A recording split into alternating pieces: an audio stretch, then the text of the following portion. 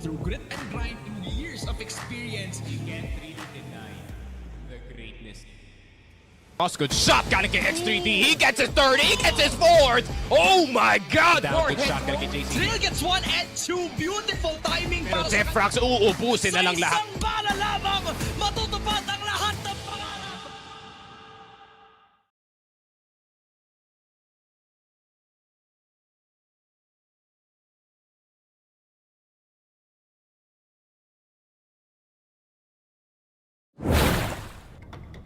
Oras na para simulan ang bakbakan ng pinakahuling araw dito lamang sa Crossfire Philippines Impact Fall 2025. The last two matches of this tournament.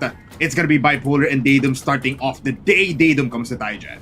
Sobrang excited ako para sa araw na to. Bipolar, kahapon, napakaganda ng labanan natin sa semifinals. And naka-ano pa rin naka-ingrain pa rin sa utak ko dito yung last round na ginawa ng team ni Boss Nice Katol. FERVID able to take the grand final spot and the last round being abang. Alam kong tanda mo pa rin yan, Bipolar, hindi ko makalimutan, napanaginipan ko pa nga.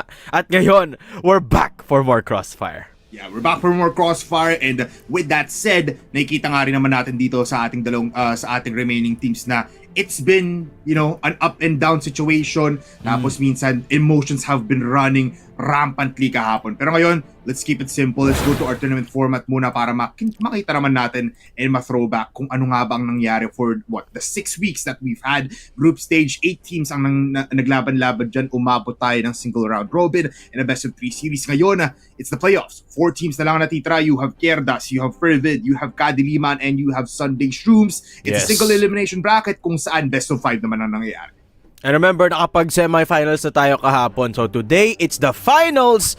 Pero unahin muna natin ang battle for third. Syempre, mahalaga pa rin naman yung placement dito. As you can see in the prize pool, iba ang premyo ng second place sa third place, sa fourth place. A difference of 100 USD ang pinagkaiba dito ng third and fourth. So syempre, paglalabanan din yan ng ating second row runners. That is Sunday SHROOMS and KDM Esports, Bipolar. Yeah, very much so. It's gonna be a whopping one hell of a day. And Yes. Let's see kung ano nga ba ang mga makakuha na mga ganda nating premyo dito with our prize pool. Right now, let's look at today's bracket or playoffs bracket. Kahapon nga, sinabi ni Datum na ang ating semifinals concluded with QUERDAS and Sunday SHROOMS battling it all out until the very last. 3-2 ang kanilang scoreline with QUERDAS taking the first spot in the finals, sending Sunday SHROOMS towards the battle for third. And KADILIMAN Esports versus FERVID naman ang nangyari, our main event of that day. A 1-3 scoreline with FERVID taking that last second spot sa ating finals at doon nilagay ang KADILIMAN sa battle for third. And that scoreline, a little bit of a surprise para sa atin dito sa Talents. We expected the KADILIMAN versus FERVID matchup to last longer. We expected it to be closer. Pero tinapos agad ng KDM, FERVID rather, with a 3-1 scoreline. Di na nga nila pinaabot ng set number 5. And all while doing it without their signature map that is sub-base. I think that's a statement para dito sa FERVID Esports. Yeah, very much so. Ngayon, let's look our today's matchup kasi it has been a very, very hot day number 1 ng ating week number 6. Ngayon, tulad nga sinabi ni Datum once again, we are now in day number 2, the very last. Sisimulan natin ang labanan sa battle for third in just a little while. Sunday SHROOMS and KADILIMAN Esports, and the finals, of course, our main event for this day. QUERDAS and FERVID, sino nga ba ang kukuha ng 3 podium finishes natin? Pero syempre, let's talk about these two teams muna sa ating battle for third. Pero mukhang team standings muna ang titingnan natin pala. Let's look at ano nga ba ang ating KD and KR and headshot per kill ratios. Of course, the number 1 player so far for the playoffs has been Lance. No contest in the KD and kill per round. I think naman yung KD ni Lance dito, Bipolar. Not even close to the next player, that is Jake. 1.72 to Jake's 1.35. At sumunod na dyan si Jessan, Jake Kim, and then MDY. Kills per round, this is dominated by, surprisingly, our riflers. No? Si Lance lang yung sniper dito, but the rest of the players, MDY, Froze, RTA, J Kim, puro riflers to mga to, which is a little bit surprising to me. Yeah, it's just the sheer amount of pressure na ginagawa ng mga players na to. You have them almost getting at the 0.1 mark, and big shoutouts to Lance as well. Ngayon, tingnan natin headshot per kill. Si Zolek nandyan, si Solka, si J-Kim, Simple, and si Jam. You expect these players to perform at their best and their aim to be pristine and precise. Pero syempre, after that, pag-uusapan na natin ngayon ang ating first match of the day. Sisimulan natin with Sunday Shrooms. They've been performing one hell of a match since the Impact Summer with them being the champions.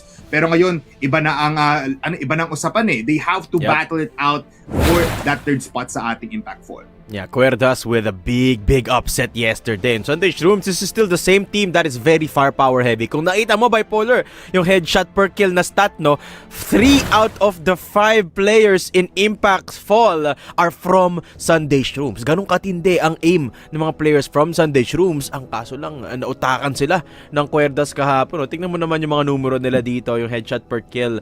Kalahati sa kanila, more than 0.5, and the KDs are a whopping 1.21 for J-Bice, 1.28 for J-Kim, and a 1.08 for Ram. This trio is absolutely deadly from Sunday Shrooms. Very deadly. And hindi mo rin naman masasabi agad na it wasn't an easy win for QUERDAS. Ipinaabot nga ng 3-2 scoreline na almost every round was actually so close to a point na it ended up with a clutch potential for any kind of player for this team. Pero Sunday Shrooms, they've been performing well ngayon. There's nothing left to lose but battle for that third spot natin.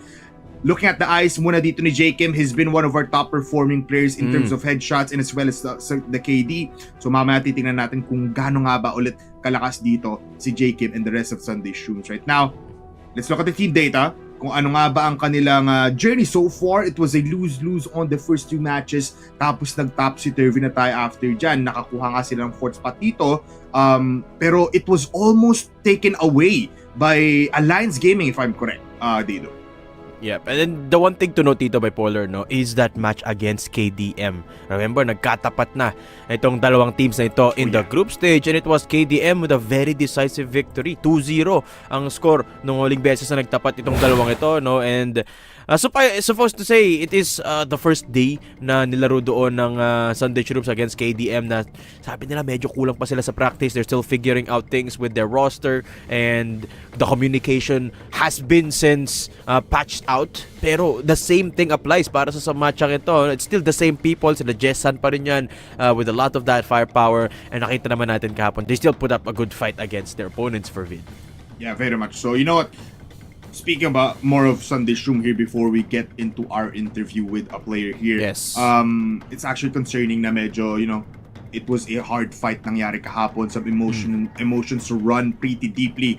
And let's see kung hopefully they've patched that up as well na parang nakapag-reset ng ating mga players, especially the ones that are getting the multiple frags every round.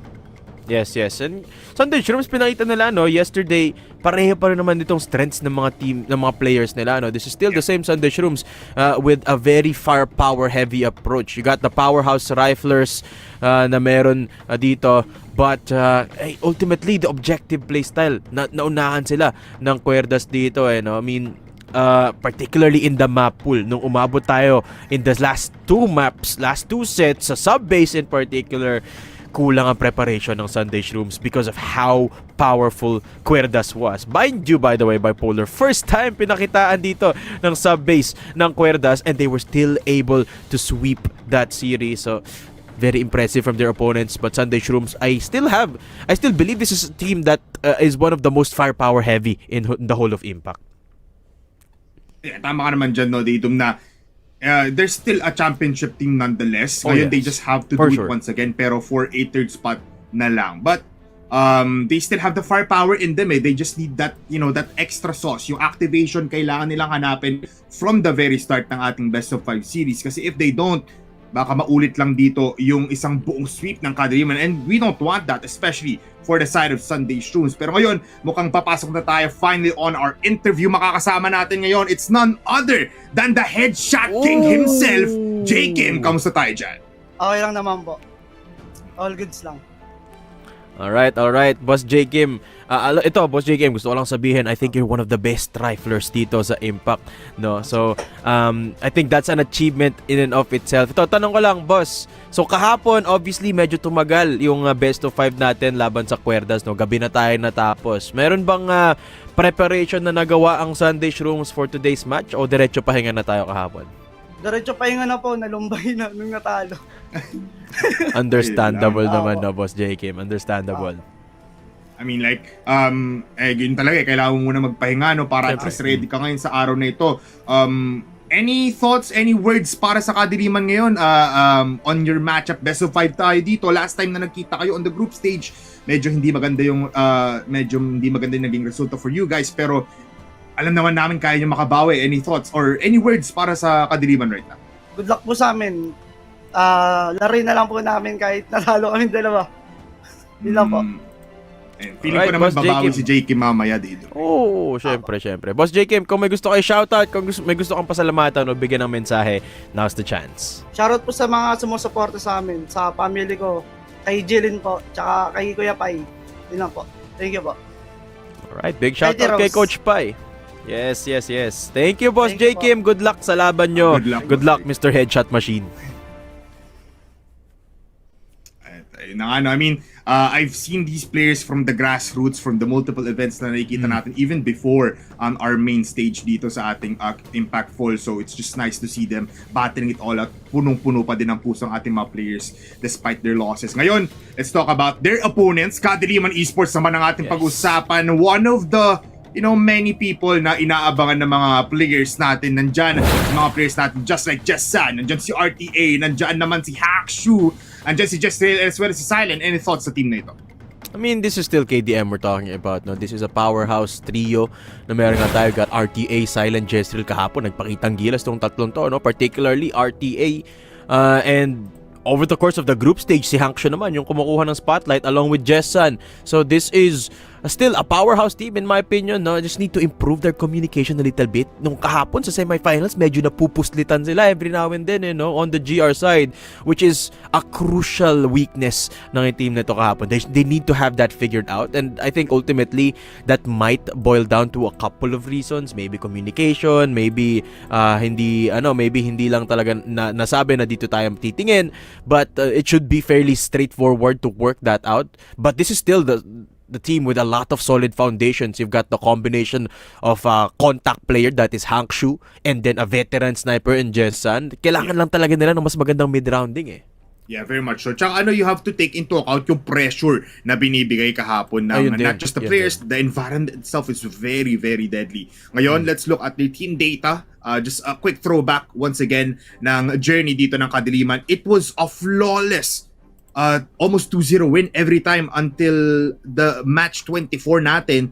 Simula nun, parang naglaylo muna ang Kadiliman. Yun na nga, no? Ever since their loss against Alliance Gaming, they kind of lost team a little bit, but this is still showed signs of life, no? Syempre, nakalaban nila yung FERVID ESPORTS 2 times in a row.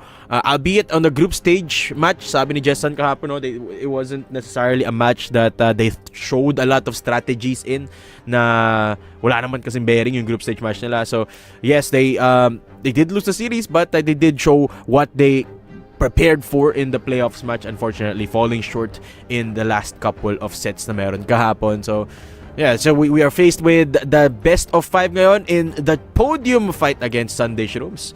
So yes, they need to have those issues figured out para sa Sunday Shrooms ngayon. Yeah, very much so. And you know what? Siguro, there was a lot of things happening for Kadiliman kahapon. Some star plays simula ng first set natin. Tapos slowly talaga palayo ating mga players. The pressure really did build in for them. Pero one thing to point out, RTA was from the very first set until the last these four maps na pinili natin dito, he was, parang hindi pumalya. So ngayon, we're all excited to see him perform once again in a caliber na hindi pa natin na nakikita, kasi feel ko ganun yung mangyayari mamaya dito. For sure. I mean, si RTA kahapon, napakaganda yung performance niya, no? Even in maps where they weren't necessarily winning, ang ganda pa rin ang performance niya, no? So, I think KDM can use that consistency, especially today, no? Still a battle for the podium. Yeah, very much so. And speaking of RTA, why not let's call him right here, RTA! Pumasok na dito sa interview natin, Yan. bossing! Kamusta tayo dyan? Hello po, okay lang naman po. Alright. RTA still has good spirits, no? So, first off, RTA, congratulate muna kita, no? Kasi nakaabot tayo sa playoffs pa rin, no? Granted, this is the battle for third, pero still, top 3. Ang panaglalabanan dito, not a bad spot to be in, no? So, ang tanong ko lang dito sa'yo, RTA, kahapon, medyo late na tayo natapos. Madaling araw na nga, no? So, may practice pa bang nagawa ang KDM for today o diretso pahinga na tayo kagabi? Wala po, rekta po tulog eh. Tapos, pagising, yun po, handa, ligo, tas, ito na po. Agad? Game na po agad. Alright. I mean, you love to hear it, the competition lifestyle. Polar, may tanong ka ba kay RTA? You know what, RTA, I also wanna congratulate you not for being in the playoffs, for your impressive feat, yung ginawa mo kahapon, man. 4 maps yun, parang never ka nag-deactivate, lagi kang online, dire-diretso. Yes. Paano yun? Kasi I just wanna know, mag-isa ka mostly sa mga mapa natin, especially kapag may hotel na sa mapa rin, mag-isa ka lang. Paano yung trust mo doon with KADILIMAN? Kasi malayo yung mga players, you're a solo player most of the time. Ano yung nasa thought process mo kapag kalaban mo na harap-harapan yung mga other teams na? Ang mindset ko lang po doon, since ako lang po mag-isa, kailangan po yung lalabas, papatayin ko po agad, or kaya ubusin po lahat. Yung ubusin. Kaya pala niya inubos kahapon by Polar. Confident no? pa. Yes, sir. Confidence. Absolutely key. RTA, ito. Kung may gusto kayo shoutout, gusto kong pasalamatan at bigyan ng mensahe, now's the chance. Shoutout po sa KDM ESPORTS org.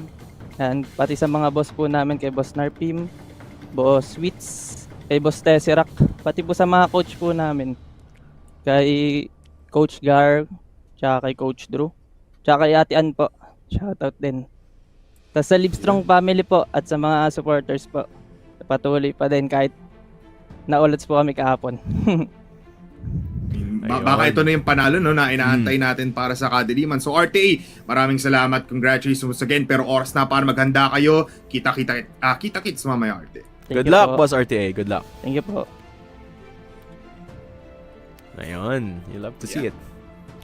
I mean, it's just a feat na up until the end, RTA still having that positive mindset, no? PMA Yes. muna daw tayo dito ngayon, move on na lang despite that loss. Ngayon, let's look at the keys of to victory day. Doon mukhang meron tayong ipapakita ngayon na kakaiba. Ano nga ba nandyan? Yan na nga, no? I mean, these two teams, you could definitely say they have their strong points. For Sunday SHROOMS, ayan na nga, no? Long-range duels. Kahapon kasi they tried their hand at the short-range fights up against QUERDAS, a team that loves controlling space. At medyo nagkulang, medyo natalo sila doon, no?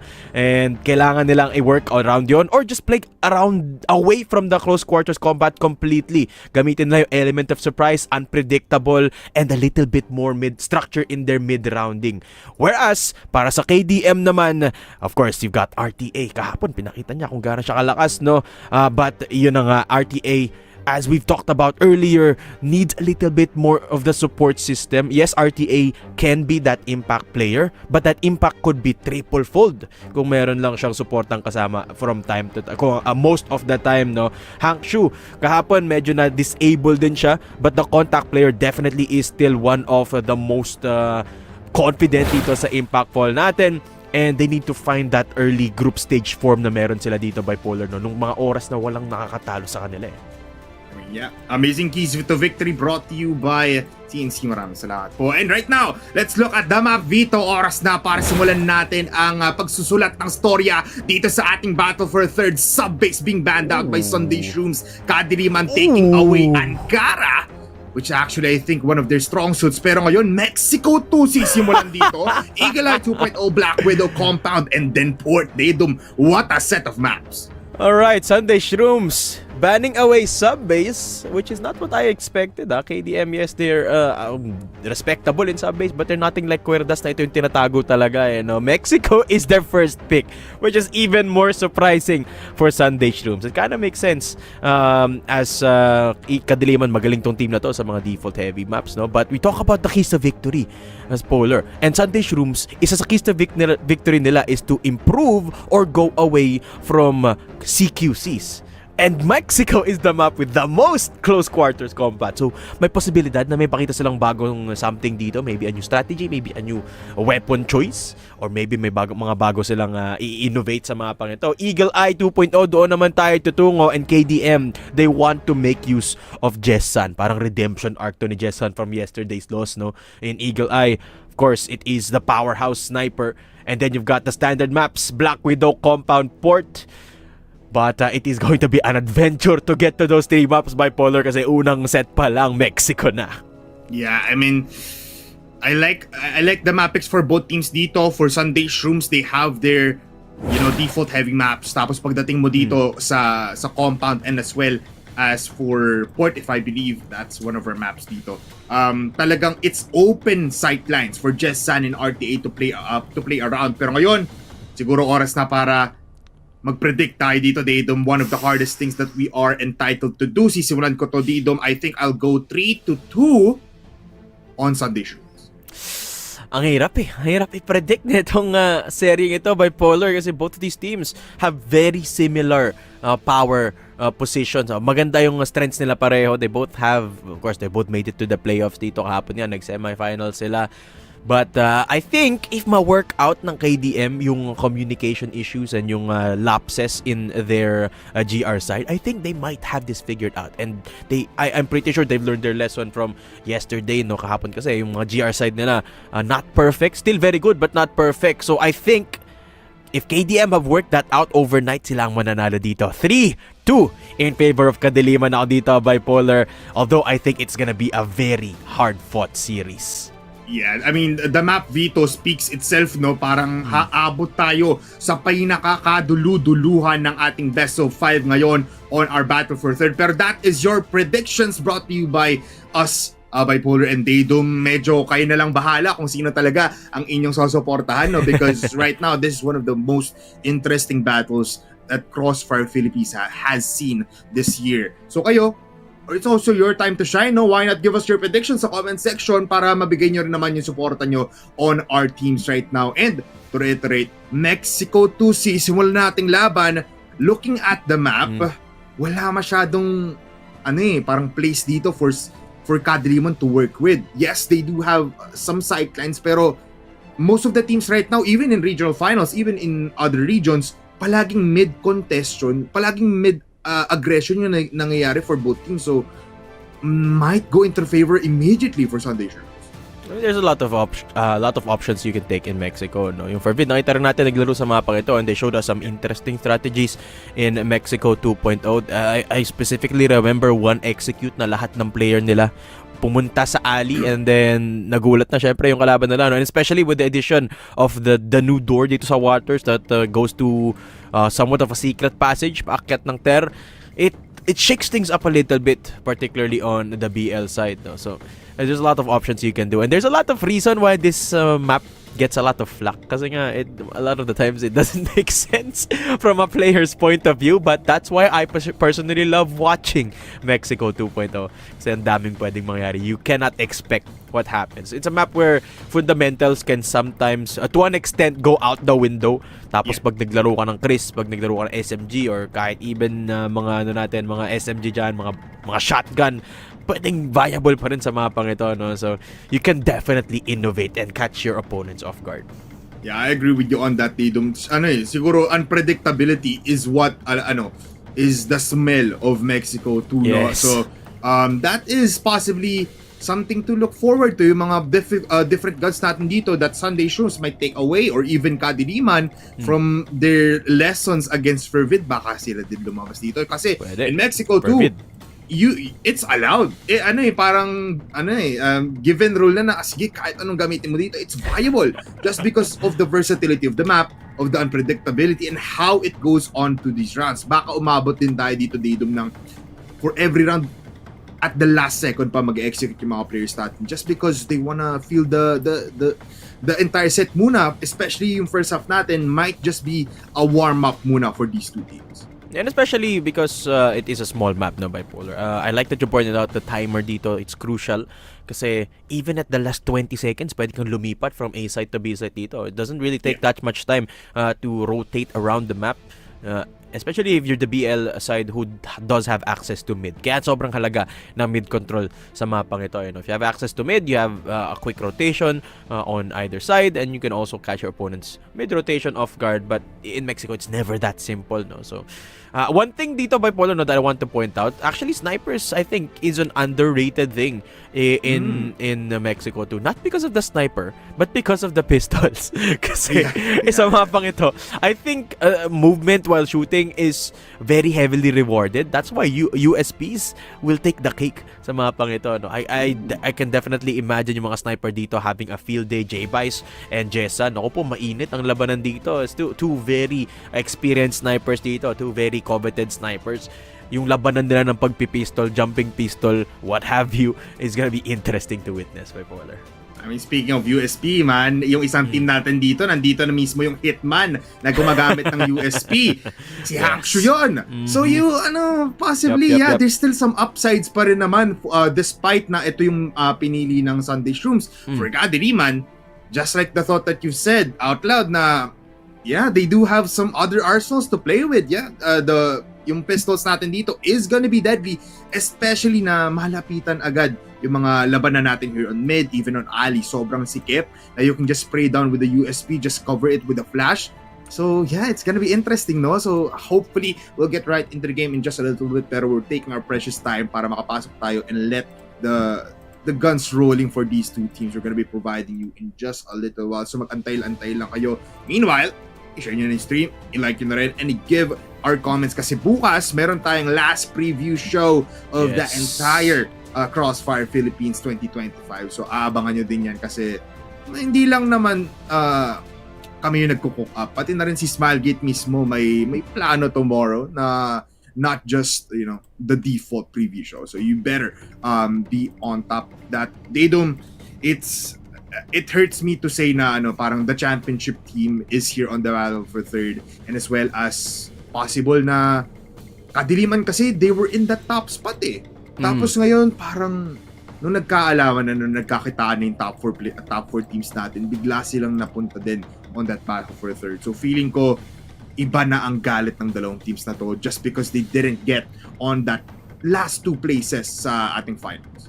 Ayun na nga no? I mean, kumbaga, the stories write themselves. Particularly for these two teams. You got Sunday SHROOMS, the champions from Impact Summer, not being able to make it to the grand final. Syempre, masakit yun, no? So, they're gonna be giving it all they've got. I mean, nothing to lose. And, well, actually, something to lose. 100 USD on the line dito, no? So, I mean, it is interesting to witness the growth as well over the course of the group stage. I mean, granted to Sunday SHROOMS, no? I mean, kahit na sabihin natin na sila yung nag-champion nung Impact Summer, essentially this is a roster that is revamped. Medyo kailangan din nilang mag-build from the ground up over the course of the group stage. And not only were they able to do that, bipolar, nakaabot pa sila sa semifinal. So, still props to Sunday SHROOMS. Very impressive yung takbo nila sa Impact Fall dito. And then you've got KDM, a team that is a mix of veterans and newcomers, and then performing at the tippy top. Maganda rin yung mix ng mga players nila dito. The talent is undeniable. It's just a matter of bringing it all together. Very similar yung story nila with Sunday SHROOMS. No, lots of experience, very talented players.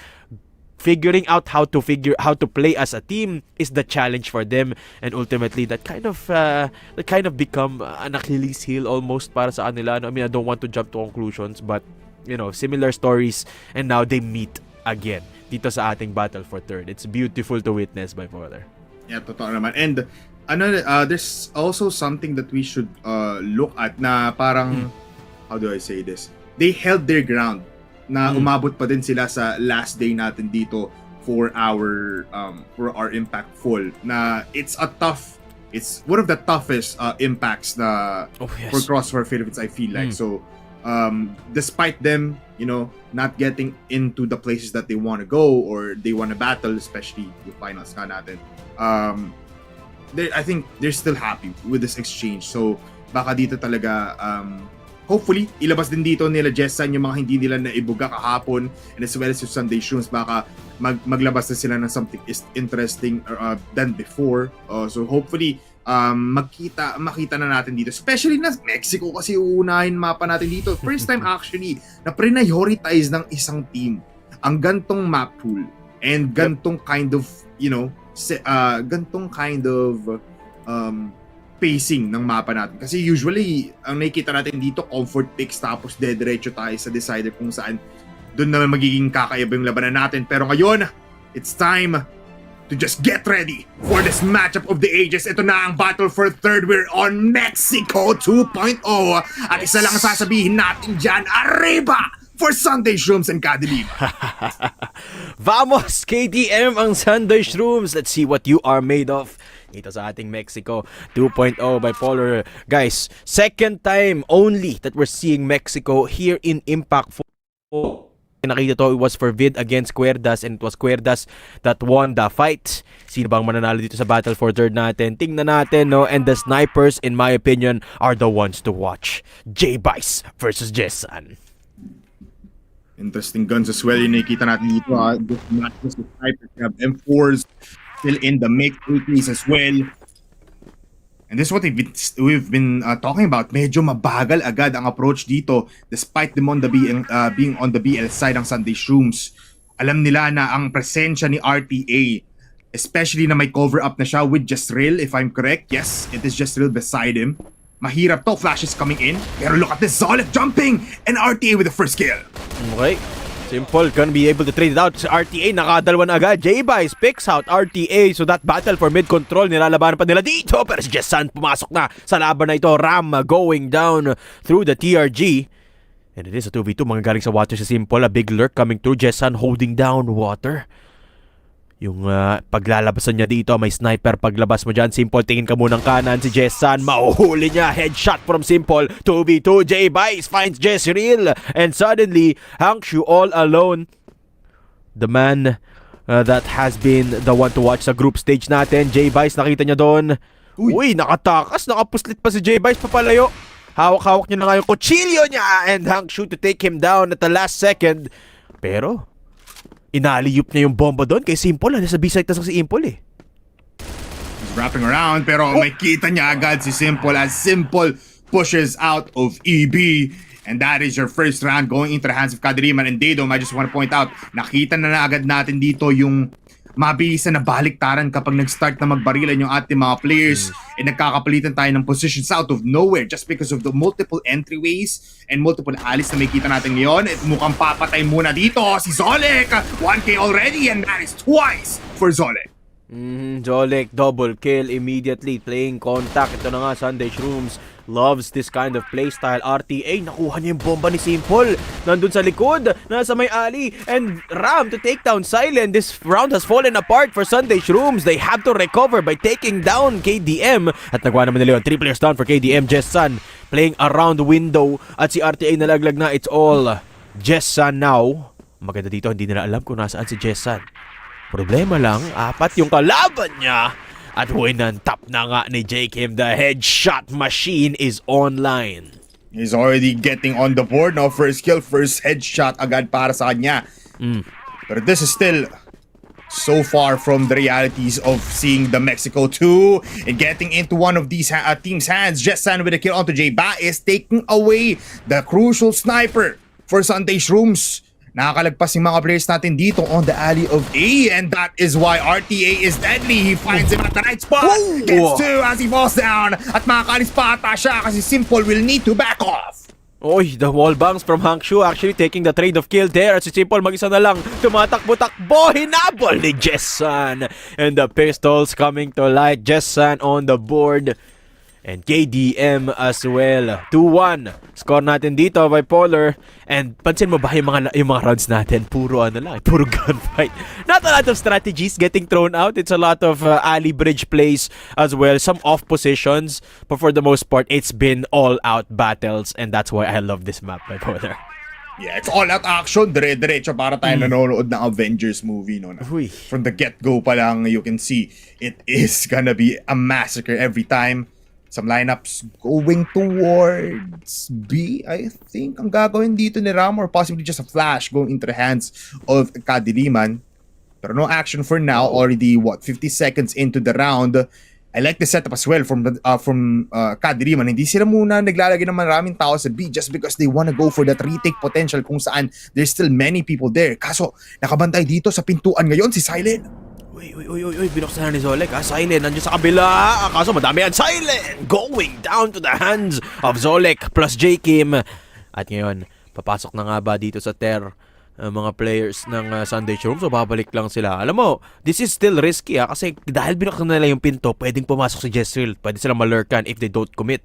Pero si RTA magpupush, will be able to hold it down for now, but he's down to around 20 HP. Kailangan niya ng tulong. Jezreel coming in with the flash, but RTA is still going down. Zolek papasok, malalaglag. Jezreel for the defense, and Simple will be reinforcing Sunday Shrooms. Si J Kim with the standard route towards the B side, galing EB to take down Jessan, and Hangshu will be the last man standing. Ito na nga yung lurk na sinasabi ko, Bipolar.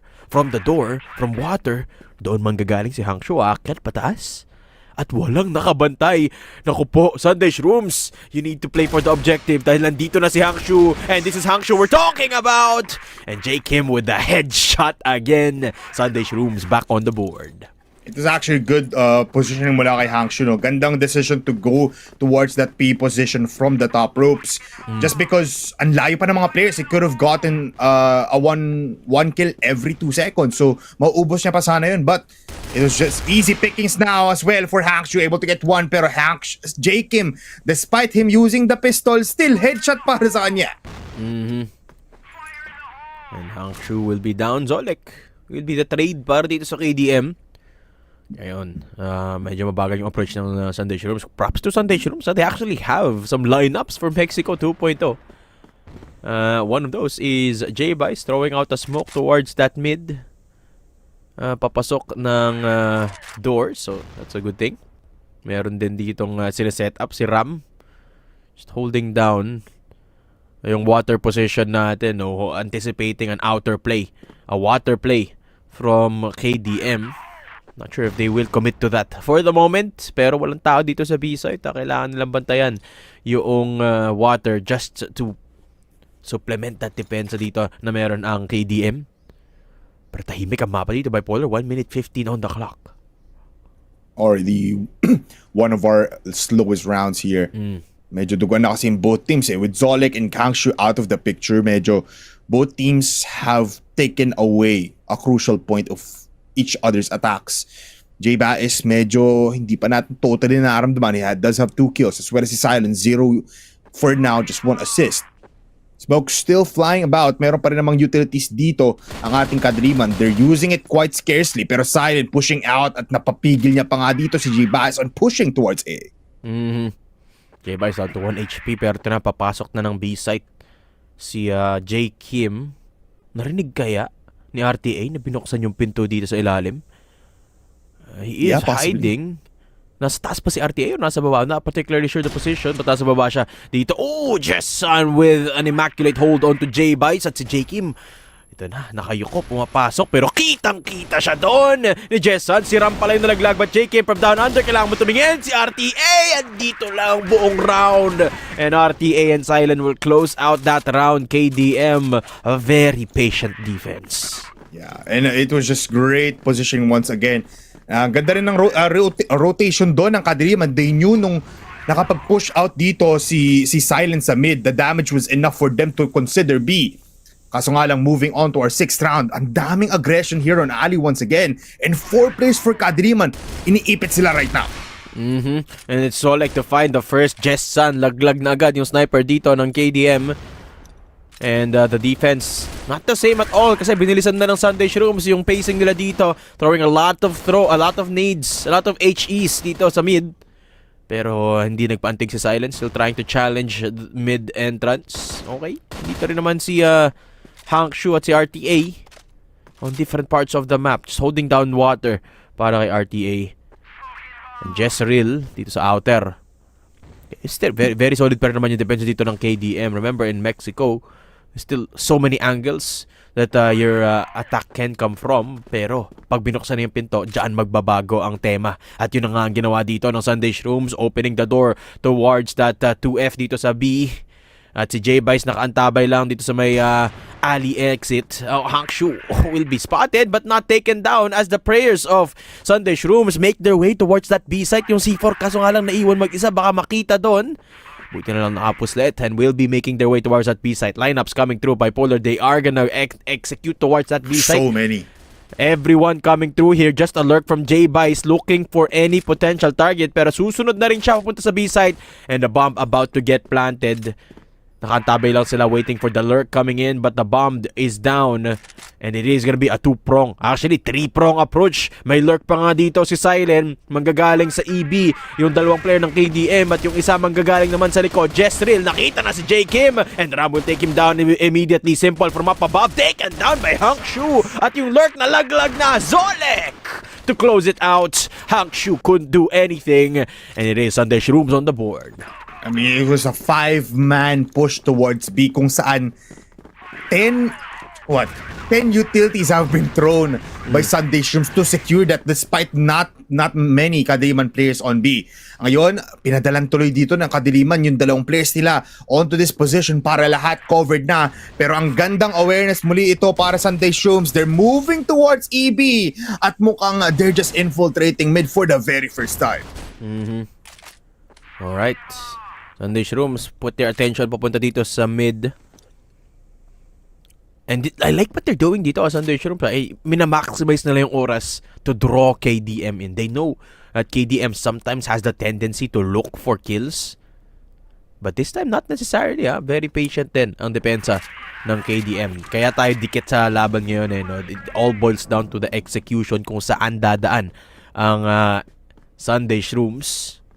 Uy, si RTA Tingin around the door. Kaso si J-Bice hindi nakatingin. Ako po, ito rin sinasabi ko. Pag binuksan mo yung pinto, kailangan mong panoorin if hindi ka papasok. At hindi pinasok ng Sunday Shrooms. Nakapuslit si RTA. At piningilan na nga siya ni Ram doon. Pero merong nasa taas dito. It is Silent with the nade. It is Zolek with the shots. Trades coming through. 2v3. Jezreel spotted. Taken down by Simple. And it's a 1v2 para kay Silent dito. Pero lahat ng player natin dito, Bipolar 1 HP.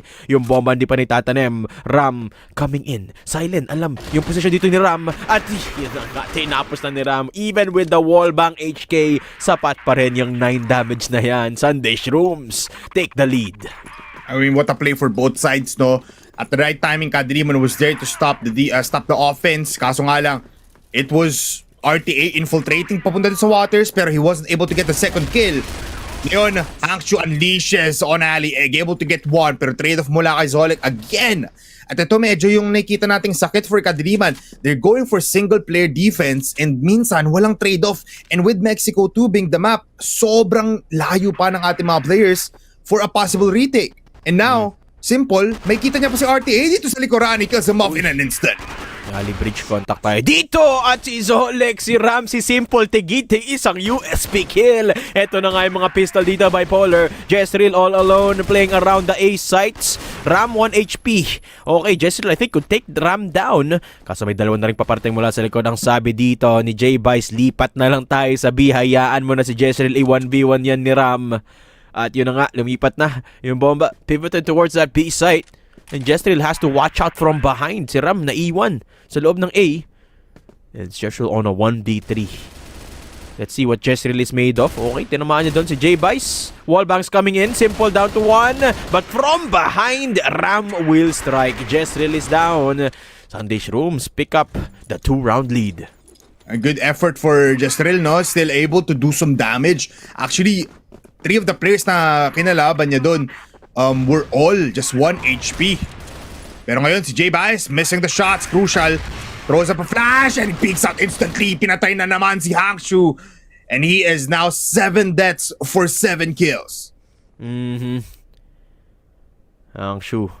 Still, I mean, we did give Hangshu props for being a contact player. This is the perfect example of a contact player, no? 7-7. Every kill he gets taken down, but at least he does find that impact.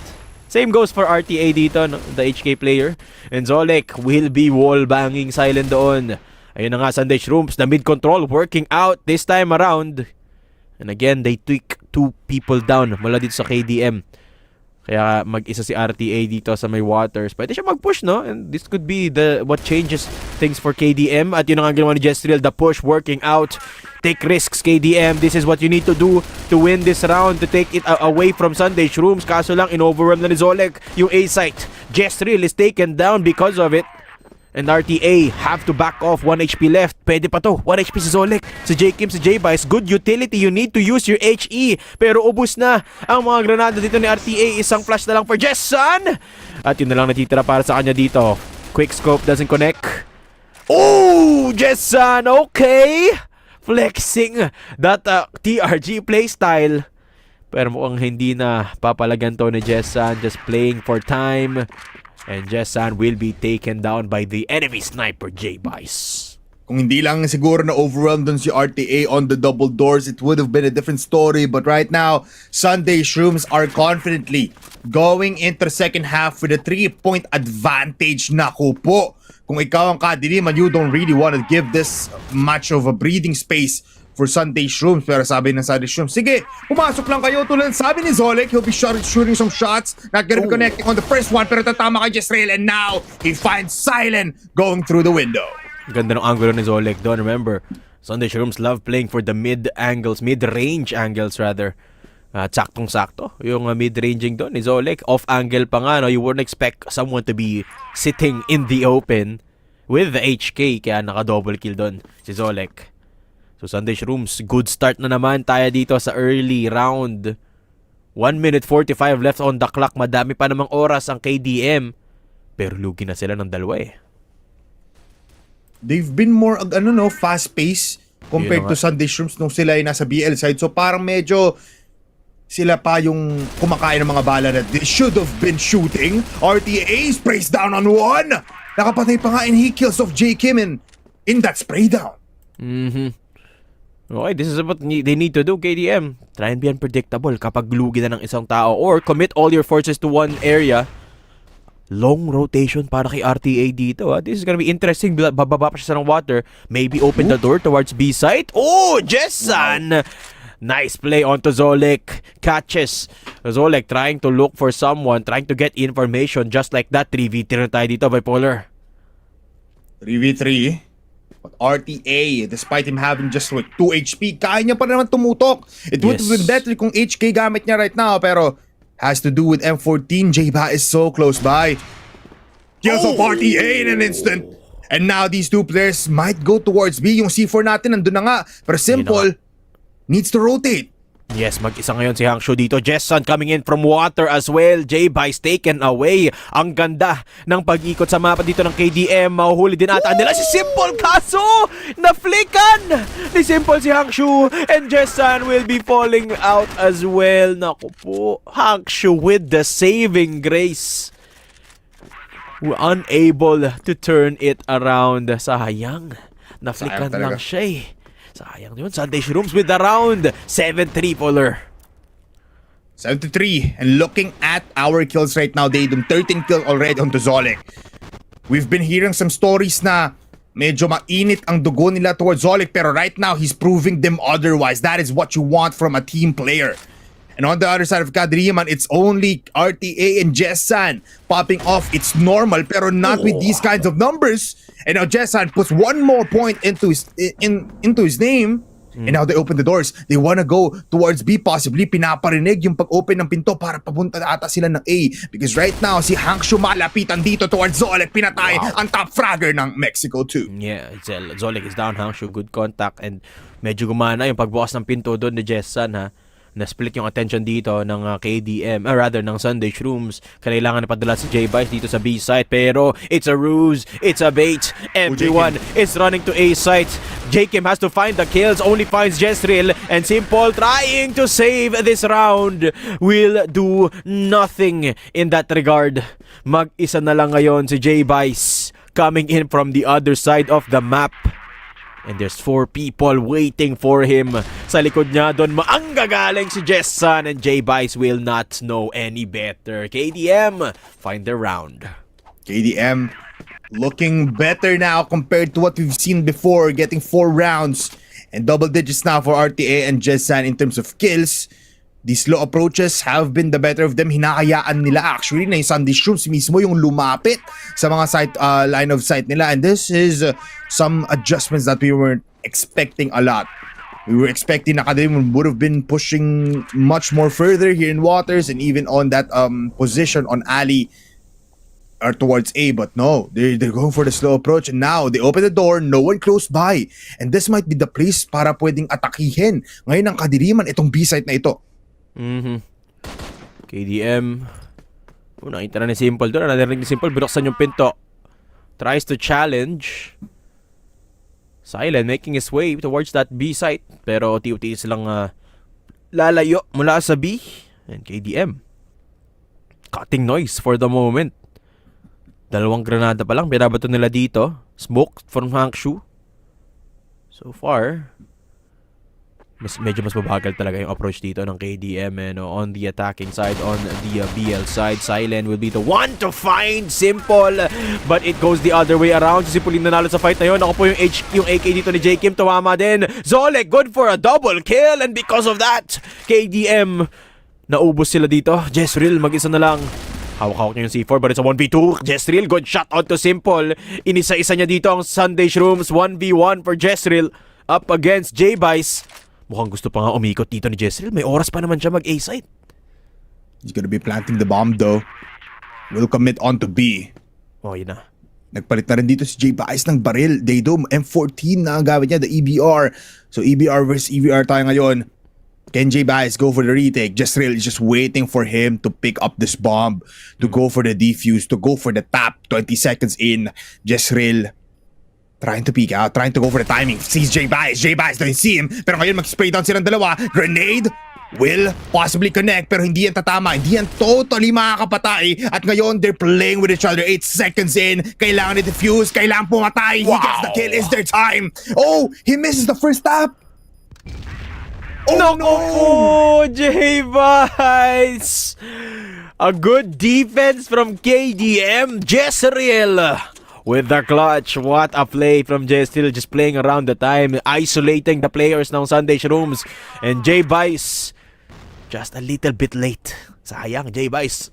Very good attempt. But KDM, uti-uti na sila nakakabawi dito. Bipolar 5-7 ang laruan natin. Sunday Shrooms still leading by 2 rounds.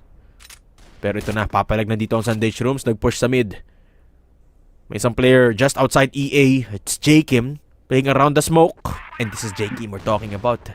Nag-AK na si J-Kim, the headshot machine. This is scary territory. At si RTA naman, just waiting for anyone to be too aggressive. Kasi ang daming binabatong granada dito ng Sunday Shrooms. But they are more disciplined than that. Uy, nakalalim na dito si Jezreel. Nasa A site na shot. Hindi alam ni J-Bice na nandun agad. Zolek has to try and trade out his teammate. Pero ang ganda ng position dito ni Jezreel. Just providing impact, providing space, at drawing a lot of attention. Dahil dyan, umikot si Simple. Nakita si Jessan. False sense of security for the KDM sniper. At lumapit si Simple. And J-Kim looking for the kills. Sa likod, J-Kim with the double. Looking for the third. And Zolek will find it. Soilen will be all alone. Silen, what can you do? 1v2. Got the C4. 36 HP left dito. Para kay Silen. Bipolar, iikutan niya pa nga si Zolek. He still has the flash, still has the smoke. The timing might be perfect for Silent dito. He has a chance to get them up to 6 points. Zolek and Ram looking together. Sama-sama muna tayong titingin dito towards the BL spawn. 44 seconds is enough time, pero he chooses towards planting on A right now. Never mind. might be going to be. Baka magkakitaan sila dito ni Ram. In an instant, pag nagkita sila dito, especially while he's planting the bomb, ubos ang pag-asa ng Kadiliman. Pero yung pala, iikot lang siya ulit. He's playing with the time date ng 20 seconds. Pero Sunday Shrooms, kung akakalaan nyo, 2 players are still healthy. 100 HP pa yung dalawa. Yun nga. Pero Silent has the element of surprise. Ang dami niyang angulo na pwedeng paglaruan dito. Remember, forklift, one of the hardest angles to neutralize when retaking. Pero hindi magpa-forklift dito si Silent. Iikutan niya pa nga. Yun lang. Ram anticipating the rotation. And Sunday Shrooms will get the retake and get the bomb diffused. 8-5. Sunday Shrooms, bipolar, 2 round na lang. They will take Mexico. Yeah, and speaking of dalawa, nakadalawang headshot doon si J. Kim with a single spray. Hindi siya nag-reset. He just literally just pressed mouse 1 tapos diretso pababa. Grabe, right now, ang tutok ng Sunday Shrooms collectively as a whole, they're a unit to be scared of. Kadiliman, medyo nakakuha ng onting hope, glimmer of success, pero palaging natitira, isa lang eh. So, if you're in a situation na dehado ka totally in numbers, especially in Mexico, ikaw na agad ang possibly matatalo sa round na ito. Hangshu still going for default plays, pushing, jumping all around, gets the kill. On to Zolek, might go for the second as Jay Bias is close by. Yes, it is. Second skill para sa kanya, and Simple, mukhang titikim din dito ng mga bala. Hangshu will be taken down by Simple and just still playing around the wall. Simple around forklift, kaso may isa pa sa tagiliran niya. Silent will find Simple. There is RTA around the smoke. Ooh, the X-ray vision against J. Kim. Sinundan niya lang yung bullet tracers doon, and Jessan with the quick scope to find the round for KDM. Dikit ang labanan natin dito. Nakakasagot pa rin naman ng KDM against Sunday Shrooms, but they have to equalize. Kailangan na mahabol nila yung 8 score dito ng Sunday Shrooms. And they're throwing everything they've got in this offense. Chestril lang dito sa water. Bubuksan ba nila yung pinto? Nakaposisyon na si Ram na tumanggap ng mga players na magpupush mula sa likod. So far, most of the attention nasa Ali. Zolek take down Jesril. No more of that Ali push until Hangshu shows up. Naku po, may isa pa. Hangshu, naku po, hindi siya nakatikian kay J. Kim. And Hangshu will be going down. KDM. Yun na nga, binuksan nila yung pinto. Si Ram finally playing into the hands of Silent. But the flash will come in. Ram, re-peek. Good flash. Silent peeking out. And Ram just has the better shot. Sunday Shrooms, so far, bipolar, perfect defense. So flawless, man. Sobrang impenetrable ng depensa ng Sunday Shrooms, at si RTA gustong sirain to right now. Despite him just a lonely player, he wants to make a difference. He is the one to do it. J. Kim though, ang mga kalaban niya at lahat ng tama niya is gonna be a headshot all across the board. 12 kills, 11 headshots onto this guy, at si Jessan pa ang papatay sa kanya. Malapit ang USP, gets the second, pero another global risk win puts Sunday Shrooms in a set point against Kadiliman. One more round for Sunday Shrooms and they will take Mexico. And KDM making a lot of mistakes in that. Ang dami nilang dry pick na ginawa, no? Trying to catch SS off guard, but that's not easy to do in Mexico. Maliit ang mapang ito. And again, Hangshu falls prey to the same mistake. J. Kim from Ali Bridge takes down Hangshu. At KDM, kailangan nilang mag-huddle together dito. Hindi pwedeng pa isa-isa. Dahil isa-isa lang napipitas sila ng Sunday Shrooms. Si RTA, oh. Nakabang, ito na nga. This is what I've been asking for. Huddle system, body system, overwhelm yung nag-iisang tao dito, that is Ram. Kailangan hindi pa isa-isa, kaso lang si RTA, naku po, sasaw-saw siya dito, lalapit. Kailangan mo i-check yung corner sa kanan, and he will. Okay, good start para kay RTA. Execute, papuntang B-side. KDM, kailangan nyo itong pasukin. Pero si JKM andito na. JKM, kailangan niyang makuha to lahat. Jessan will be striking from up above, pero si JKM ang papatay sa kanya. Silent with the wall bang, and it's a 2v2. KDM nakapasok na ng B-side, pero lalapit si Simple. Zolek, maling angulo, tinitingnan mo, boss. Jesril coming in from up above, and Simple playing around the terrain na meron siya dito. Jesril has the better angle, pero si Zolek po nakatama ng isa doon. Silent is down. Jesril, kailangan mong manalo, but Zolek will neutralize him. Sunday Shrooms take Mexico. A 6-9 that goes up in a 6-2, a 4-point deficit in favor of Sunday Shrooms. And you can see it, man. They are feeling themselves. Tuwang-tuwa sila kasi 3 players are almost 80% in terms of headshot at double digits pa yung kills nila. Sunday Shrooms takes set number 1 and Datum, this is looking pretty good. This might be one hell of a game for both teams. Absolutely, Sunday Shrooms. That Mexico map, pulido, no? Ang ganda ng mga BL side setup nila doon. And you can definitely see a stark difference between the Mexico BL side ng Sunday Shrooms compared to KDM. You could see just how much more plans went into creating this BL side ng Mexico, no? Just the execution alone, mas malinis, mas maraming lineup to say the least, and there was very few mistakes doon sa pag-atake ng Sunday Shrooms. But I can't say the same thing para sa KDM, no? Ang dami nilang nagawang mishap, especially in that BL side. Lone players looking for contact, that's not necessarily a good idea dito sa Mexico, eh. Yeah, very much. Especially nung si RTA was going for the default play na ako na bahala dito, just stay put, tapos titingnan ko kung kaya ko makakuha ng kill. No eh. Kasi kung nakikita nyo kanina, when it was on the GR side ng ating Sunday Shrooms, it was always a buddy system. Kung saan, you cannot do this against us kasi alam namin yung plano nyo. Plus, hindi natin nakita yung Kadiliman dito going for the poking system. Palagi silang 5-man push, man. Almost all of the time, it's either a 5-man, 4-man, tapos 3-2 split towards mid and towards A or B. Palaging ganun yung setup nila. I don't think Kadiliman right now is in the right mindset pagdating sa set number 1. Yun na nga, no? I mean, still, it feels like the communication is still plaguing them a little bit dito for KDM, no? I mean, I will give them a little bit of leeway kasi Mexico to, no? You wouldn't necessarily expect a Mexico na ma-pick out. So, yes, there's a little bit of room for error for them. But it's certainly time to bounce back. It's time to bounce back. That is a very rough start para dito sa KDM. And Sunday Shrooms exposing the weakness of KDM dito, no? Now, Sunday Shrooms is very proficient in a map that hindi pala nakapaghanda masyado ang KDM dito in Mexico, and the score reflects it, no? Hirap na hirap talaga dito sa BL side natin ang KDM, which is again a little bit of leeway to them because this is still a GR sided map, no? Mexico, all things considered, but you can see that there wasn't necessarily a lot of debunking na ginawa nila dito sa depensa ng Sunday Shrooms, because Sunday Shrooms didn't have to do anything too crazy. In fact, it felt like it was just the individual playstyles na meron dito ng Sunday Shrooms hitting the shots that got them that second half. It was them punishing Kadiliman more often than finding a GR approach. Kaya lumaki yung lamang nila lalo dito.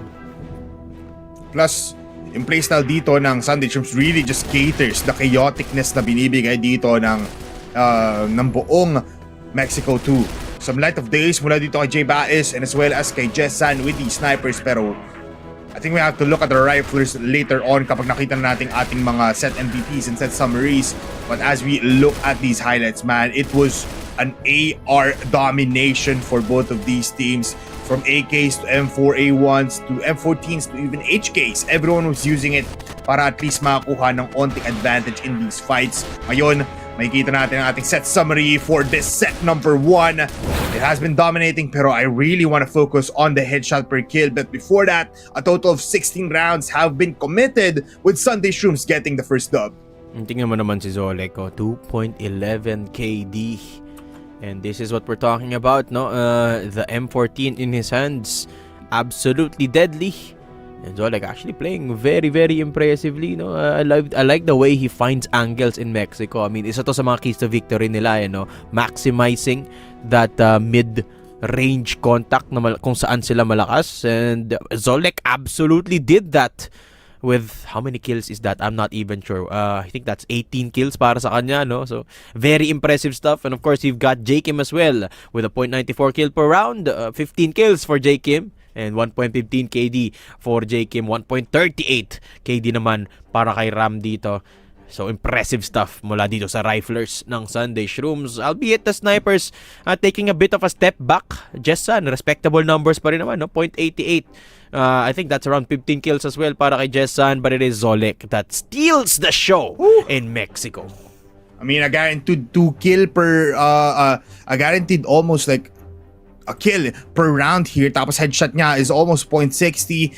And despite this being a close quarter combat map, nakikita natin dito that he can just go for the top place every time with multiple rifles at 2.11 in the KD, 21 AP, tapos smoke per round na gamit.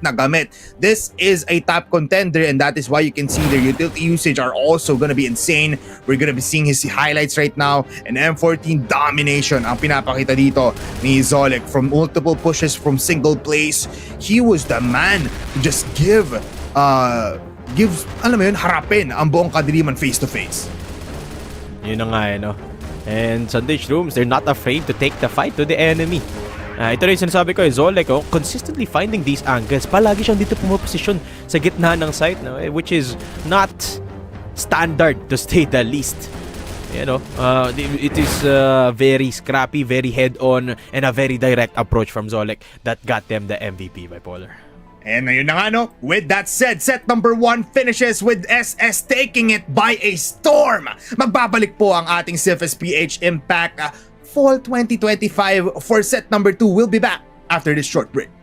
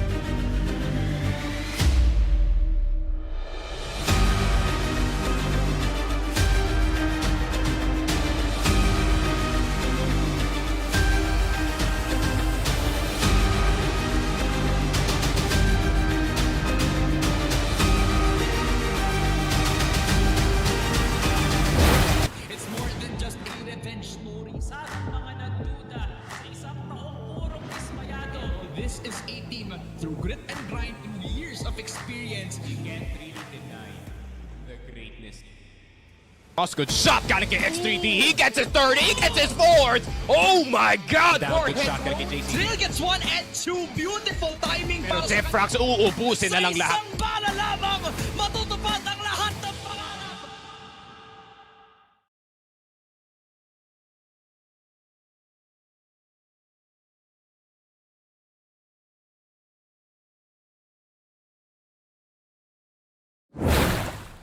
What's up mga ropa? Tayo po ay nagbabalik dito sa CFS PH IMPACT Fall 2025. This is the battle for third if you're just tuning in. It's Sunday Shrooms versus KADILIMAN. W's in the chat muna tayo dyan kasi mukhang matagal ang labanan natin dito. Day 2. It's gonna be one hell of a game. 10-6 scoreline ang nakita natin dito sa ating Mexico 2. Ngayon, aabot na tayo sa Eagle Eye wherein nakapaglaban dito ang KADILIMAN at the last match of the day kahapon. I think dito magbabago ang storya natin. No? KADILIMAN, this is actually one of their more played maps dito sa group stage. Palagi nilang pinipili ito kapag may chance sila. Now that they have a best of 5, syempre, uunahin nilang piliin to up against their opponents, that is Sunday Shrooms. So, ang sagot nila sa Mexico ay ang Eagle Eye. But Sunday Shrooms, I would imagine them as a team that has a lot of experience in this map as well. Albeit in Mexico, hindi natin sila nakita on the group stage, no? Pero pinakita na meron pala sila mga lineup. Meron sila mga set play sa mapang yon.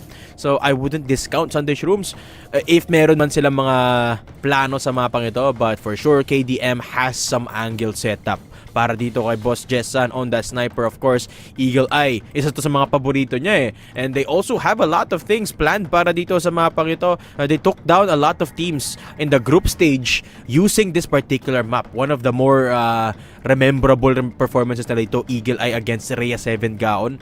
They took them down 10-4. Very convincing. Up against Team Micro as well, 10-6. No? So maganda talaga ang track record ng KDM dito sa mapang ito. And against Sunday Shrooms, they haven't played it yet. So first time nila magtatapat dito sa mapang to. Yeah, you know what? Looking at the statistics, siguro pwede natin sabihin mga 75 to 25 yung ating win rate for these two teams. 75 go into the hands of KADILIMAN just because of their experience with it here sa ating CFS PH IMPACT Fall, especially up against FERVID kahapon. Nakita natin dito that it was a playstyle that they weren't used to seeing. And all eyes on RTA once again dito sa hotel position kasi once na nakita natin sila dyan, we need to be looking at the adjustment. First and foremost, kailangan niya ng trade-off agad towards a long B position. Might be a reposition coming from Jessan. Pero dito sa ating Sunday Shrooms, man, it all ends up with J. Kim once again, tapos Zolek just going in the sights. Tapos baka makita rin tayo ulit dito ng AK sa kamay ni Zolek, pati ni J. Kim. Just because it provides you more firepower pagdating dito sa mga close quarter combat, especially dito sa B, sa may stairs papunta doon sa gitna ng site. And even in long A position, they have some workarounds na pwede lang isipin. Also, I wanna see kung may lineups nga ba din ang Sunday Shrooms dito. Kasi in Mexico too, you're actually surprised na pinili na yun and they were ready for it. Ngayon, Eagle Eye, have they done the research and have they done their homework, especially up against KADILIMAN? I wouldn't be surprised no if they did. Kasi nga parami teams natin nag-innovate dito sa Eagle Eye. This is a trend that came from the international scene no, in China. Marami nagsimula niyan, and then we've also got EVOS and SDS of course that have been creating their own playstyle dito sa Eagle Eye. And Impact have sort of followed the trend starting with KDM. KDM has been the ones na I think nag-introduce for the most part or nagpauso kumbaga ng Eagle Eye dito sa Impact. And we've been seeing a lot of maps played, a lot of instances na merong Eagle Eye sa mga serye natin. This time around, we're gonna be seeing in the battle for third. So I wouldn't be surprised either kung may preparasyon ng Sunday Shrooms para sa mapang ito. Of course, Eagle Eye still a very setup heavy map, but you can also play contact sa mapang ito. You have to take control of mid, or fight hotel, fight LA, and get control of the map. Ang maganda sa mapang ito, bipolar, there's a lot of room for lurking as well if you take down one of the players early on. Marami kang pwedeng hanapan na route, but also, you're also prone to the snipers. Dito natin makikita gaano ba ka-effective ulit yung pagsasnipe as the lone sniper of KDM. Ang importante din kasi sa meta ngayon, bipolar, dalawang snipers eh. KDM is one of the few teams that refuse to play double sniper. Yun nga yung hard truth right now no for KADILIMAN. They don't have that secondary sniper to put that long range fight here on LB and here on LA. Yes, si Jessan nasa LA palagi, he's able to get some kills. Kaso nga lang, what happens is basically rotation na lang agad mula dito sa BL side natin towards B. Haharapin na lang si RTA because that is a fight that you can win if you have more players in your bag. So alam mo naman yon, you just have to overwhelm RTA in this position. para makapunta ng sites, and you have to just smoke out that GR spawn para makapasok muli kayo, and also that bridge position para hindi na kayo ma-flank up. That's all Sunday Shrooms really needs to do pagdating dito sa BL side. Plus, all eyes as well on J Bias if he is gonna be prioritizing the tower position sa gitna. Kasi he can possibly pick out J Bias, Jessan instantly without him being seen. So possibly may ganun din tayo makita. Some predictions as well dito sa mid-contact natin dito sa mid-doors papunta sa GR spawn. JKM might prioritize that, especially etong who is this nga pala? Si Ram, and as well as Jestrail. We see him a lot actually in that position as well para makapag-rotate as well on B from that hotel position. So baka, very contact heavy nga talaga dito, Daydom, ang ine-expect natin for both teams. Yeah, I would expect Sunday Shrooms to prioritize LA. LB a little bit more, no, as a team. Isa nga sa mga criticism sa kanila kahapon is their reliance on their, or mga strengths pala dito ng Sunday Shrooms is their strength in the mid-range contact, no, and LA LB can be the perfect place for that, no. Yung mid medyo mahirap yung mid doors kasi kailangan CQC yan. Siguro iwan na lang nila isang player in RS holding it down, or mula doon sa kabilang dako in A site just to watch that entrance, no, dito sa mid doors, and still a choke point na pwede mong labanan from the mid range. But that's what I would expect from the GR side dito ng Sunday Shrooms, where they will be started. Ito, Bipolar, I want to talk about the starting of sides. Yung Sunday Shrooms kasi magsisimula sila on the GR side, and is KDM starting on the BL side. Now, Eagle Eye is a map na a lot of people argue is BL sided. I personally think it's 50-50 dito ang Sunday Shrooms. But what do you believe, Bipolar? Do you think may advantage ba ang KDM dahil magsisimula sila sa blacklist? I actually would have preferred kung nasa GR side sila nag-start dito para matikman nila dito kung paano nga ba yung pagiging agresibo ng isang Sunday Shrooms on the BL side. Kaso nga lang with them starting on the BL, parang hindi mo agad ma-activate si RTA kasi you have a player that ramps up his potential at the later parts of the rounds. You need to give him some time to breathe and some time to develop. So possibly I don't really like it, pero if that's the case, baka na kay Hangshu muna yung kamay ng Panginoon ngayon kasi he's the contact player, the executioner pagdating dito sa mga sa entries ng KADILIMAN. So there's some upsides, pero for me, I'm putting it in a low side muna kasi I feel like their GR side might be more comfortable, especially up against Sunday Shrooms.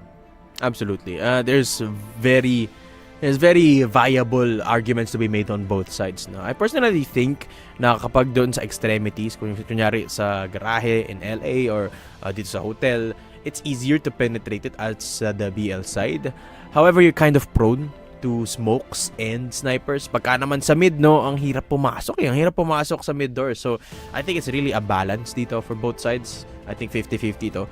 It's all gonna boil down to the setups. There are teams that have more setups to that mid area, and more teams that there are other teams that have more setups. So punta dito, for example, sa LA, bait out some of the pushes dito, or maybe in hotel, where there's a lot of close contact dito for that attacking side in the BL, no. So I guess it's gonna boil down to the playstyle. KDM, from what I can remember, they are a team that has a good mix of the extremities play. No, mahilig sila pumunta dito sa garahe, mahilig sila pumunta dito sa A from LA, and then B sa hotel. More often than not, no, yung B, yung middle side natin, yung middle side ng KADILIMAN na iwan na lang for some off plays dito with the sniper, or just holding it down, preventing anyone from the opponent na mag-push mula sa mid, which is something that they could actually utilize more of, no. Ito yung isa sa mga stark contrast in other teams in Eagle Eye. Madaming setup na posible at maraming iba-ibang approach sa mapang ito, which could make this a powerful addition to the roster for KDM. Yeah, at saka minsan nakikita rin natin na even they're on their even kapag nasa GR side sila, they have that mindset na parang tayo na lang mismo yung humarap sa mga BL side natin dito. So that's also a strategy na baka makita natin dito, especially na you have these players activated, and with them ending it off with the GR side, baka dun talaga natin makita na ilalabas talaga ng mga players lahat ng mga strategies, lahat ng mga pwedeng ibuga, lahat ng mga hindi pa nila napapakita, because this is their last chance to possibly just show off their skill set. We're talking about KADILIMAN a lot here just because marami tayong information about them, eh. Tsaka, ito yung last place na nakita natin na they had some fight, especially up against FERVID. Pero ngayon, Sunday Shrooms, championship contention team, alam ko nakapaglaro laro din naman nila to nung Impact Summer. But it was not a priority, just like the other times na nakikita natin dito on group stage. So right now, we're just taking our precious time sa ating labanan. Tulad nga ng sinasabi natin dito, mahaba-habang bakbakan, Crossfire rocks ang mangyayari dito in just a little while. Medyo we're just taking our precious time. That's all about. Shout out to you guys. Marami actually nangyayaring comments. Maraming comment section dito. Maraming nagpapa-shoutout sa comment section. So mamaya ipapakita, we'll give you some shoutouts para naman busog-lusog ang ating mga viewers out there. Pero Daydom, Eagle Eye 2.0, feeling ko KADILIMAN has a higher chance of getting this round win para mag-tie up tayo 1-1 in the best of 5 series. Pero what if lang naging 2-0 agad to for Sunday Shrooms? And I just wanna hear your thoughts about this. What if 1-1 or what if 2-0 agad to ng Sunday Shrooms? Naku po, kung 2-0 bipolar, I'm gonna be honest, it's gonna be hard to take Black Widow away from Sunday Shrooms, no? Actually, medyo nagulat nga ako na angkara yung binan dito ng KDM, considering na the first time na nagkatapat itong KDM at Sunday Shrooms, nanalo ang KDM sa angkara ng Sunday Shrooms. And it was very dominating yung panalo nila doon, no? 10-7 yung panalo ng KDM against Sunday Shrooms back in the group stage, which makes me wonder, why did they ban angkara? Bakit hindi na lang something like Mexico? Or bakit hindi na lang Black Widow? I think kasi bipolar, kapag nag 2-0 tayo, yung third map, which is Mexico, which is Black Widow, 50-50 ang labanan. That's in my my intuition dito, my honest opinion. I think Black Widow is a 50-50 map between Sunday Shrooms and KDM. And that will be risky kapag nag 2-0 tayo dito, no? Which is why I think Eagle Eye should be won by KDM dito by any means necessary. Kasi yun lang yung only way para makalagpas tayo ng 3 sets dito. Kasi kapag dumating tayo sa Black Widow na 2-0, I think mababa na ang chance makaabot tayo sa ating set number 4. Although not 0 naman. Black Widow, I'm not discounting KDM of their Black Widow. It's still a very good set for them. Kaya nga nila hinayaan na lumabas pa rin to. But it's Sunday Shrooms. They love playing this map as well. I mean, everyone loves playing this map. So if mag 2-0 tayo dito, I think there's a real chance na hindi tayo makaabot ng set 4 or even set 5. But if mag 1-1, syempre mag set 4 na agad tayo. And in compound, obviously, KADILIMAN naman ang pumili ng mapang yon, no? And it is the Sniper's Haven as well. Ito yung napapansin ko bipolar, mahilig silang pumili ng mga Sniper Haven maps. So it adds a lot of pressure para sa mga sniper dito. Ay, Daydom, it's a hard time kasi we're getting the time para makapag-isip kung ano nga possible scenarios dito for both of these teams, no? So mas dumadami rin possibility na we're seeing the mistakes, we're seeing the pros as well, yung mga pros and cons ng ating mga teams, and it's just favoring every time towards the map. Kaya simula kahapon talaga na-realize namin nila Daydom and nila Mochi na it all ends up in a map veto pagdating sa best of 5 series, because these teams have prepared so much to a point na hindi na siya about skill. It's about, drafting na your map, the maps that you're gonna be playing. Kasi in the best of 5 series, you just have to ban out 2 maps. Tapos the rest, you have to be equipped with the right mindset to go up until the very end. So, ngayon parang you have to ask then yourself and these players na sino din nga ba ang ready para sa mahaba-habang bakbakan na mangyayari mamaya, no? Because right now, KADILIMAN, with them already 1-0, they... Ay, medyo nawala ata si Bipolar dito. Pero guys, we will be right back. Inaayos lang namin dito yung lobby natin for our set number 2. Bipolar, eto, Bipolar, magpahinga na muna tayo. We will be right back with set number 2 of Eagle Eye between these two teams in the battle for third. This is CFS PH Impact Fall Playoffs. We'll be right back after this.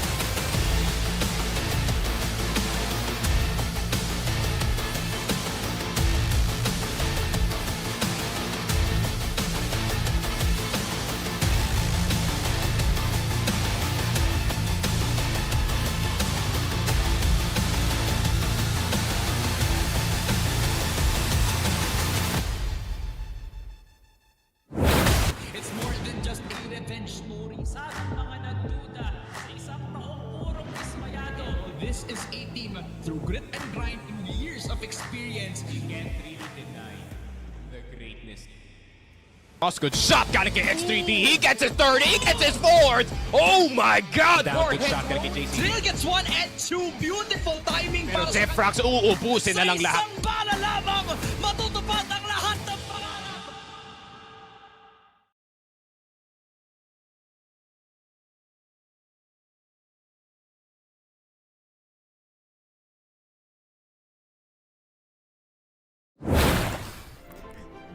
Nagulat kayo na di na ako naghang. Tayo po ay nagbabalik dito sa CFS PH IMPACT 2025. Nakapag-load ka na ba ng FB10? Ako nakapag-load na ng FB5 para sa bakbakan na mangyayari pa mamaya. Datum and bipolar nga pala. Nag-aantay lang po tayo just because some issues right now for Crossfire. Pero don't worry, inaayos na po namin agad. So right now, podcast muna tayo. It's time for some notable shoutouts. Ang daming dumalo ngayon dito sa Battle for Third pala. Alam mo, may Polar, big props sa comment section natin. No? They're keeping us entertained dito with the conversation. So kung guys, kung may gusto kayo pa-shoutout, kung may gusto kayo itanong dyan, ilapag nyo lang sa comment section. As Bipolar mentioned, we're just trying to give you the best broadcast possible. May mga inaayos lang tayo, mga technical details. Huwag na kayong mag-alala, kami nang bahala dyan. We'll just fix things up for you. Pero uy, may narinig ako, Polar, sabi, fire in the hole! Flush grenade! Sabi dito. So let's get straight into Eagle Eye. KDM on BL side and Sunday Shrooms sa GR. Dedepensa muna ang Sunday Shrooms. At ako po, amo ka makakarinig tayo ng instant headshot sa labanan na ito kasi double TRG sniper ang ginagawa ngayon dito ng SS with JKim holding this. So ito yung inaabangan natin, an instant shot through the smoke papunta sa katawan ni Silent. Ayun na nga si JKim now holding on to the sniper. Pasok muna siya dito ng EB, playing around Jessan at makaka-double kill lang nga dito si JKim. Pero si Hangshu makukuha yung hotel. KDM papasok ng B site and will be taking control of that bomb plant.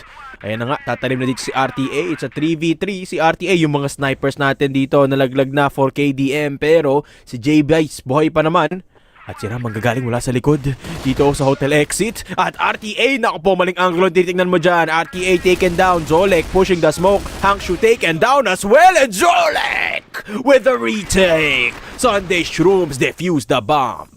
Ito na nga, again, predicted quite easily mula sa mga strategies natin na si Zolek ang mismong haharap, ang mismong papatay, ang mismong kukuha ng mga sides even though they're on the GR side. They are a force to be reckoned with. Ang gandang start for KADILIMAN though kasi nakapagplanta sila ng bomba. Yes, it was a 3v3. Medyo trashy lang yung mga naging trade-offs natin but nonetheless, they did get into sight quite clearly. Despite having a double DRG sniper in front of their faces. SS ngayon goes for a 3-2 setup. Dalawa sa B, not a lot of mid defense. Pero 5 players for KADILIMAN nandito ngayon sa B. At ngayon matitikman nila ang mga barrel ni Jisrael. Simple falls down at papasok na ata sila. RTA tumalon pababa and they're still alive. This is Ram's bridge and we're all just living in it. Silent taken down from Ram in that bridge position. At yun nga, pasok na si KDM. Hangshu nangunguna pero si JKim naka-sniper pa rin. Taking down Hangshu. Nakita yung bomba ni J-Bice at hindi niya na yan palalagpasin. Okay, Jessan pumapalag-palag pa nga. Pero si RTA at Jessan, isang bala na lang. RTA lalapit ng konti, pero tatamaan ni Jessan sa tuhod. Ay, ni J-Bice pala, sorry. Jessan is now all alone. At ngayon, siya naman ang hinahanap dito, yung bomba at sa hotel. Hawak-hawak ng mga player ng Sunday Shrooms. At si Jessan, papasok dito sa may mid. Okay, nahuli niya si JKim, pero si J-Bice buhay pa rin. Still in bridge. Kasama pa rin si Ram. At medyo malayo ang iikutan ni Jessan dito, pero may oras pa naman siya, Bipolar. Still some time. Plus, he does have the TRG. Can go for like 2 shots and 2 kills. 50 seconds in. Jessan, 21 HP. Still has some utility. Still has a grenade. So he can possibly just use this right now para at least mapagalaw ang mga players dito ng SS, mapaghiwalay sila dito sa hotel because the C4 right now is just in the middle of them. Jess San, J Baez magkakakitaan, shots will be flying, no shots will be connecting. Ram titingin pero wala na dyan si Jess San. Umikot na siya at naku po, nagta-tunnel vision ngayon ang Sunday Shrooms. Hinahabol ang multo. Nasan nga ba yung damdamin mo nararamdaman dito ni Jess San? Meron sa harap pero wala rin namang pakiramdam sa likuran. Ram will get the kill and 2 rounds up agad ang Sunday Shrooms. And this double sniper setup from Sunday Shrooms working wonders dito. J Kim taking a step back from being the headshot machine. Instead, naka-sniper siya dito, challenging the angles. Magkahiwalay dito, LALB position para sa mga sniper. As we predicted by Polar, no, iniiwasan talaga ng Sunday Shrooms yung mid sa ngayon. Na nakabantay lang si Ram playing from that A site. At yung iba lumalapit. Tignan mo, yung position ni J-Vice. Pushing up. Silent will be spotted and J-Vice takes him down. Doors play coming through for KDM. Pwede itong gumana if they have enough utility. Pero wala pong binabato si RTA. Hindi ka pwedeng pumasok dyan ng walang util, boss RTA. It's gonna be absolutely deadly dahil meron ng malapit mula sa harap at sa kaliwa. Sabi ni RTA, Ram, isang bala ka lang. That's a 1-for-1 trade. And J Kim will be inside of still the site. At si J-Vice naman nasa kabilang dako. Ang mahirap dito, dalawang sniper buhay pa from Sunday Shrooms. Yeah, the forces are still strong with Sunday Shrooms. Buong buo pa rin ang kanilang depensa at lakas ng mga bala. 4v4 nonetheless.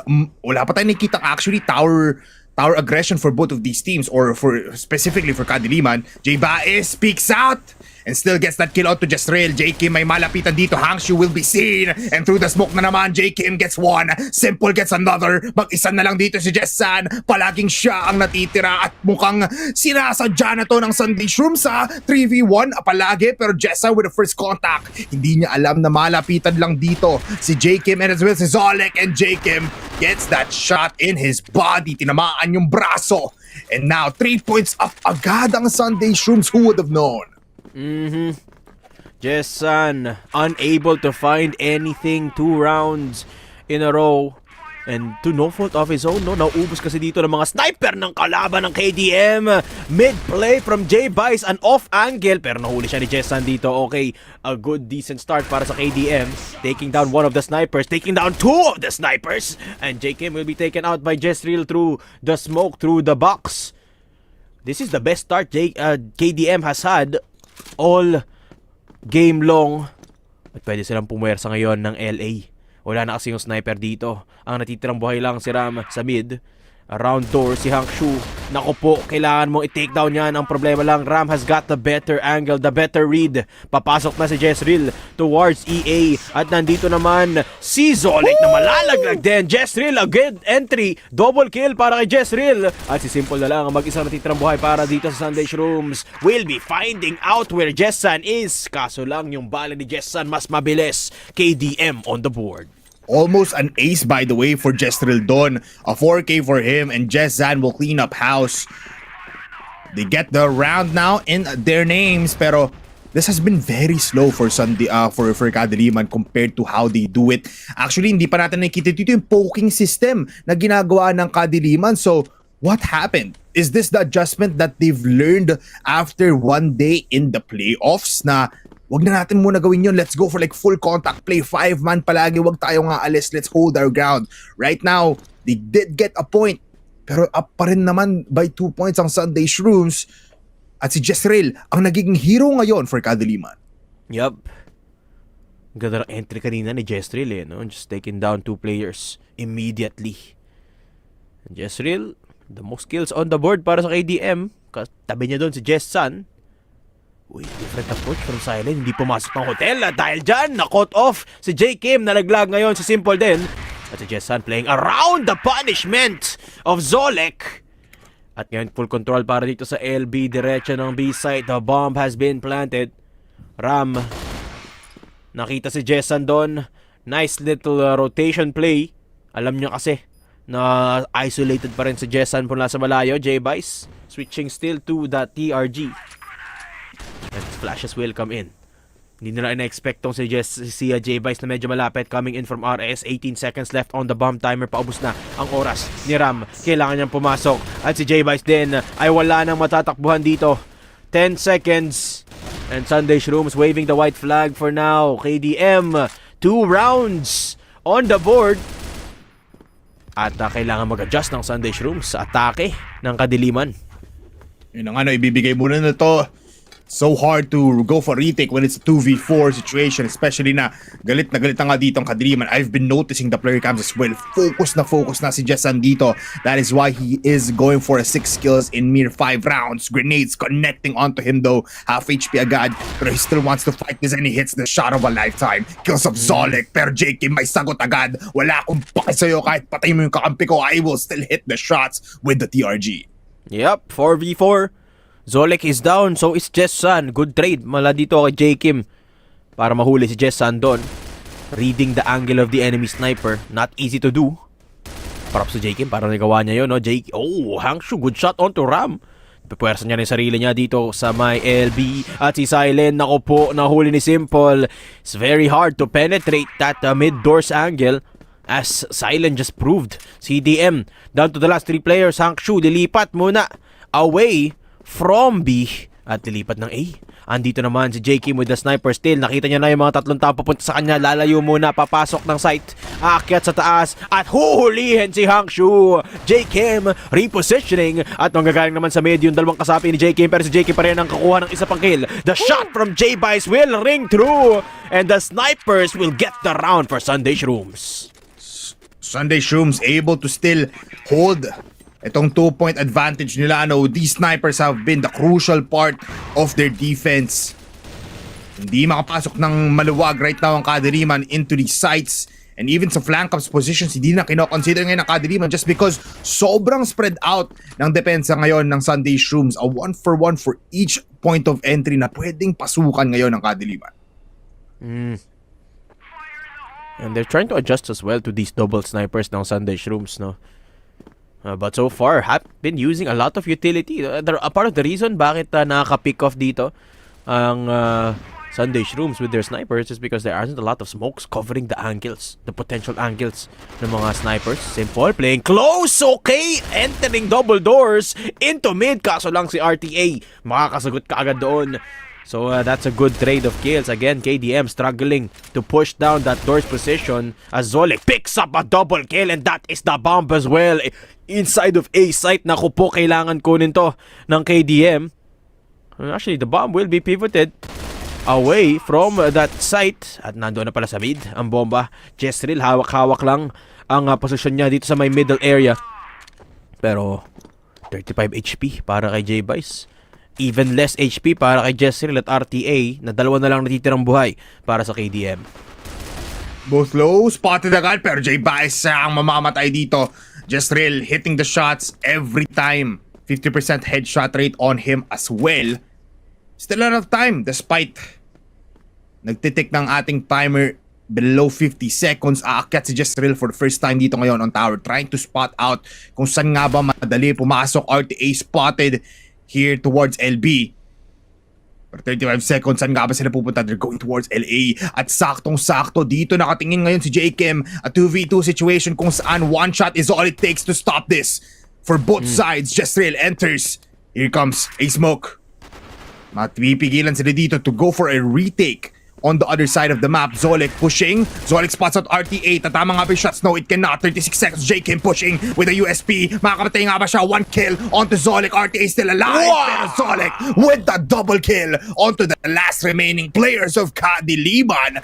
And 3 points now ulit ang advantage ng SS. And Zolek out for blood. Galit si Zolek every time he's left with the clutch. Laging panalo si Zolek. Tinutuloy niya lang yung momentum niya mula dito sa Mexico, Bipolar. This time supplemented by J-Kim and J-Vice, just anchoring so many angles. Napakahirap ng trabaho ng Kadiliman dito, especially with Zolek performing like this. Not to mention J-Kim with the most kills on the lobby. Kailangan makahanap ng sagot ng KDM. Ang problema lang na pag-iwanan nila yung A-site. Naku po, Jessan is in a bit of trouble. Manggagaling siya mula dito sa may likuran. Si Zolek nakita niya sa itaas. Pero si Zolek hindi nakatingin kay Jessan. Habang pumapasok ang kadiliman sa site, inubos na sila ni Zolek at ni J. Kim. Eto na, 3v3. Silence still in hotel. Kailangan niyang tulungan yung kasapi niya at gagawin niya yun by taking down J-Bice. The bomb has been planted. At lalapit na dito si Zolek finally to aid Ram. 2 versus 3 para sa Sunday Shrooms. 1 versus 3 dahil nalaglag na si Ram. Galing RS. At si Zolek, gaano ka makagalit? Gaano mo uubusin dito? Ang kadiliman! Munti ka na, Polar! Double kill for Zolek. Pero natamaan siya ng bala ni Silen. KDM, 3 on the board. A very scary retake mula kay Zolek. A one-man army versus 3. Pero ngayon, some contacts sa J. Kim spots out people through the doorway. No kill though. Muna. Default play, pero 4-3-2 setup pa rin naman dito ang ginagawa ng Sunday Shrooms. Grenades will not connect onto anyone though. Si Hangsho pa nga ata ang matatamaan dito ng grenade na binato. Actually, ni Simple, I think. Pero maraming ngayong aggression towards LB ang ginagawa ng Kadiliman. They've been dabbling dito sa A-site for like the past 3 rounds. Ngayon, they wanna try and stop this, at least J. Kim. Pero, looking at the map, both snipers so far back mula dito sa mga long A and long B positions natin. Yep. Ito yung issue or yung challenge with the double sniper. Kailangan marami kang alam na angulo. So you actively have to look for a new angle every round para lang para magulat yung kalaban mo dito. And the key for Jessan is to look for those angles as the enemy sniper. Pero dahil ang lalim ng angulo nga nila, sabi mo, J-Bice almost in RS. Medyo mahirap to. Kahit na may smoke ka, medyo mahirap i-draw out yung position dito ni J-Bice. Lalo na J. Kim rotating around the map as well with the secondary sniper. Kaya yung KDM, wala pa silang nakuha informasyon. 1 minute left on the clock. Marami pa naman silang utility dito. At pwede silang lumipat. May lurk na silang nakita. Si Zolek tumatakbo papalayo at tahabulin ni Jessan. Zolek sa may garahe. Naku po, nakita na ni Silen and that signals KDM to rotate papuntang A-site. It's gonna be the rotation. Ram running away and Sunday Shrooms have to respond. 35 seconds left on the clock. Pwede pa nilang mapigilan dito ang kadiliman nakapasok mula sa A-site. RTA takes down Ram. Ram, hindi sila hinaya makapasok pero sabi ni Silen, tama na to. Papasok na kami. Itatanin na namin ng bomba. It's all up to the snipers, J-Bice and J. Kim. Another difficult round para sa ating snipers right now. At ang ganda pa ng positioning dito ng RTA. Saktong-sakto kapag nag-push dito si J-Bice and instantly mamamatay siya dito, J. Kim, from a 4-1v1 situation. Habang pinatay niya dito si Jessan and 2 seconds left though. Can the plant be there? What a hold by Sunday Shrooms. Nakaligtaan na yung bomba. Ayun lang. Is not haven't been planted yet. Yep, and a good disciplined play from J. Kim as well. Nagtago lang siya sa tower, knowing that KDM will try to plant the bomb na kapos sa oras. Very smart decision making para dito Sunday Shrooms. Even with the 2v3, they make it happen. And now, lamang ng 3 ang Sunday Shrooms. Papunta sa ating second half. Double sniper pa rin by Polar even on the BL. Yung KDM still Jessan alone in mid. Ito na ang pinagkaiba ng approach nila. A lot of mid presence para sa Sunday Shrooms. Uy! J-Kim! Jessan! He missed the shot! Hindi niya natamaan despite him seeing J-Kim 3 times. That is a fumble na hindi natin na-expect kay Jessan of all people. And ngayon, after the switch up, Kadiliman now puts Jestrel here in hotel, able to get 1. Hindi na si RTA muna ang titikim dito. Can he get 2? Meanwhile, sa gitna, nakapatay na nga si J-Bice. Jestrel gets the second finally dun sa hotel. 3 na lang ang natitira dito for Sunday Shrooms. Sugatan si Jestrel, pero that's still a 4-man advantage. Sunday Shrooms have to find something, but si Hangshu lang yung nakita nila at take down niya pa nga si Simple. J. Kim with an angle. Can you take down Silen? Pero disiplinado si Silen dito. Hindi siya lumalabas ng angulo niya. RTA from exit. Tamang angulo ang tinitingnan. J-Bice is down. J. Kim for the trade. But J. Kim cannot look at two angles at once. KDM, first GR side on the board. 6-4. Still viable for KADILIMAN to push this into them having the advantage. Grenade connecting onto Zolek, not a lot of damage. 2 minutes in, we're finally seeing some poking system mula dito sa Sunday Shrooms kung saan they're trying to put some damage in tapos babalik na muna. Pero mukhang Sunday Shrooms, dediretso ngayon sa site. Zolek will be taken away. Headshot pa nga dito. Or a blind shot mula kay Silent. He gets the second kill. Simple, able to get one as well. Pero dito sa kitna, RTA sprays down onto J-Bias. J-Kim with a kill. Jestrail also with one. Pero J-Kim with a double now. It's a 1v1 Daedom. RTA nandito sa may masikip na lugar. Nakita. RTA in the boxes. Moves towards the site. J-Kim needs to fall back. Oo. Retrieves the C4, USP in hand, nakikita ko na to. Bipolar, tatalon-talon with the pistol. Pero yung bomba, naku po, hindi niya pala nakuha. Naiwan, kailangan bumalik ni J-Kim doon sa angle yun, pero delikado. Kasi bakit na si RTA, 1v1, smoke available. And J-Kim will try to bait out RTA's position. Meron pa naman siyang oras dito, Bipolar. 1 minute 20 seconds left on the clock. And J-Kim has been performing out of his mind. Has to perform one more time against RTA na ngayon iniikutan na siya. Time working against him. But now he gets the bomb. Naku po, kapag nakapag-time dito si J-Kim, lugi si RTA. Just because J-Kim has the sniper and RTA has to retake the site. Pero ito, guessing game. It's a mind game. Sino ang mauunang magkamali? Sino ang magpaparinig ng posisyon niya? I like this play from RTA actually. No? Inahayaan niya na umikot ng mapa si J-Kim and play reactionary. Malapit siya sa A, malapit siya sa B. So kahit saang pumunta si J-Kim dito, pwede siya mag-rotate. Ang problema lang, may smoke pa na natitira dito si J-Kim. Pwede siya mag-cover ng isang angulo. Nakita niya na ata si RTA looking at the right angle, and J-Kim has the right idea. Will be planting the bomb. J-Kim jumping up and about. Naku po, hindi niya nakita si RTA. Very smart decision making from RTA. And he is back on the...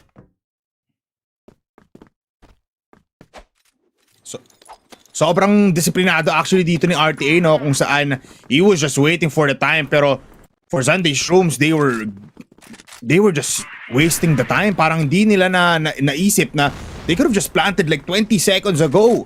Tapos hayaan na lang dito na mag-retake si RTA, but let's get round for KADILIMAN. Puts up a 1-point advantage lang muna for Sunday Shrooms.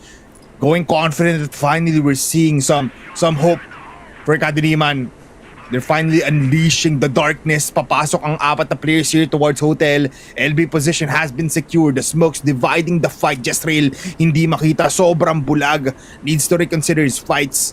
Pero 2-man strong ang ating hotel Daedom kung saan the flashes are now going in. Jestrail with a spray. Jestrail with a kill. Zolek still alive. Zolek will fall down. Zolek is down. Try to fight hotel pero masyadong madaming baril ang KDM doon at nanlalaglag na ang BL side dito ng Sunday Shrooms. KDM making it impossible for Sunday Shrooms to recover. Jestrail takes down J-Bice as well. Mag-isa na naman dito si J-Kim. Can you do it this time with 3 people against you? Ang dami pang smoke. Pwede niyang intayin mawala lahat to, pero ang problema, baka malikuran si J-Kim. At sa harap siya pupuntiryahin ni Hank Shu. KDM, tablado na ang labanan natin dito.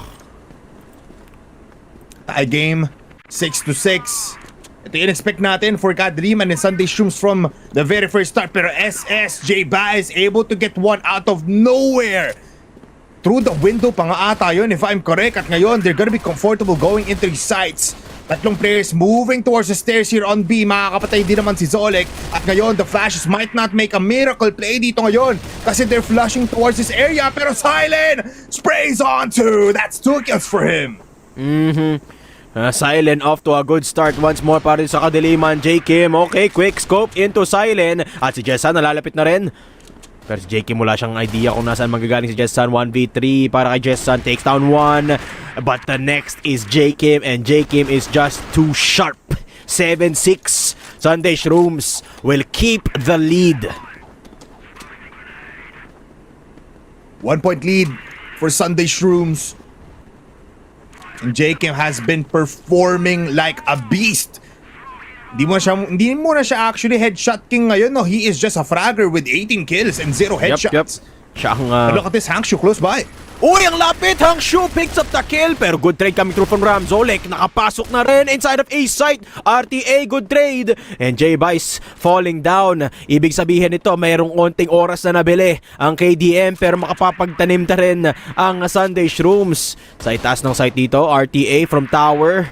Walang nakita, walang nakuha. And RTA will have to rotate through mid to get inside of that A site. Magandang position dito ni JKim at ni Ram. A lot of cover for them and a lot of info getting gathered. Okay, what attack from Ram to take down RTA. At si JKim, inilabas yung ulo niya to take down Jessan and silent. Double kill for JKim. 20 kills on the board.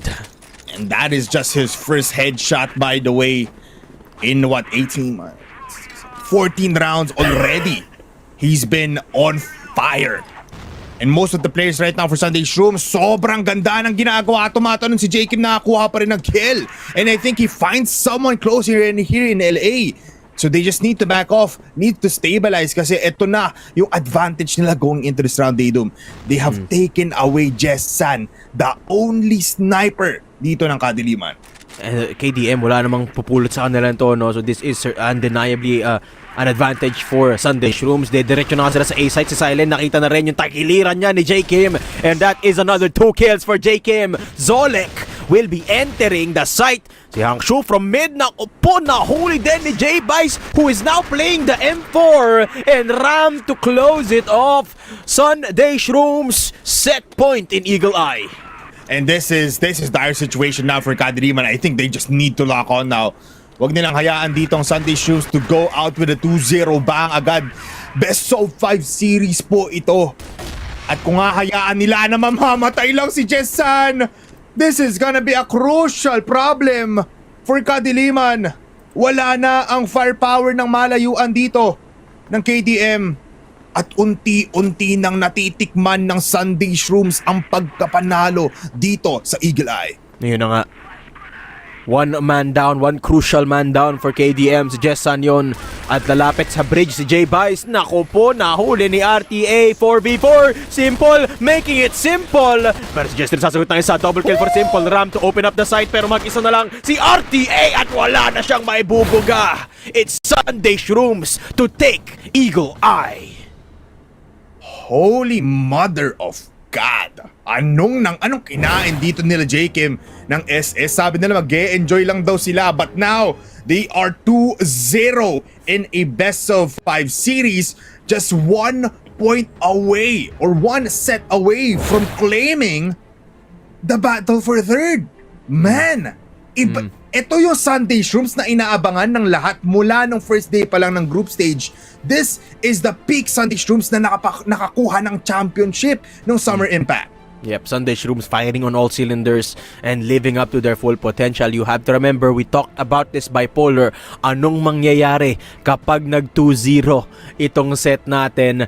At nangyari na nga, bipolar. Sunday Shrooms have a chance to sweep it because we are going to their map pick. Set number 3, Black Widow. Sure, it is still a map where KDM are very good at, but at this point, you have to ask bipolar, ano na ang iniisip? Ano na ang mentalidad? Kamusta ang players ng KDM? Are they still up for the task of Sunday Shrooms that feel unstoppable at this moment? Ang hirap ng posisyon nila. Yeah, man, you can see it, no? Kapag tinignan mo yung player camps dito, I think even Jessan is not talking a lot anymore. RTA also just still playing out of his mind. Pero for Kadiliman, sobrang parang it hurts them a lot.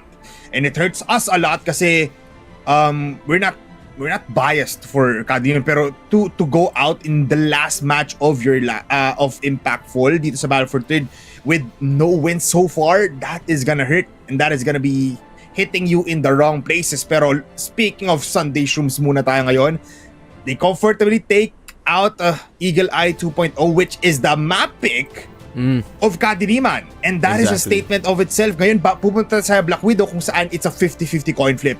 Sino mas magaling dito, we'll see later on. Pero ngayon, Daydom, may kita natin actually sa highlights in just a little bit. Any thoughts sa round na yun na medyo nagpanalo sa Sunday Shrooms? Ang thoughts ko lang doon si J. Kim siya lang yung lagi kong kinatatakutan para dito. 22 kills the last time we checked. I'm not sure kung nadagdagan pa nga yun sa last round natin, no? But that is a monstrous performance on J. Kim. Siya nga in-interview natin kanina, no? Sabi niya hindi na sila nakapaghanda para sa matchup na to. Ang hirap paniwalaan nun, J. Kim, dahil sa pinapakita mong performance dito and the versatility of this man as well. Last game, highest headshot per kill. This game, highest kill per round si Jessan. Sigurado kung lagpas ng 1.0 ang kill per round dito ni J. Kim because of just how impactful he was over the course of this set. And Eagle Eye was his playground. Mapa rifle man yan o mapa sniper, J. Kim will find those kills against KDM. I mean, it's not a lot to analyze at this point, no? I mean, yes, Sunday Shrooms medyo nahirapan sila sa panimula ng BL side nila with actually a lot of early picks from KDM. Pero nung at some point na-figure out na nila and then they got back onto the rhythm, and Sunday Shrooms took the cake at the end of the day. I mean, the hero plays of just real dito mukhang hindi masyado nag-make hindi masyado naging worth it for him. Kasi RTA was really just ramping up at the later parts of the stages. Jessan actually, I think he didn't hit a double-digit mark dito in terms of kills. Ngayon, may kita natin set summary, a total of 16 rounds dito mismo sa Eagle Eye 2.0. Let's talk about KADILIMAN first, a 1.08 and a solid 1.00 on Jezreel and RTA respectively. The headshot still on Jezreel has been intense. Hangshu actually not seeing the light of day dito sa mapang ito as well as Jessan. But looking at Sunday Shrooms, Daydom, it's a different ball game. It feels like a different game altogether, no?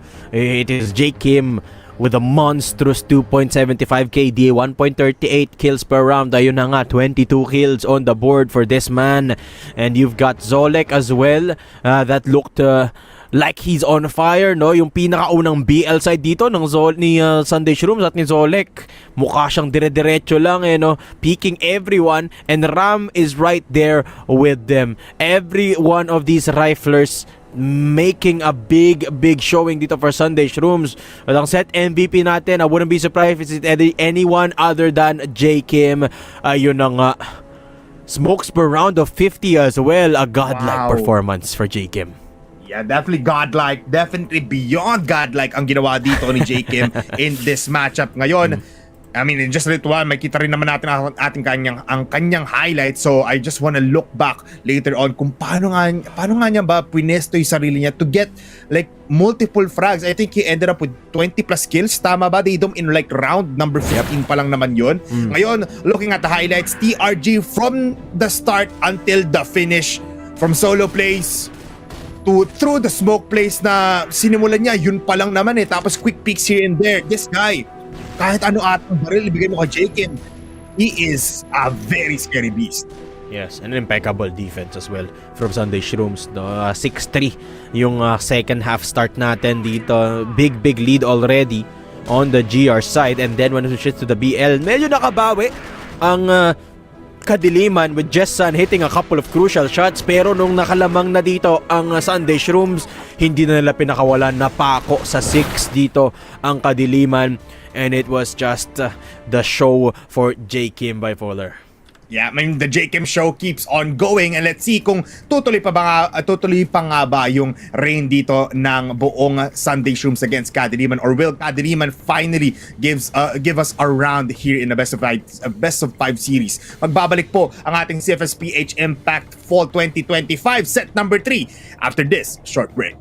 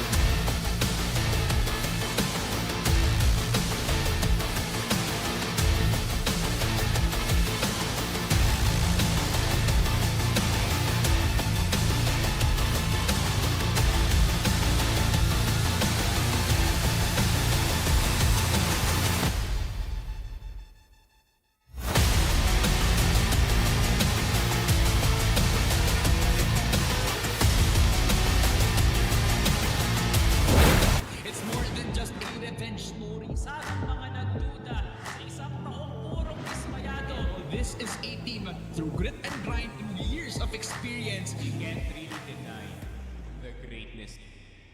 Good shot, gotta get X3D. He gets his third, he gets his fourth. Oh my God! Good shot, gotta get JC. Drill gets 1 and 2. Beautiful timing Pero para sa Zefrax, uubusin na lang lahat. isang bala lamang, matutupad ang lahat ng pangarap.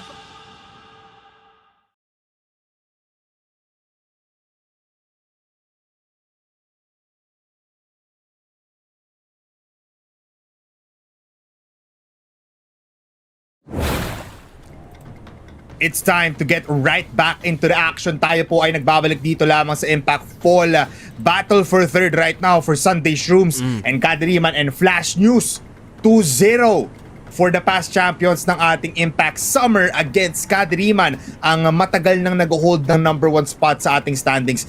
Who would have known, Daydom, na ganito ka-impactful, na ganito ka-angas ang buong Sunday Shrooms against one of our top dogs and our new upcoming teams pa nga, KADILIMAN. Ayun na nga, no, kahit sa mapa na pinili ng KADILIMAN, Sunday Shrooms with a decisive victory kanina sa Eagle Eye, 10-6 ang score natin kung natatanong nyo lang naman, guys. And it is a very fantastic showing mula dito kay JKM with 22 kills over the course of 16 rounds. Ito, Bipolar, fun fact para sa'yo, the next map, it is going to be Black Widow. Alam mo ba na hindi pa natin nakikita ang KADILIMAN na maglaro ng Black Widow buong group stage?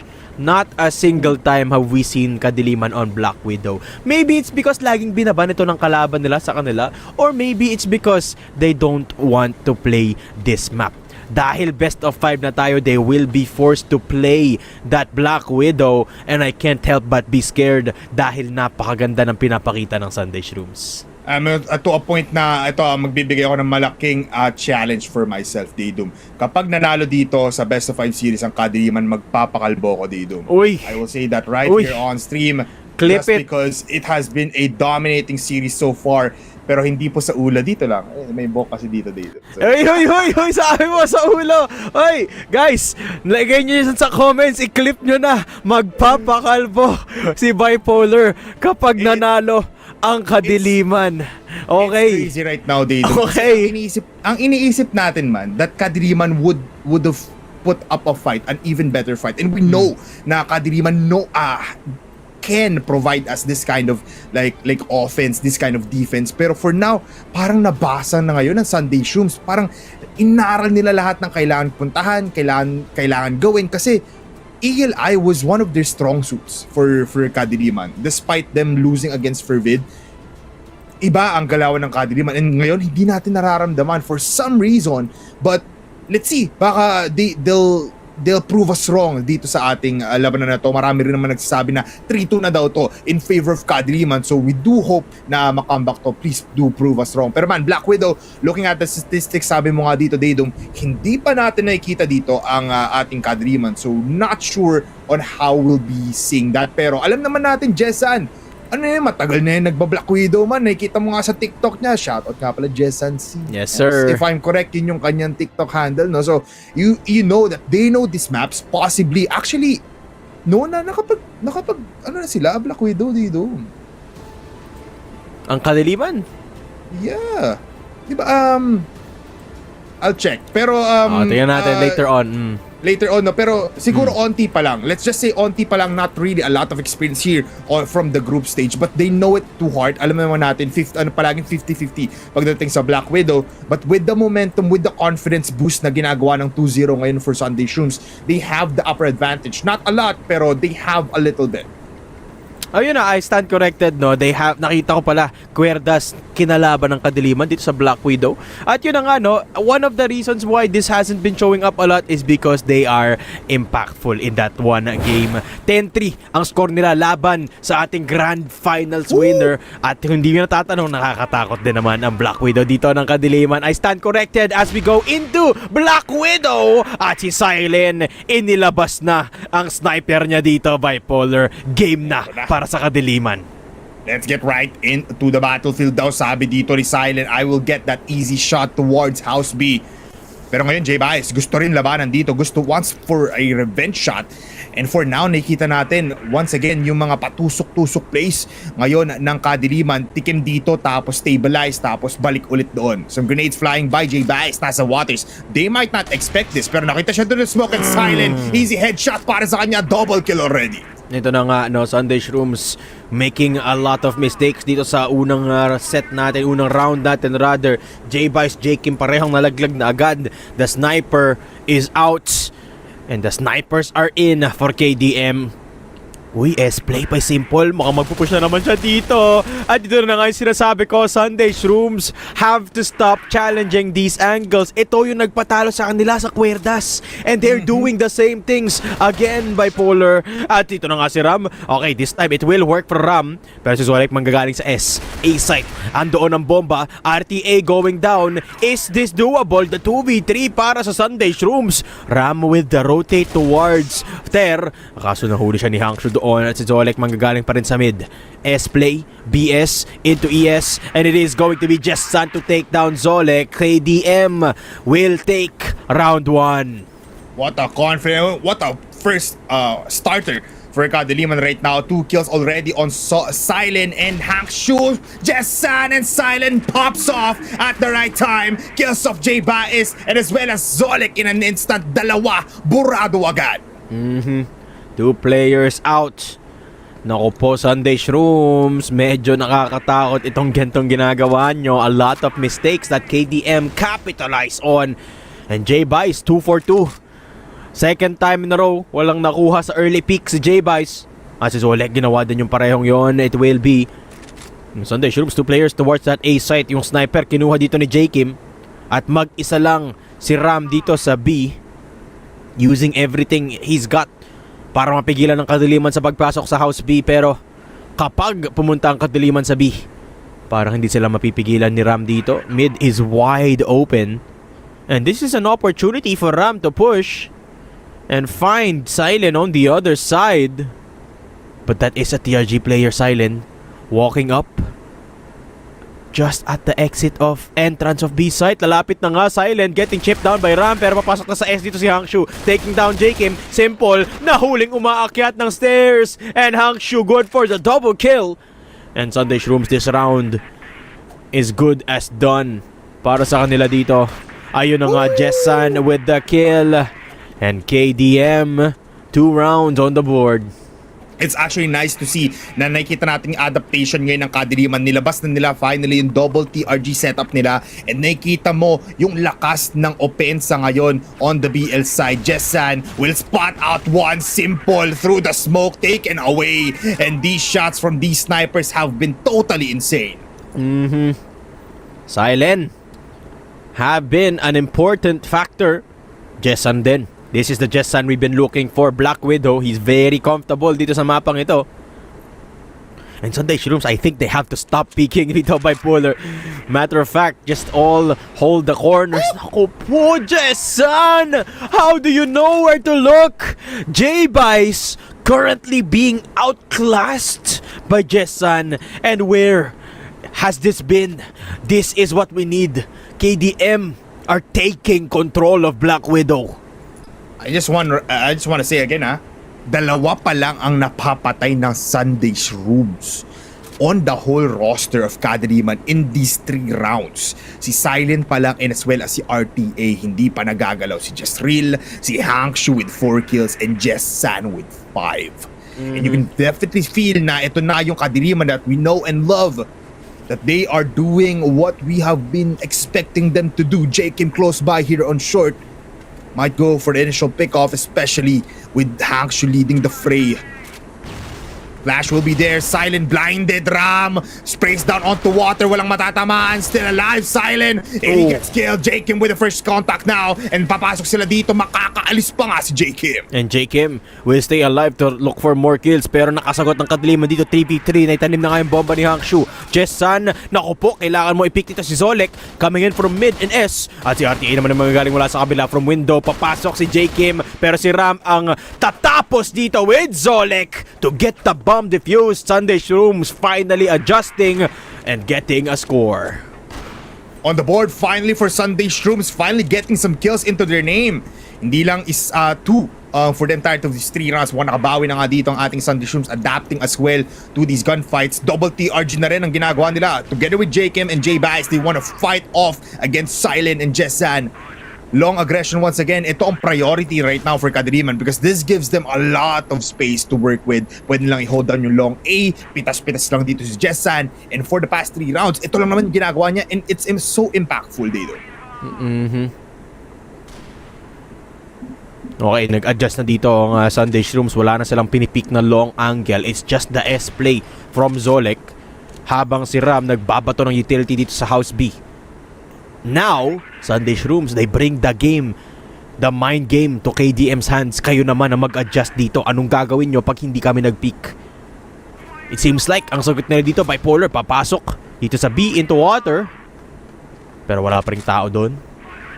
Very meticulous playstyle para sa KDM. Nililinis nila kada corner. Pero ito na, papasok na the flash from Zolek and Simple taking control of S. Si Jesril nakitaan doon at natamaan sa paa. Taking down Jesril. Simple for the trade but Jakim still holding down doors sa mid. At si Zolek makakapasok na ulit dito sa my site natin in A. So that is a trade of kills. 1 for 1. Buhay pa yung dalawang sniper dito ng Sunday Shrooms at yung dalawang sniper ng KDM. 4 versus 4. Mid is open, but time starting to dwindle. 1 minute left. 1 minute left, 50 seconds. Time ticking 4v4.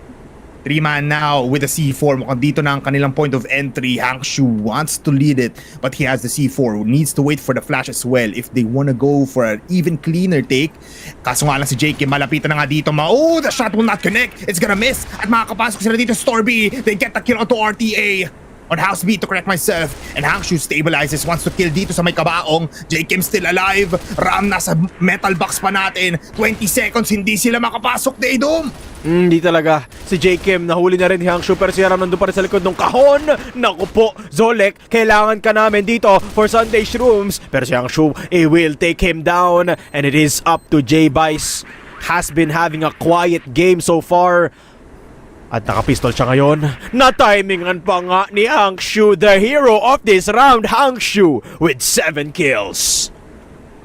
Hangshu going in this map so greatly, missing the shot now for Jessan in that initial trade. Pero ngayon, 3-man versus 3 here at si Jessan tatama pa din naman dito sa mukha ni J-Baez. And this is the beauty of the execution of KADILIMAN. Isang flash lang at lahat mamamatay. Jakim from afar, Hangshu malapitan. Jakim nasa gitna pa rin ng site, dodging the bullets. Kailangan magtawag ng kakampi, pero mag-isa ka na lang, wala ka ng tatakbuhan, Jakim.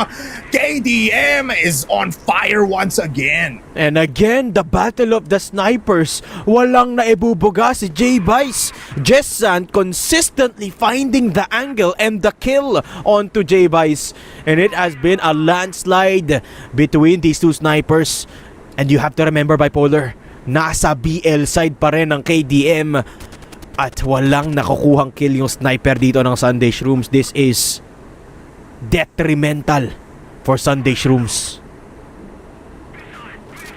And these teams get on the board. Yung kaninang 3-point advantage nila in Eagle Eye, ngayon pinapatikim ng KADILIMAN.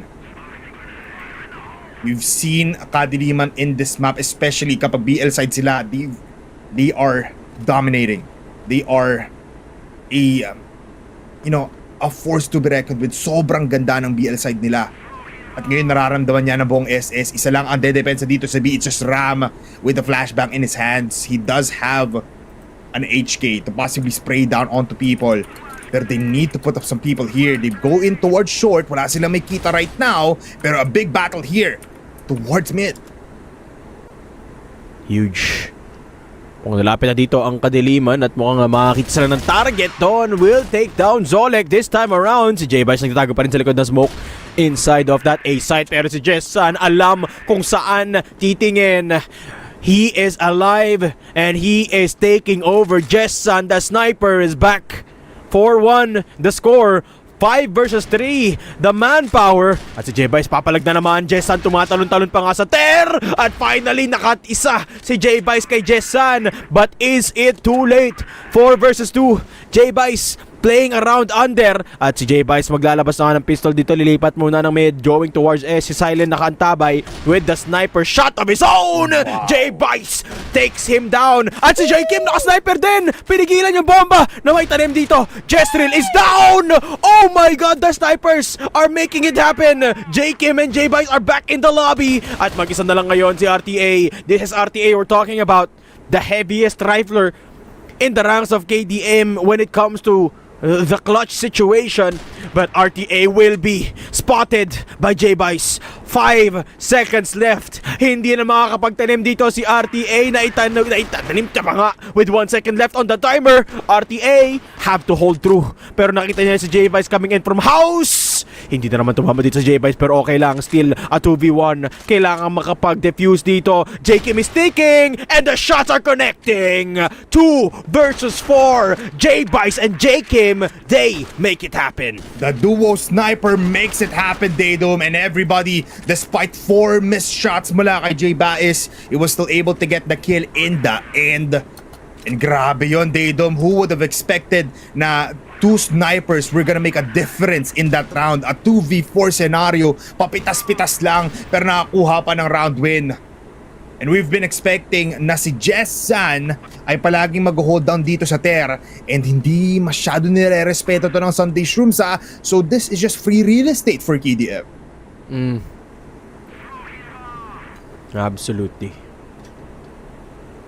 Pero mahalaga dito, Sunday Shrooms hasn't lost a single player. As long as they keep it like that, no, they can play the post plant, make use of J-Vice and J-Kim. And Sunday Shrooms, actually nagpupush sila sa water dito. Zolek Ram nakapunta na sa ilalim doon na deep smoke to keep Jezreel at bay. Uy, nakaisa doon, pero si Ram nakapag-push na agad. The water play from under, getting the double kill. At nag-push na nga ng double doors dito, but J-Vice with still the flick, outclassing Silent. At ito na, Sunday Shrooms have flipped the script. Sila na ang umaarangkada dito, Bipolar. Dalawa na lang ang natitirang buhay, Jessan, Jezreel. We've seen this combo make wonders happen before. At magkadikit sila sa ngayon. 2 versus 3. Sila naman, the J duo, the Jess duo dito, ang magpapakitang gilas. 50 seconds left on the clock, Bipolar. Jezreel, kokonekta ngayon kay Jessan, wanting to go to A, possibly even in mid towards B. They still have time. Dalawang players on A for the side of Sunday Shrooms. Ram malapitan dito sa gitna. Can he spot out Jessan? Jessan doesn't need to flick kasi mamamatay na siya. It's all up to Jezreel. He's stuck here in long A. Nasa balcony na at mamamatay pa siya. Ram with a 2K and a headshot to make it sweeter in this round. And I told you, Bipolar, when it comes to the manpower, as long as Sunday Shrooms stay alive, usually they win the round, no? Kapag walang na-pick off sa kanila early. And this time, they win it with an interesting strategy dito sa water, the 2-man push. Sunday Shrooms making use of the body system, upgrading their playstyle as we go deep into Black Widow. 4-3 ang labanan natin dito. Lamang ng isa ang Kadiliman, pero uti-uting nakakabawi ang Sunday Shrooms. And J-Vice moving closer. Naku po, nahuli siya na naman ni Jessan dito. The Battle of the Snipers winning in the hands of the veteran Jessan once more. And J-Vice is down early. With J-Vice down, that's one sniper that they don't need to be wary of. Action pushes with the beautiful flash, connecting as well onto one. Jessan nag-activate dito sa long A. At mag-isa lang si Ram is a 1v4. He's now pushing and he's getting the kill onto Jessan. That's one. The bomb being planted. Grenade will not connect onto anyone. Mere distraction lang to sa harap ng Kadiliman. Pushes down. Silent spots him. Silent with the sniper kill. And 2 points up ulit ang Kadiliman. Sunday Shrooms getting some movements here, pero lacking pa din sila. Kung nakikita si J-Vice was pushing towards long A, he was so confident. Pero nakatago lang pala si Jessan sa isang pillars or sa isang wooden beam doon. Exactly. And again, the early picks will be continuing to plague Sunday Shrooms. J. Kim, siya naman ang nahuli ngayon ni Silen. What an angle, by the way, Silen. Quick reaction time. Napakahirap reactan nun nung angulo na yun kasi ang nipis-nipis nung nilagpasan ni J. Kim. And again, Sunday Shrooms, kulang na naman sila ng isa. At bipolar, every time na kulang ng isa ang Sunday Shrooms, hirap na silang ibalik ang advantage dito. Kaya, hahanap ng isa si Zolek at makikita niya si Hank Shu. Again, another big kill for the side of Sunday Shrooms. RTA will be moving towards S. Nakita niya si Zolek, nakita niya si Simple, at naka-double kill na dito with Jezreel. And Jessan will be moving forward in a site. Sniper support.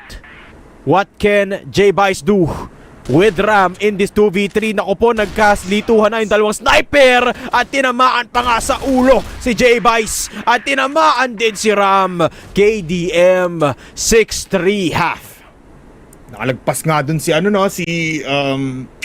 si Ram, but he wasn't able to get the clean sweep against those two players na nasa site mismo. Unfortunate turn of events, but right now KADILIMAN enabling themselves once again with 3-point deficit. Sunday Shrooms take their chances here on the BL side. Double TRG setup pa rin naman. Pero KDM goes back to where it's comfortable. Isa lang muna ang TRG. It's on the hands of Jessan. And I like this defense. 2-2-1 setup kung saan the rotations might be just so fast if KADILIMAN is gonna be aware of these positions. Pero ngayon, Sunday Shrooms, they're just gonna be taking their precious time, looking towards getting an initial kill bago mag-initiate. Slow movement for Sunday Shrooms. Si Ram, nag-iingay na naman dito sa House B. Same thing that he did back in the GR side. At magdo-double doors play dito. Hank Shu, naku po, kailangan handa ka. Flash is coming in, Simple moving up, and Hank Shu will find one, but that's it. Zolek takes him down. Pasok ng B-doors, lipat. J-Bice takes down Silen, and Jessan is still alive, but Sunday Shrooms have taken control of B site. It's all up to Jessan. 1v3. What an execute from Sunday Shrooms. And again, nakahanap ng butas sa gitna ng magandang depensa dito ang Sunday Shrooms. Iniwan ngayon si Jessan, 34 HP. Dalawang naka-HK, isang naka-TRG. Zolek peeking out at the wrong spot. And at the right time, grenades will be flying by. Jessan overwhelmed and over-contemplated. Sunday Shrooms, they're still happy nonetheless after multiple rounds of giving it to KADILIMAN. Yup. I mean, you love to see the vibes still going para sa Sunday Shrooms. All things considered naman kasi they can't afford to lose Black Widow dito, no? Remember, 2-0 set score natin. So they still have a massive advantage in every round that we play for. At si Hank Shu naman nakukuha ng double kill sa ngayon. Hank Shu playing with a lot of confidence dito sa Black Widow map natin. 13 kills on the board. At yung KADILIMAN off to another great start. Ter play from Hank Shu. And J-Bice, naku po, ilang beses ka na nahuli dito sa LA. Kailangan mong hanapin muna si Hank Shu. Pero si RTA huhulihin si J. Kim. And Sunday Shrooms making a lot of mistakes again with the individualistic slow approach. Naku po, ganun din yung ginawa ni Ram. Hindi nyo mapupuslitan ang KADILIMAN ng ganun lang. Pero si J-Bice ang hahanap ng sagot. 1v5 with 1 minute 25 seconds. Okay, what a flick onto Jessan. Pero ngayon alam na nila kung nasaan siya. Kita yung barrel niya doon. And RTA will capitalize. 7-4 KDM. Steady lead. 10 kills already. Or more than 10 kills actually. Hank Shu 13 and Jessan with 11. Ito yung na-expect natin talaga. At ngayon Hank Shu peeking out earlier on long. Makakapatay nga ba siya? That is 3K for Hank Shu. JK, Ram, and Zolek taken out of the picture. Sunday Shrooms is lacking. They cannot find anything after that exchange. You know nga, Hank Shu on another level. 16 kills para kay Sa. And it is just J-Bice and Simple, the last two standing na natitira para dito sa mga Sunday Shrooms natin. Dilipat pa nga sila ng S. I think you should just play together, guys. Take each fight slowly. And J-Bice will not get the memo. He will 1v1 Jessan at nanalo siya doon. Simple, making it easy.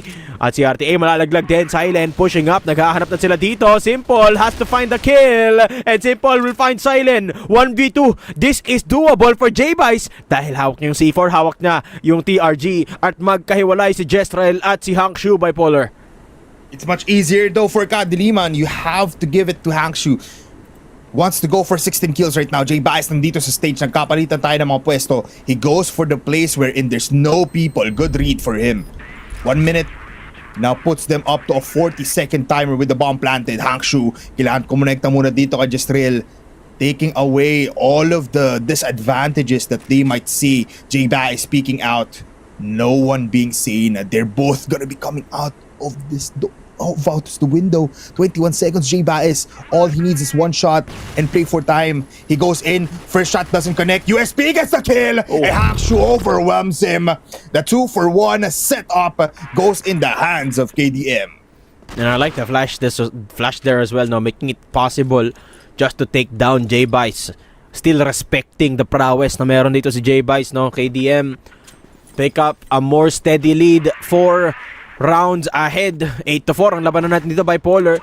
At mukhang tuloy-tuloy na ang panalo dito ng KADILIMAN. Jessan playing confidently against J. Kim. Makakatama kaya siya dito? J. Kim will be shot by Jessan. At lalapit na rin si Hangshu papalapit sa LA towards there. Pero isa lang mahanap nila doon. Jessan finding the kill onto J. Kim. Another impactful kill for the sniper. Uy! The sniper's really doing something here. Some almost shots there as well. Pero 4 rounds now. The biggest lead right now ngayon sa mapang ito for any team, pero mostly for KADILIMAN. Sunday SHROOMS hindi pa nakakita ng onting glimmer of hope into getting these rounds. RTA has been also a crucial defense here, pero now he's faced with multiple smokes and he sees 2. Double headshot para sa kanya. Isa na lang dito sa gitna, pero sabi ni J-Bice, I can still get 1. Simple pushing out here. Dito sa house B, gets 1. Pero trade off agad mula kay Jestrel. A 1v3 kung saan si J-Bice naiipit na naman. Has the USP, wants to go for the push solo, gets 1 kill, headshot pa nga, needs to reconsider his options, going up. Ito na nga yung TRG, pero nasa likuran niya si Hangshu. 1 minute left, nagki-creep out. Isang horror movie na to, Daydom, kung saan si J-Bice makakuha ng isa. Hangshu with the kill, and J-Bice, despite that beautiful effort, gives map point to KADILIMAN. And 2 rounds in a row, KADILIMAN. Inubos dito ang Sunday SHROOMS, leaving J-Bice to do the brunt of the dirty work. Kaso lang, hindi niya nagagawa. No, Hangshu is just performing on another level. Sunday SHROOMS babalik na naman dun sa execute nila dito sa door sa mid, going into that B site. At this time around si Jestrel kasama na si Silent at makakaisang kill si Jestrel, makakadalawa RTA for the third, and it is Ram going down, and Sunday SHROOMS faltering. Black Widow will go to KADILIMAN. Let's go! KADILIMAN with a beautiful and a dominating one so far, and this is what we want to see from a battle for third. A fight that keeps on going, a fight that says KADILIMAN is still alive. Set 3 win for them, and man, Hangshu, eto na ang simula ng pag-unleash ng darkness upon everyone's faces dito sa Sunday SHROOMS. And we've been looking for these 2 players to pop off, no? Yes. Jessan and Hangshu, silang dalawa yung nagpapalitan ng MVP back in the group stage in the first half of first couple of sets dito sa ating battle for third.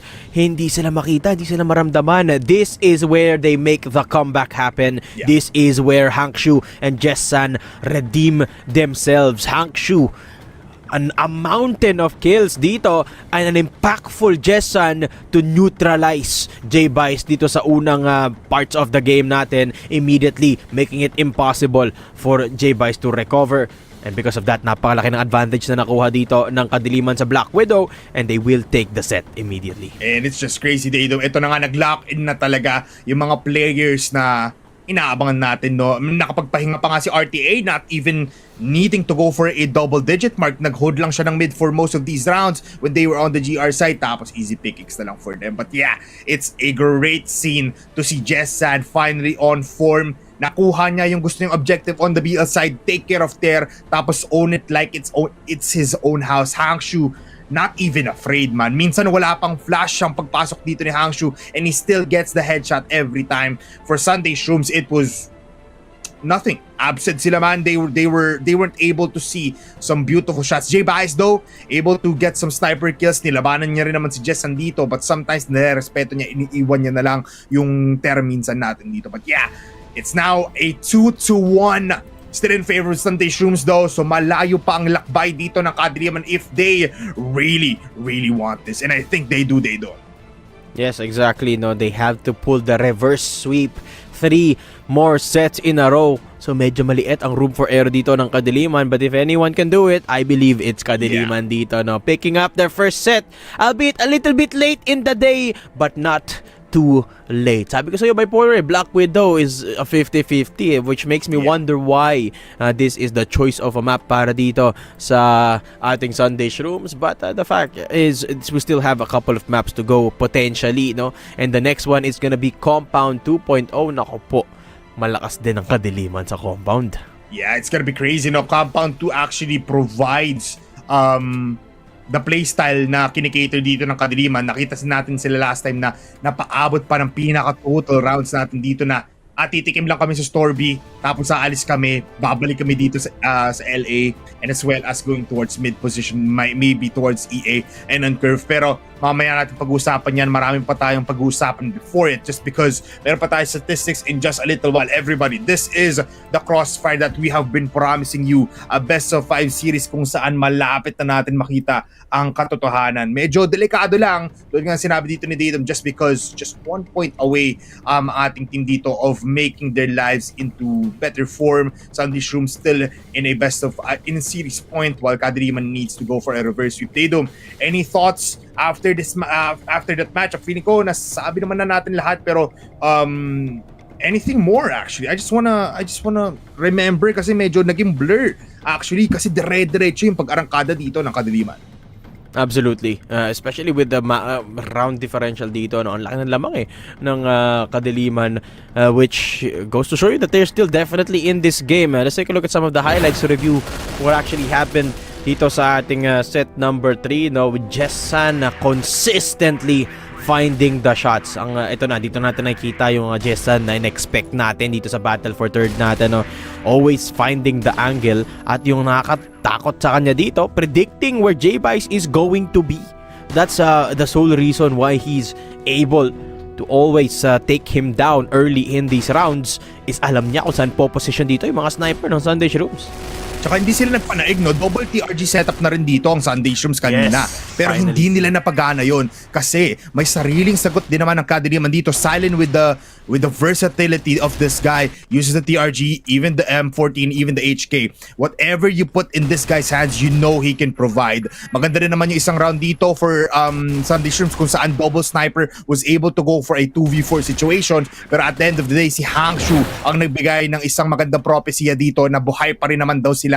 A total of 14 rounds. Kung kitang-kita nyo naman, the last 4 rounds of this set has been going in the hands of KADILIMAN. And look at the stats. They don't lie. Hangshu with the highest kill per round. 1.36 kill per round for Hangshu. And a 3.17 KD Bipolar. We haven't seen this Hangshu in a while. Welcome back, Hangshu. Welcome back, Hangshu. At saka, just look at the SR per round, man. Ito yung palagi nating hinahighlight just because he is the contact player. He is the one to be in the front lines. Siya mismo yung army na hinahantay mo to be the one to take the bullet for you. Pero siya mismo ang gumagawa ng milagro. Siya mismo ang nagbibigay ng dilim sa mga mata ngayon ng Sunday Shrooms. Good job pa din naman dito for J-Bias as well as kay Ram. Pero kinulang lang talaga with their headshot. Maganda naman. Pero now, let's see. It's time to see kung sino nga ba talagang ating set MVP. It's none other the man himself. It's Hangshu. Welcome back to the MVP board. Ngayon na nga, Hangshu back in his element. Nako po, magiging madugo ang mga susunod natin na laban. because Hangshu is back online. Jessun is back as well. And Hangshu with the performance against Sunday Shrooms is what we expected mula sa kanya dito. It's gonna be harder for Sunday Shrooms to close out itong series na ito, no? Because of just the way Hangshu addresses Sunday Shrooms. Walang takot, constantly pushing, at alam na alam sa anti-tingin every single time that EBR is absolutely deadly in his hands. Ito, kahit si Ram, nakuha niya pa rin. With silence help, of course. And Hangshu, space creator. And the clutcher para dito sa KADILIMAN. It's just scary. He's a scary man kapag ganito yung performance niya. Saka Daydom, hindi pa nilalabas dito ni Hangshu yung USP niya. It was all just M14 EBRs for every kill. So hindi pa to yung buong arsenal na pwedeng ibigay ni Hangshu for the entirety of these sets. Pero yun na nga po, our MVP Hangshu on the board once again. And I just like to say na Daydom, parang sabi dito ng buong KADILIMAN, reset na tayo guys. Parang naalala nila yung words dito ni RTA na confidence is the one that's gonna be getting them these kills and these rounds. Pero after that, we'll be going to the next map, pang-apat na po, Compound 2. I'm happy na umahaba pang laban natin dito. Magbabalik po ang CFS PH IMPACT Fall 2025 for set number 4.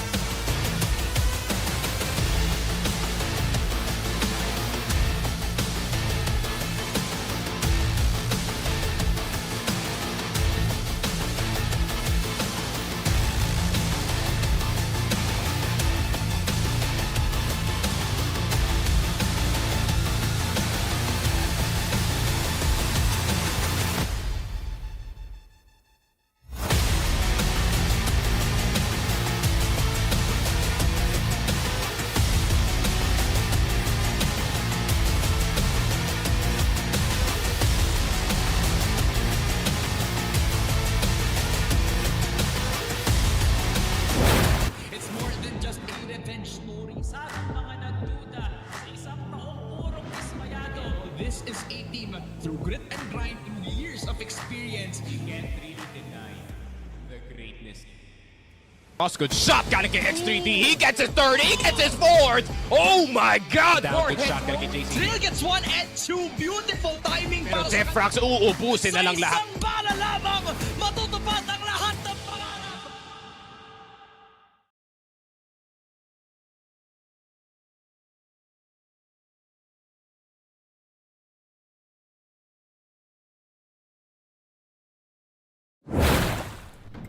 This is the CFS PH IMPACT Fall. Nagbabalik po tayo sa ating battle for third. Napaangat ako bigla doon kasi kailangan ko mag-ayos ng upuan dito just because it is our set number 4 in just a little while. At ayan po ay Compound 2. Daydom, any thoughts sa ating mapa for now? I think this is another 50-50 map dito. No? I'm using the benchmark of QUERDAS dito. Parehong tinapatan ng Sunday Shrooms at Kadiliman ang QUERDAS, and they both won against QUERDAS. Remember, QUERDAS, guys, kung hindi nyo natatanong, is heading to the final, later on kalaban ang FERVID. So they are both very, very good in this map. Yeah. Pero Bipolar, I have to say I will give a slight edge to KDM because of Hank Shu's performance. Tandaan nyo ba yung USP na tumatalon-talon tapos nakakakuha ng sobrang daming kills? Dito paborito ang gawin nyo ni Hank Shu, particularly when he's on the GR side in that A site. When we see that again, I'm pretty sure we will. Naku po, kailangan magtago dito ng Sunday Shrooms Bipolar dahil yung forma ngayon ni Hank Shu is absolutely deadly. Yeah, tsaka their BL side is also very deadly kasi they prioritize B in the first parts of the map. Kunin lang natin yung control ng B store B tapos mapaparotate nila yung kalaban dito. And if you guys remember quite clearly, pupunta sila sa A, and basta dalawa ang players na natitira, they go for a top-down position. Isa doon sa second floor towards the GR spawn, tapos isa doon towards C1, C2, or C3. So dahil doon, you have to pick kung sino nga bang unahin mo, and there's no right answer. Possibly unahin mo yung second floor player, which is sometimes always Hank Shu as well. Pero how can you do that if there's also a player holding down EA? And as well as yung exit position natin. So, it's not just the DR side, it's also the BL side that is gonna be deadly. So, I have to agree with you on that na may edge dito ang Kadiliman. But for Sunday Shrooms, I think they have it in their mind na kanina good vibes. Pero I think they're gonna be locking on to this matchup. Baka si Jay Baez might not be as effective in this map just because, you know, it's a rifle-heavy map nonetheless eh. Tsaka, later on, actually, may kita natin kung sino nga bang start ng BL and GR side. And tulad nga sinabi natin na last time, Daydom, naging BL-sided na ang Compound 2. It's still up for debate, no, in my opinion. Pwede pa rin naman magbago-bago kung depende how you view the map. But Compound, nonetheless, snipers will be making an impact. Ang tanong ko lang dito, Bipolar, magdo-double sniper pa rin kaya ang KDM, or will they leave the sniping back to the hands of Jess San? Silent did perform decently in Black Widow, no? It wasn't as impactful as Jess Sans, of course, pero in Compound, that's something that they definitely can do as well, especially if Sunday Shrooms continue making the mistake. Tandaan ba kanina, Polar, mahilig mag-push nung nasa GR side dito ng paisa-isa yung mga players ng Sunday Shrooms. Baka gawin ulit nila yon at baka mapunish ulit sila ng mga players ng KDM, which is something of a bit of a mortal sin at this point, no? If you've been punished before, you should stop doing it, Sunday Shrooms, and they need to have learned from that, Black Widow. And ito na nga, no, habang humahaba yung labanan natin dito, habang nawawala tayo sa best of 3 mindset ng mga players natin, dito lumalabas yung mga mistakes, dito lumalabas yung mga galing ng ating mga players. So it's either a double-edged sword, pero ngayon, may kita natin ang ating mga players in Compound 2. Kadiliman starts off in the BL side, which is actually crazy. With 1 point into their name, Sunday Shrooms with 2. Sino nga bang unang contact dito? Store B position or pillars as well will be taken by Jay Baez. Unang shot will connect onto Jess. Jay Bice this time will make the first kill. Silent takes down Jay Bice on the AK this time around. And you have to remember, Bipolar, this is Sunday Shrooms on the GR side rather, and on the BL it is KDM. Kaya dalawang sniper na hawak ngayon ng Sunday Shrooms. Kaya dalawa ngayon, Bipolar, ang hawak ng Sunday Shrooms na sniper, and they will try and make the most of that dito sa position ni J. Kim, na ngayon ay mag-isa lang sa... Actually, dalawa sila, no, dito sa Store A in LA. Kasama niya dito si Zolek, and it's a bit of a slower approach for KDM. KDM now. Still, this is their default play. Kailangan nila munang kumuha ng onting advantage, and that is in the means of getting these kills, or at least like a rotation forced by their execution. C4 still moving pa nga dito towards Store B. At isa lang naman nakadepensa dito for Sunday Shrooms SS, but just real now, it's Ram, pero si Jezreel now will get that kill onto Zolek. And ngayon, mas angat talaga ang Kadiliman. The spoke play system na ginagawa nila has been a detrimental factor not just on FERVID, but right now, Kadiliman nararamdaman na rin nila. Exactly, no. This is their signature playstyle dito sa mapang ito, no. Kaya paborito nila ito. Make a lot of noise in one part of the map and then lipat sa kabila with a lot of the utility invested. Si Jezreel papasok, kalaban si J-Kim, hindi niya naririnig. It's the smoke play and J-Kim will be overwhelmed from both sides. Hank Shu getting the bomb planted and it is a 2 versus 4. Simple Ram. HK players for Sunday Shrooms. Kaya ba nila mag-retake kalaban ng Kadiliman? Remember, this is gonna be a hard one. Jezreel takes down Simple and RTA will be playing from inside of the site. Ram nakita na and Kadiliman will strike first. Naku po, nakakatakot. Jezreel with 3 kills. And ito na nga, nakita na nga agad natin yung top-down position na binabanggit ko kanina. You put at least a player doon sa second floor tapos people on that C1, C2, C3 position. And kahit saan ka pumunta man, hindi ka makakapasok ng ganong kadali lang. And with just a numbers advantage for Kadiliman, they have it in the bag. Itaya mo na agad sa bato, they have that round. Pero ngayon, still going for the take. 2 players coming in from Sunday Shrooms are gonna be defending Store B. 4 players coming in from Kadiliman. Malapit na agad. But there is a smoke in front of them. Meanwhile, Jezreel nag-hold down lang dito sa mid. Jezreel, gahanap siya ng potential opening pick dito, no, up against Sunday Shrooms, but so far, no luck yet. And ito, Sunday Shrooms, kailangan mabasa nila na yung playstyle ng Kadiliman is to bait. Kailangan mabasa nila na yung utility na binabato dito ng Kadiliman is not necessarily a commitment. Pwede pa silang lumayo dyan. And Sunday Shrooms, kailangan hindi sila mag-rotate off of that bait. And that's what they're doing ngayon, no? They're giving it away yung LA with Ram playing close to EA. And this is a very smart decision from Sunday Shrooms. Immediate adjustment. Jesan in his rightful spot dito sa may tower. Smokes become a problem though. RTA and as well as Hangshu connects onto Silent. They still have some flashes. But J-Kim, interesting spot. Malapitan lang dito. Initial shot will not connect though. Very unfortunate. Pero Hangshu will ultimately keep on going. J-Ba is stuck dito sa corner. Has a TRG peek. Sat gets the kill. What a shot mula dito kay J-Ba. And J-Ba is holding still. Ooh, Zolek.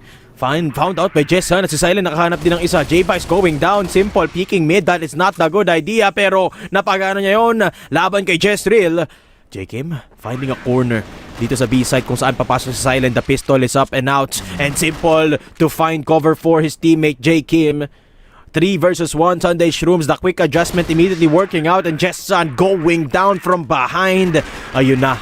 Hindi na agad nagpakagat sa bait ang Sunday Shrooms. I mean, immediate answer, no, for Sunday Shrooms here. And this is what you want for these two teams. Palag lang ng palag, balik lang ng balik. Ayaw mo mabigyan ng 3-point deficit ang isang team here just because it provides them with a lot of breathing room. Makakagalaw sila mas freely. They can do risk that goes into big rewards. They can also just play on default and play it slow.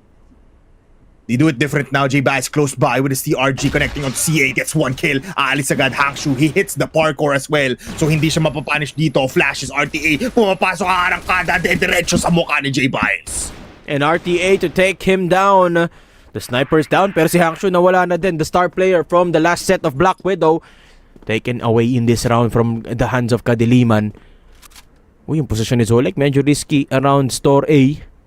Pero wala naman tao. Ang Kadiliman na pinapadala doon sa ngayon. Store B position para kay Silent. And a very close angle from Simple. Pero walang tao sa curve. Only one player gathering information na ngayon. Lumipat pa nga sa RS so walang idea ang Sunday Shrooms kung may tao ba sa mid. J-Kim finally pushing against Silent. And that's a crucial kill. Taking away that B control from Kadiliman. Jezreel in mid. RS play, nakita na nga ni Ram. And RTA will be looking for something against them. Nakapasok na ng A-site dito ang Kadiliman. At si Zolek, andito pa rin sa A-exit. RTA, nandito sa taas. Bomb is in the site. Zolek flashed away. Jezreel peeking out. And Zolek with the hold. Takes down Jezreel. Naku po, yung bomba. Hawak-hawak dito ni Zolek. At si Ram will be flaying fire with Jessan. Pero kailangan ni Zolek mag-hold lang. Kailangan niyang panghawakan dito. Bomba! Jessan with the 180. Pero kulang yon in the face of J. Kim. Sunday Shrooms 2-1. I thought it was the end of Sunday Shrooms there, man. Nakapasok yung tatlong players ng Kadiliman ng libreng-libre. They could have just planted the bomb, kaso nga lang they needed to clear out everything towards LA as well. And just right positioning coming from Sunday Shrooms and great awareness to go for that immediate retake right off the bat nung alam na lang nandun na si RTA. Going in fresh, J. Kim gets spotted. Wallbang will connect. Just real to take down J. Kim is a good start for Kadiliman para dito sa simula ng round number 4. And yun na nga, no, yung LA dito na focus ng Kadiliman has been effective. So they go back to it. Pero si J-Vice ang sasagot. Instant dip. Hangshu taken out. And J-Vice po-position lang ulit dito sa loob ng A site. What an adjustment from J-Vice. Calling the LA peak, and it will work this time around. Tower position. Para naman kay Jessan. Pero mukhang natuto na ang Sunday Shrooms mula dun sa tower na Jessan dito. Walang nag-co-commit. Nakita ni Jessan mula doon. At balik pillars muna ang Kadiliman. Ito yung maganda sa Kadiliman. Ano? When you put them in this map, madami silang tinatagong strategiya. Too many to count as well. Smokes up. In front of them actually. Might just be for buying time. Very unusual to see Jessan falls down. Narinig agad Zolek and he gets taken away. Mamamatay agad dito si Jessan. And I think they know RTA or someone is at least here in LA. C4 still in pillars. Walang magawa dito ngayon ang Kadiliman. And Sunday Shrooms is just holding down like a castle. Very much good. Shots will be connecting but no one gonna die. C4 connecting as well pero nalilikuran din sila ni Zolek. Meanwhile, si RTA malayo ang gustong puntahan, Dado. Ram from down under. Teka lang, nakakuha ng isa. But that is it. Ram will be taken out pero si Zolek nakaikot. Uy, nanggaling sa Storby. And that's the bomb. In full control of Sunday Shrooms. Zolek with the lurk. And RTA, kailangan niyang buhatin itong round na to with 12 seconds left to play. He will take down J-Vice. But it's simple to close it out. Sunday Shrooms 2 rounds in a row. And 2 rounds ahead of Kadiliman. Sunday Shrooms taking a bit of a break here from the onslaught of Kadiliman. They've read this quite clearly. Some grenades now here in mid. Not gonna be connecting though as they are still playing very slow. This 1-2-2 setup for Kadiliman of executing. Very hindi mo agad masisira yan. Sobrang ganda ng timing nila. Kadiliman, medyo mabagal yung approach nila. Still a lot of presence dito sa may pillars.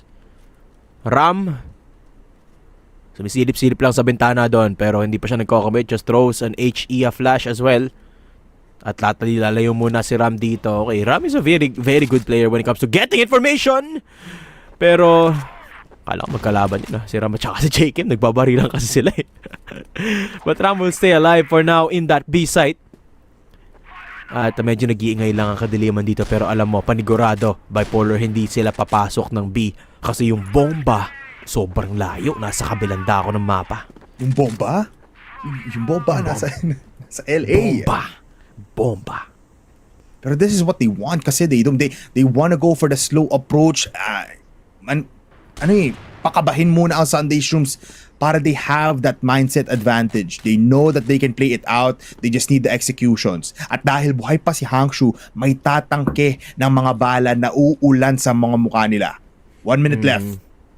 3 players strong dito sa B. Dalawa lang nakahold ng A. And meanwhile, Kadiliman, walang nakita dito store A, so they move towards mid instead. Very unusual once again. And this just provides now smokes connecting onto EA. They might go to curve. Baka B-split to, Daydum. Yes. Baka yun na nga.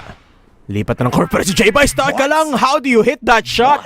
J-Vice takes down Silent. And Simple nandito naman sa ilalim. This is an effective position. Jezreel nakita na yung ulo niya. And Simple will get to work. Jessan mag-isa na lang. Down from curve. Picking up the pieces. At hindi na naman gumana ang pagpasok ng Kadiliman sa B-site. Sunday Shrooms impeccable defense. Yeah, crazy. And I mean, it was a bad read for Kadiliman. The execution was good. Nagawa nila yung lineup nila. Pero mali yung pinili nila kasi mas maraming players doon sa B. Now, 4-man strong for Sunday Shrooms pushing in mid. Gusto punterihin mga players dito. Taken tower already by Zolek. Hangshu, medyo wary. Hangshu hitting the shots. Grenade, flashes connecting. Jake Kim with that trade. And that's a good start para dito sa KDM. Kaso Uy! lang, Jessan, napuruhan ni J-Vice doon. 1 HP, tinamaan sa paa. Pero si Jessan buhay pa rin naman with the sniper. Can still find some kills with this. Pero ito 4 versus 4. Kadiliman back into LA default. Yung bomba hindi lumalapit na rin sa CA doon. Kaya baka pumasok na sa A dito. Ang Kadiliman with 1 minute on the clock. 1 minute 35 seconds to be precise. 4v4. Most players very much low. Tatlong players coming in from exit. Pero may smoke na di-divide dito. Pero I think they don't care. Papasok lang sila. Jessa nandun sa my tower. Papatayin si Zolek. Papasok ng masaya ang buong Kadiliman ngayon. Kasi malayo pa sila J. Kim. Si Ram push out. He knows someone's in tower. Can he get the kill? 35 seconds in. Ram peeks in. Gets one. Ram with the lurk. Napakaganda ng mga ikutan ng Sunday Shrooms. Dito kanina si Zolek, ngayon si Ram. Pero kailangan na lang ikutan itong site kung saan nakatanim ang bomba. J-Vice with the pistol, J-Kim with the sniper, and Ram coming in from entrance. Anong magagawa mo dyan, Jezreel? Wala. J-Vice takes him down. Flash coming in. Ram nakakuha din ng isa. Naku po, KDM hindi ma-hold. Pero si Silent naka-AK. At yung oras, sapat pa rin ba? Enough? Oh No! my! Sasabog ang bomba at KDM barely wins that round. I mean, frustrated ngayon sila J-Vice. Kitang-kita mo na it was almost enough. It was almost there. A 3-point deficit would have been nice. Pero hindi. Masyadong maganda at masyadong disiplinado si Silent. And ngayon, medyo nag-aasim tuloy ang ating SS. They change up the playstyle. 3 players or at least 2 here in mid.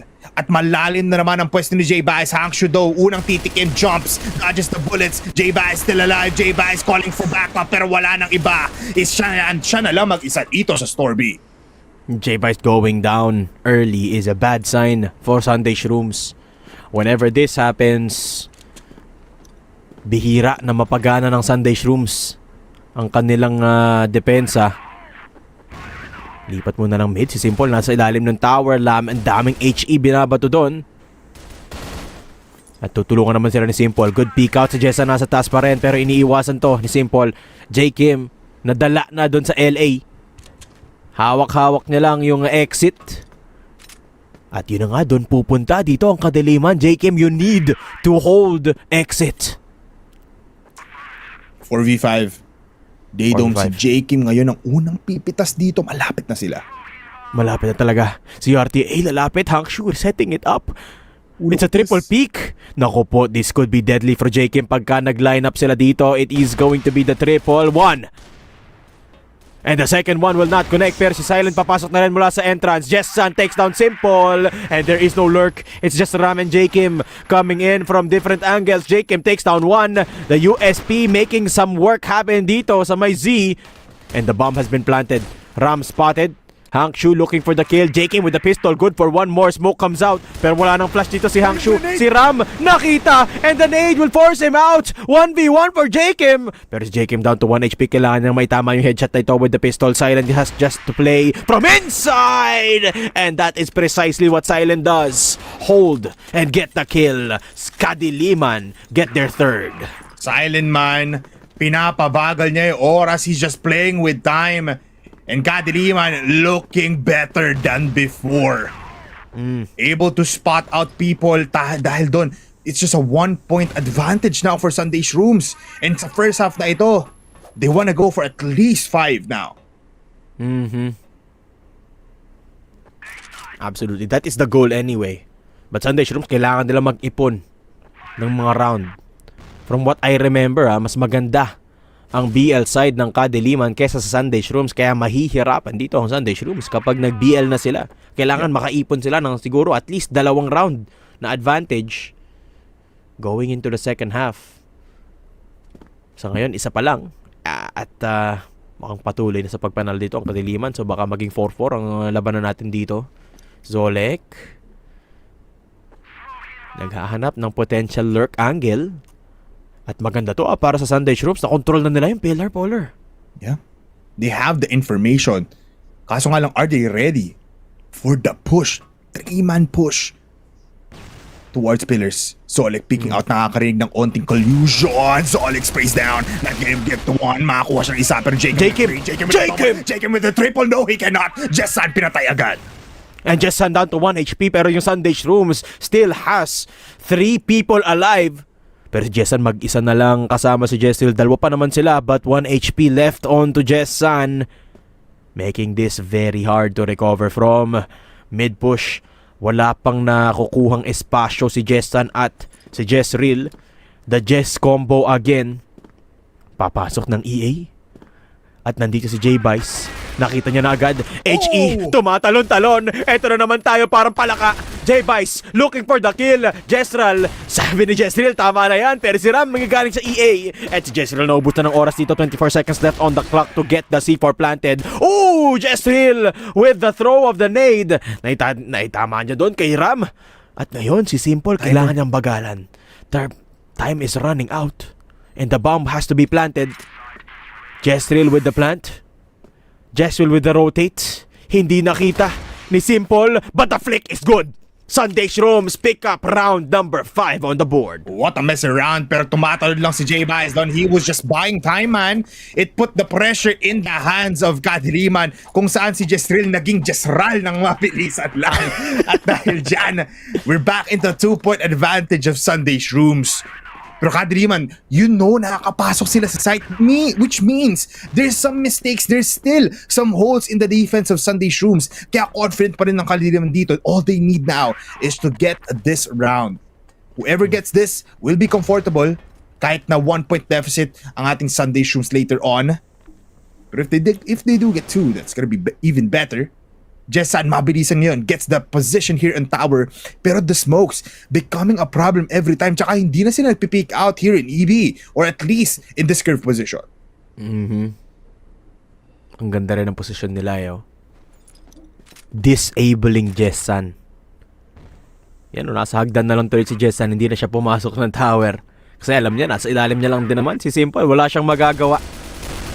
And besides, meron pang mga smoke dito. Okay, Jessan with the lineup. Jessan with the peek. Gets the headshot onto Zolek. And that is a good start. Nice lineup mula dito kay Jessan of the flash. And Sunday Shrooms this time playing from behind with 1 player down. Ooh. Uy! Making a 4 versus 4. Ram with a good timing onto Silent. Si Jessan nalapit pa nga. Naku po, Ram has to be ready. And he is! Jessan taken away! And mid is in full control for Sunday Shrooms. Si Simple na naglag din mula dito sa A-site. Bomba, andito na. At si Hangshu bobomba kay RM. So that is Ram taken away mula dito kay J-Kim to take the kill onto RTA. Z-play from Hangshu. At wala siyang nakuhang kill, pero si J-Kim nandito na rin. J-Vice from entrance. Naku po, this is gonna be a hard retake. J-Vice is down. J-Kim all alone. May granada pa kang ibirato dito para mabulag si J-Kim. Playing the time. 24 seconds left to defuse the bomb. And J-Kim is down to 36 HP. 2 bala na lang si J-Kim dito. Nakita niya na nga si Jezreel. Nakita ni Jezreel yung katawan ni J-Kim. Oh, the headshot machine strikes for 1 but not the second. Sunday Shrooms will lose that round. Pero okay lang, meron pa rin silang abanse dito. Ito na nga, masaya pa rin naman ng KADILIMAN even though it's a point advantage for the side of Sunday Shrooms. Sunday Shrooms now starting on the BL. Looking at the kills right now, they do 12 kills already onto J-Kim. Not a lot of headshots though. For the side of KADILIMAN, ang nagpa-pop off right now is Jezreel, the hero once again. Pero the lineups, the consistency of KADILIMAN and as well as Sunday Shrooms is so formidable na hindi pa rin natin alam kung sino ang may advantage talaga. Yes, the number speaks.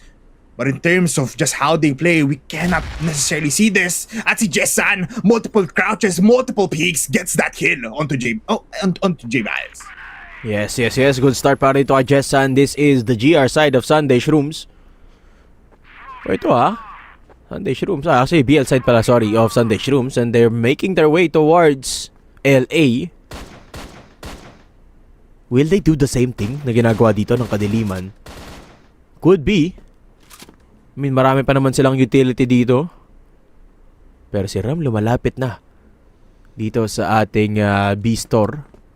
And this has always been the job of Ram. Maghanap ng space sa kabilang side ng mapa while the rest of the team is poking on the other end. And so far, he has given a little bit of information. Alam niya na clear dito yung pillar, clear din yung mid. And Ram doing a pretty good job at that. Pero kailangan nilang makakuha ng isang kill dito just so it is a 4 versus 4. Harapan nila dito ang AK mismo ni Silent. And looking back at our past VODs, si Silent ang palaging pumupunteriya sa Fervid even though it was a win for the other side. He's gonna be the first contact ngayon. Simple wants to go in. They need a flash here, they do. Pag hindi sila nag-flash, it's just a free reign for Silent. It's gonna be deadly. Sunday Shrooms needs utility. Si Zolek naghahanda. Si Ram may line up pa nga with a smoke. And Silent will be playing from under. Hindi mabubulag si Silent. Uy, nice anticipation from Zolek. Pero kulang yon. Silent with the double. Hangshu for the third. And RTA for the fourth. A flawless defense from Kadiliman, equalizing the score. Ito yun na nga, nakita mo talaga the AK spray down from Silent. Doesn't even need to reset the spray. Just needs to go for that quick WM1. A crazy feat there. The flash was there, the smoke was well, pero alam mo yun, di apektado si Silent So, hindi naman talaga siya, mabubulag to a point na hindi siya makakatama ng kills. Right now, mid ang priority ng Sunday Shrooms, pero 3-2 setup pa din ang gagawin ng KDM. Uy, dalawang player dito sa LA. Towards exit, there is going to be RTA and then Jessan with the sniper katabi niya doon. Binato ni Simple. Tingnan niya lang kung may magpipik pero walang kumagat. Nandito pa rin naman si Jessan holding. And it's still just a single sniper. Nag-AK si Silent instead of the sniper back in Black Widow. Pero yung Sunday Shrooms papasok na dito sa curve going towards that B site. RTA making the rotation through Z. At ang tatanggap dito si Silent again with that AK. Can't they make it happen? Naku po, lumiko ang Sunday Shrooms papunta ng A site. Pero naku, yung entrance hindi nila binantayan. Jestril and RTA good for 2 apiece. And Sunday Shrooms napudpod, naubos. Good plan but better aim there for Jestril and the rest of Kadiliman. Naikutan nga sila pero again, the spray downs of KDM has been so intense. Ngayon, they have this round for them to risk it all. 2 players pushing towards Tor A or in this LA position. J Bais wanting to dominate here on the tower. J Kim, malapitan din naman, wants to go and fight RTA. Flash will be there. Wallbang will not connect. Slow round nonetheless for both teams. Jestril is low. Pwede sila magpalit ng baril dito ni Jessan, no? So Jestril can play the sniper but mukhang EBR ang gusto dito ni Jestril. Naku po, nag-push si RTA. Nakakuha ng isa. Simple is down. J came for the trade but Silent finds J Bice. That is the sniper down para dito sa Sunday Shrooms. Habang wala pa silang nakukuhang espasyo, nasa mid pa rin ang bomba. At nasa mid lahat ng mga membro na titira ng Sunday Shrooms. And we've seen this before. Pupunta sila ng curve, lilipat ng A site pero mukhang dediretso na sila ng EA. Knock, who's there? Hangshu finding one. And the second is just for J Kim. Hangshu is down. 1 player left inside of the site. That is Jessan holding on to the C4. At manggagaling sa exit dito si Jestril from behind Zolek. Naku po, naputulan ng ulo dito as si Jestril to take down J Kim as well. KDM 2 rounds ahead. 2 rounds ahead and Kadiliman is owning everything. Finally getting double digits on Jestril as well as Jessan. Medyo nakakahinga na ng maluwag at parami ang advantage dito ng KDM. This GR hold, sobrang ganda. Meanwhile, Sunday Shrooms, sobrang sloppy ng gameplay. Papasok na lang, no flash needed. Papasok ngayon, good decisioning making. RTA is the only one and Zolek owns with the USP. This is the first time Sunday Shrooms are gonna be able to plant again after a while dito sa A site natin. Si Jessa nag-aabang kay J-Bice. Kakagat ba? Kakagats! J-Bice is down! Jessan, good start to this retake. Pero sa CA, andun si Zolek. Napakalalim naman ng posisyon mo, Zolek. At si Jessan nahuli din ni Ram. This is shaping up to be a great round for Sunday Shrooms as Silent takes down Zolek.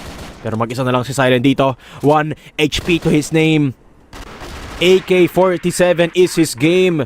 Pero pangungunahan siya ni J. Kim. Sunday Shrooms stop the bleeding. And they pick up 8 or 6 pala on the board. Ayun na nga, uti-uting babawi ang Sunday Shrooms with that round. Yeah, patching up the wounds daw muna dito for Sunday Shrooms, able to get some advantage now. Di muna pinalamang ng at least triple of what they had before. Fast exit push muna dito sa SS at nararamdaman ata nila that all they need to do is keep on rushing. No flashes needed. Papasok dito, C1 position will get down. Jestrel wala na agad. Wala na agad. So like a good hold. Teka lang, mas maganda si RTA with the kills. Getting a double. Hold is immaculate pero akitan siya dito ni J. Kim. Tumatalon-talon with the HK. Gets the kill in the end. Jessan finds Simple. And Sunday Shrooms hindi sila makakuha ng posisyon. Hangshu darating na rin pero si J-Bice na lang ang matitirang buhay. Manggagaling mula sa itaas. Mula sa ilalim.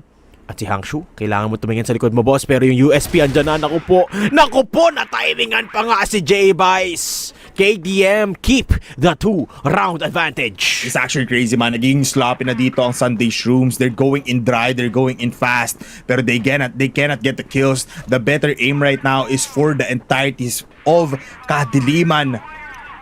And now J-Bice wants to go for aggressive peek here. Doesn't even see anyone.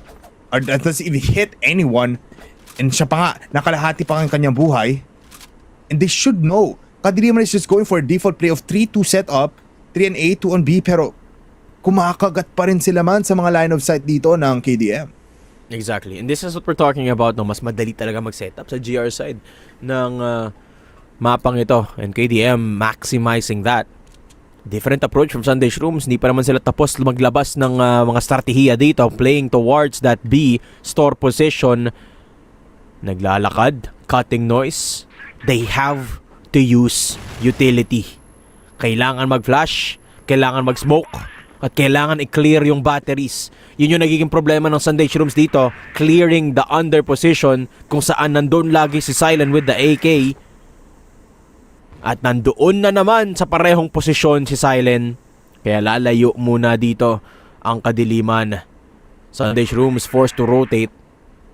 Curve position, B-split. Pero nandoon si Jezreel sa RS. Flash setup. Eto na, babaliktad. At papasok kay Jezreel. Jezolek takes him down. Silent, nahuli na rin sa wakas. At si Hangshu na dito ng buhay mag-isa din sa batteries, taking down a couple of kills. But Hangshu is neutralized. Sunday Shrooms taking control of that B site. RTA all alone. Coming in from RS, will be flashed by J. Kim. Tumatalon papalayo with the bomb getting planted. RTA has a massive task at hand, a tall order. And this seems too tall for RTA. Smoke is there, J. Kim is there. RTA down to 1 HP. At isang bala lang siya kay J. Kim. Sunday Shrooms, keep it close. They keep it close and they keep the train moving. Unti-unti nang nakakalapit dito ang Sunday Shrooms. They don't want to give map point for Kadiliman.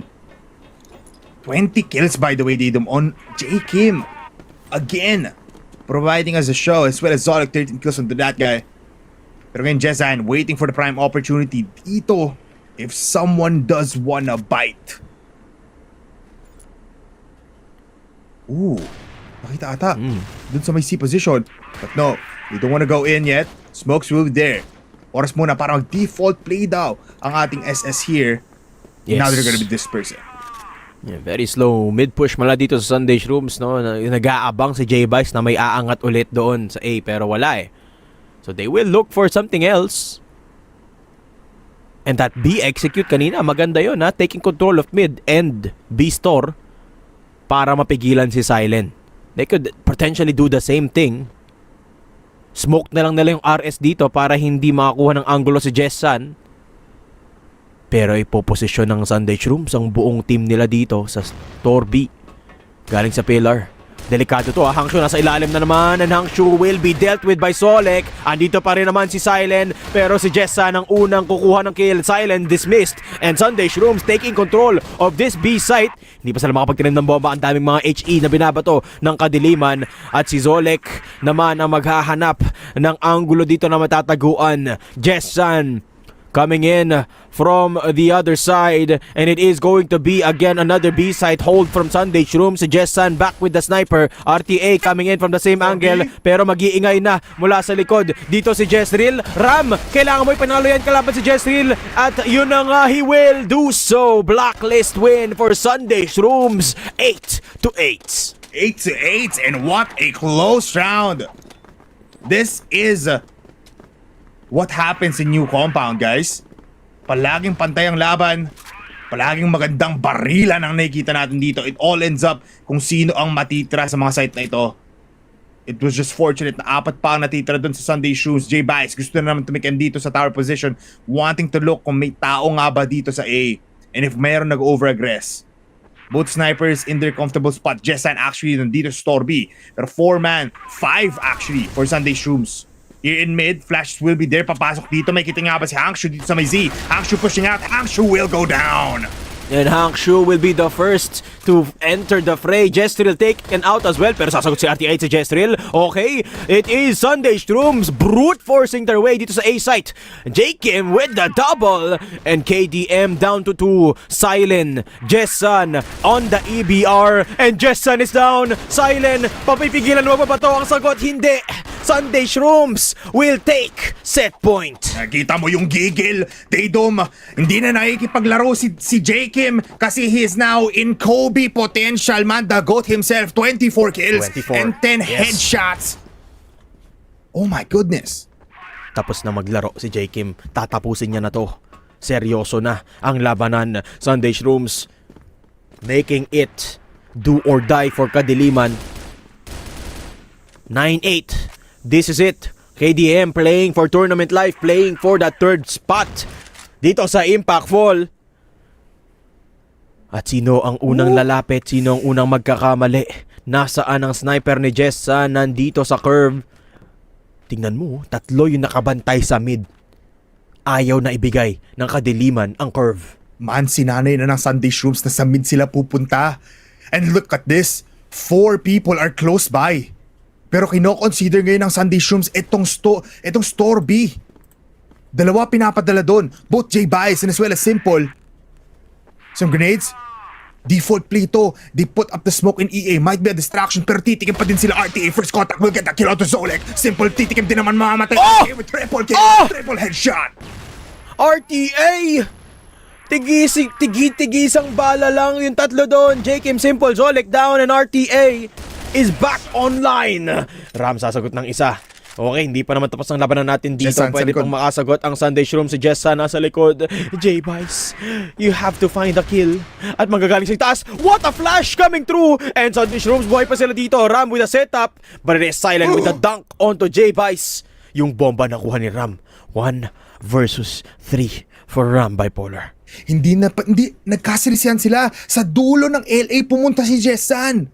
Hindi siya nag-shortcut towards mid. And now Ram can even go for a backstab here. Pero the timing might be wrong. 27 seconds, unang contact niya will be Jessan. Jessan, no! Jessan misses the shot! Alam nila kung nasan siya! Ram, pwede kang umikot. Pwede kang umikot puntang A-site, at yun ang gagawin niya. Magtatanim ng bomba with 15 seconds to spare. The bomb is planted, and Ram will play from above. Nahuli niya si Hangshu. It is a 1v2. Ram, what can you do? Kaya mo bang tapusin to? Not like this. You can't take third place like this. At hindi pa nga tapos ang laban ng Kadiliman. We are going to overtime. Hindi pa tapos. Hindi pa tapos ang laban. At kinabahan na ako, Tatum. Akala ko yun na. Akala ko ito sa 1v3 at the end, pero we're not stopping just yet. Hindi pa tayo tapos sa new compound. 9-9. And after this, Tatum, feeling ko babalik tayo ng sides if I'm correct. So Sunday Shrooms will go back on the GR side at babalik sa komportableng zone ang Kadiliman on the BN. And this is a chance for Sunday Shrooms to recover and make something happen on back on the other side.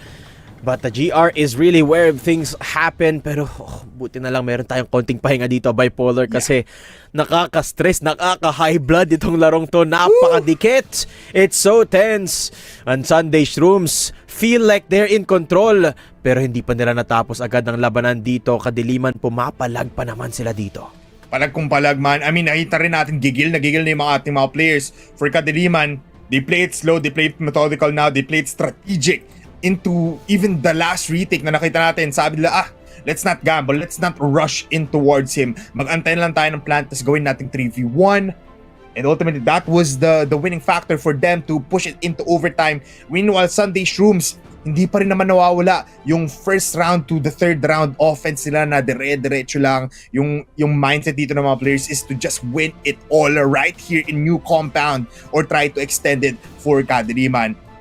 Nagpa-pop off, man. I mean, Jessan, some questionable plays in my end kasi it could have been so simple, pero he still made it he still made it quite alam mo yun, quite uncomforting in some of people's eyes. Pero ngayon, babalik tayo. SS Sunday Shrooms, it's time to let everything loose. Balik tayo dito, race to 13.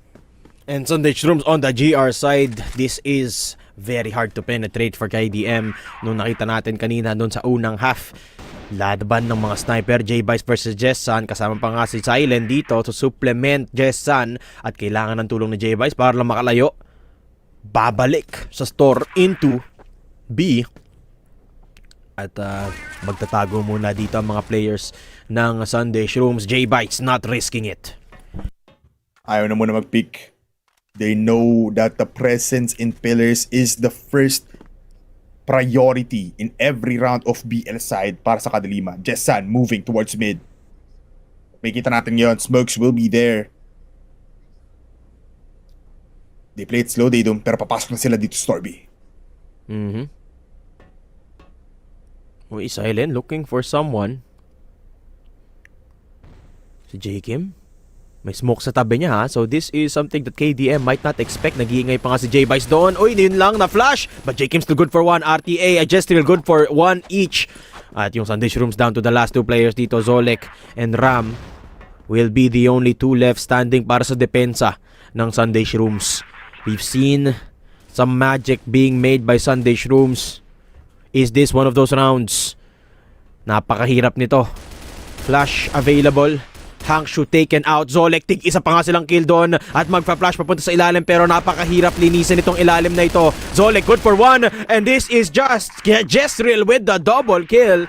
And KDM will be able to pick up the first round of OT. I mean, going for a dead round now, pero 10-9 ang ating scoreline in favor of Kadiliman. Very sloppy retake coming in from Sunday Shrooms. Nakita mo, they were risking it all, jumping. The flash were good, pero the shot's not gonna be connecting. The aim is quite hard kung tututo ka naman sa baba. No? If I am correct, hindi diretsong todo pababa kapag tumutok ka on your feet. So, hindi nila masyado matatamaan yung mga players. Especially na nakadikit sila doon sa railing sa may pader closer towards the doorway. Pero man, nakita natin dito Kadiliman, poking system lang ulit, trying to go for retakes, and I like the smoke now. I do know na nagsino-smoke nila yung EB para makuha nila yung outer position outside of the site. Even more, makapag-retake sila, para makapag-plan out sila kung paano nga ba nila kukunin or will they execute on another side. Yan, I love to see it, no? Kadiliman not losing composure in this particular set. Talagang nilalaban pa rin nila dito with the same exact strategies that they've been doing. Although this time, may konting variation naman. So, they keep Sunday Shrooms on their toes. At dahil doon gumana, nakapasok sila ng B-site dito, and the post-plant hold was all too easy para sa kanila. Ang hirap nga naman kasi pasukin pa rin ng B-site. I mean, yes, it's still, I think, in my opinion, dahil doon sa pagbabago sa under dito ng site, ang hirap pa rin niya pasukin because it's so hard to flash all of the players hiding underneath the site. And Kadiliman, knowing the strength of their BL side, makes the most of that at nakapasok agad sila doon. And Sunday Shrooms unable to do the exact same thing doon sa retake natin. 10-9 ang score natin dito, Kadiliman. And they have a chance to extend it into set number 5. Ano nga ba ang ating set number 5 kapag umabot tayo doon? It will be a definite story point para dito. But Port, Ooh, it's gonna be another close one pag umabot man tayo sa port, no?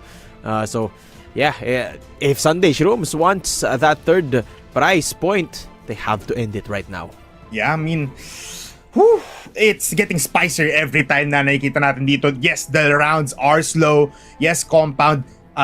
Alam mo yun, hinihigop lahat ng compound to lahat ng energy, lahat ng strategy, lahat ng possible mindsets dito ng ating mga players, and you can see it. It's taking a toll, especially onto Sunday Shroom. Sometimes they do some questionable things. Even in KDM, there's some questionable things that they do, but still nonetheless, kapag nandiyan yung barilan, you know the aim will be right. You know the aim will be correct. And you know that the shots will be connecting. Man, they don't. It is one hell of a compound 2. Round 20 na tayo, and coming back into this round, feeling ko kailangan na ulit gawin dito ng ating Sunday Shrooms yung 2-3 setup nila. Just put 2 people here on A, or at least a lot of mid aggression para the retake potential immediately kapag pumasok na yung mga players natin dito from Kadiliman onto these sites is mas malakas, mas powerful.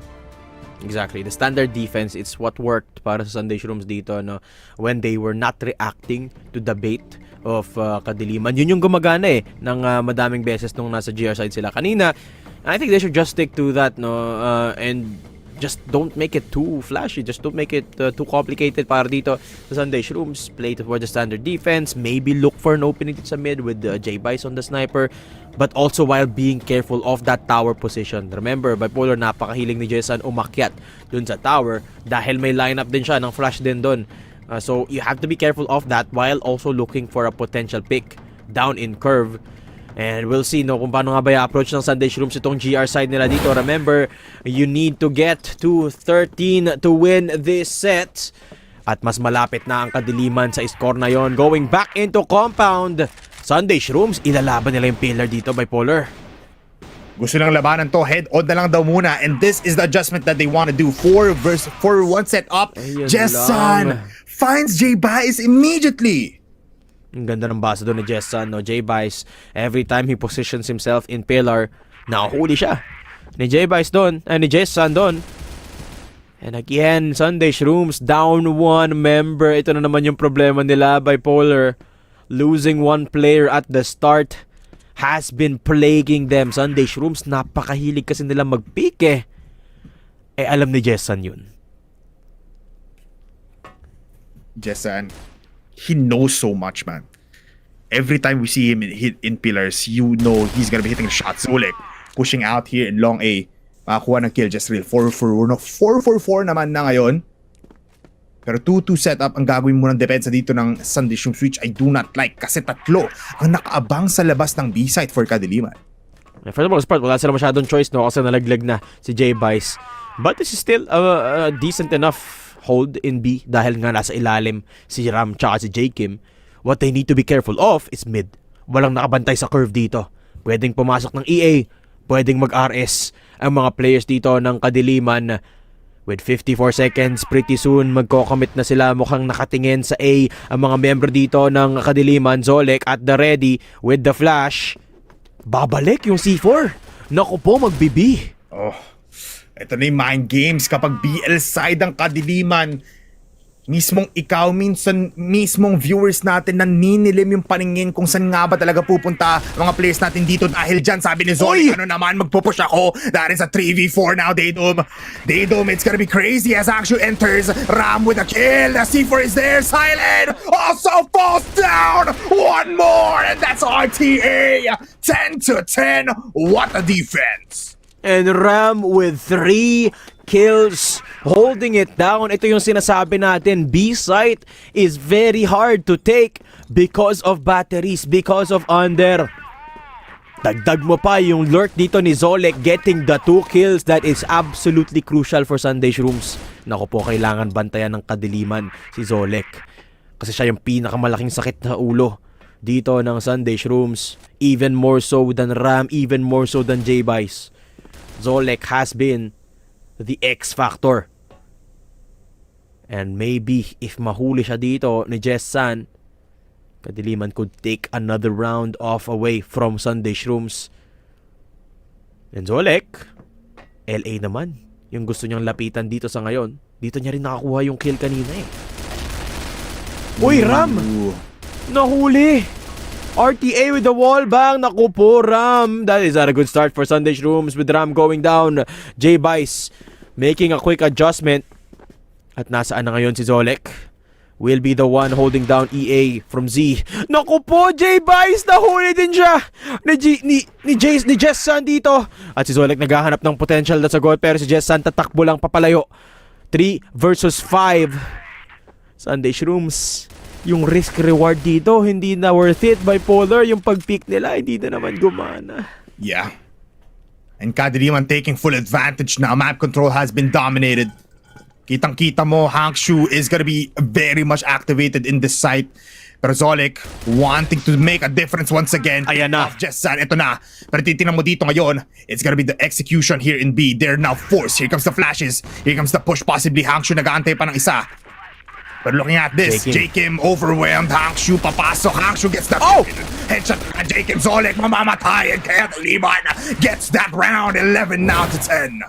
11-10, KADILIMAN, they make it happen again. The B-side execute, and this time again, punishing the aggression of Sunday SHROOMS. J-Bice speaking as well as getting a pick-off in Store B, making it very doable. Kung kompleto lang sana sila doon, baka naubos pa nila yung KADILIMAN sa B-side execute nila. Man, it's Zolek trying his hardest to go for the lurk, but at the same time, kulang yung nakuha niya na isang kill doon against Jessan. So we go back into the switch of sides. Ang problema lang ngayon, Bipolar, para sa Sunday SHROOMS, lugi sila ng isang round as they go to this BL side. At remember, nung nag-BL side sila, naunahan sila dito. Nakambakan sila ng KADILIMAN. Kaya nakakatakot itong overtime na ito with BL side being handed over towards Sunday SHROOMS. Very crazy, no? The idom na right now, you can feel every round counts, every life counts, every util counts, every bullet counts in this encounter. Switching of the sides, GR side, mas formidable right now for the side of KADILIMAN. Mas nakikita natin dito, struggling pa nga minsan ang ating Sunday SHROOMS on getting that approach. Pero feeling ko alam na ng KADILIMAN kung paano nga ba nilalaruin ang GR side nito. Put pressure in mid, don't let them come into EA or into curve. Huwag nating hayaan makaikot sila towards A side. Kasi ito na ang ating labanan. Babalik tayo dito. It is now the switching of the sides. 10 to 11, Daydom. Sunday SHROOMS wants this for an 11-11. And KADILIMAN going for the hard read. 4 people dito sa A side. Papasok na agad sa store A. At si Jessan nakatama ng isa. RTA good for one more in this round. It's falling apart for Sunday SHROOMS. KADILIMAN, what a read. Taking down immediately the contact of J-Kim and Zolek. Nako po, Sunday SHROOMS, this round is bound to fall apart unless they can make a miracle happen. Babalik na naman sa A dito ang Sunday SHROOMS. May 4 na tao dyan kanina. Ngayon 3, pero mahirap pa rin pasukin yan. Ram down to half HP. And Sunday SHROOMS are crumbling under the pressure. Makes you wonder, Bipolar, nakangiti pa rin ba ang mga players ng Sunday SHROOMS? Ang sagot, hindi. Ram is dead serious. J-Bice is waiting for anyone to punish. And Jessan is starting to rejoice. Nararamdaman niya na, naaamoy niya na ang set 5, ang port.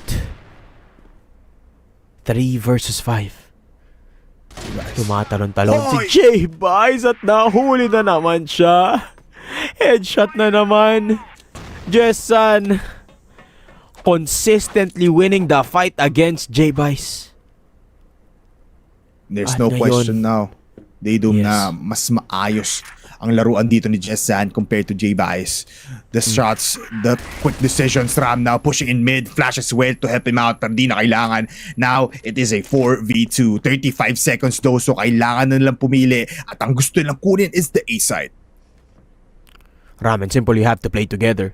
Kailangan sabay nilang pasukin dito si Jessan para lang may chance kayo na matrade siya or even flush him out. Flash ba yung hawak ni Simple o smoke? I think it's a smoke. And Simple goes in dry.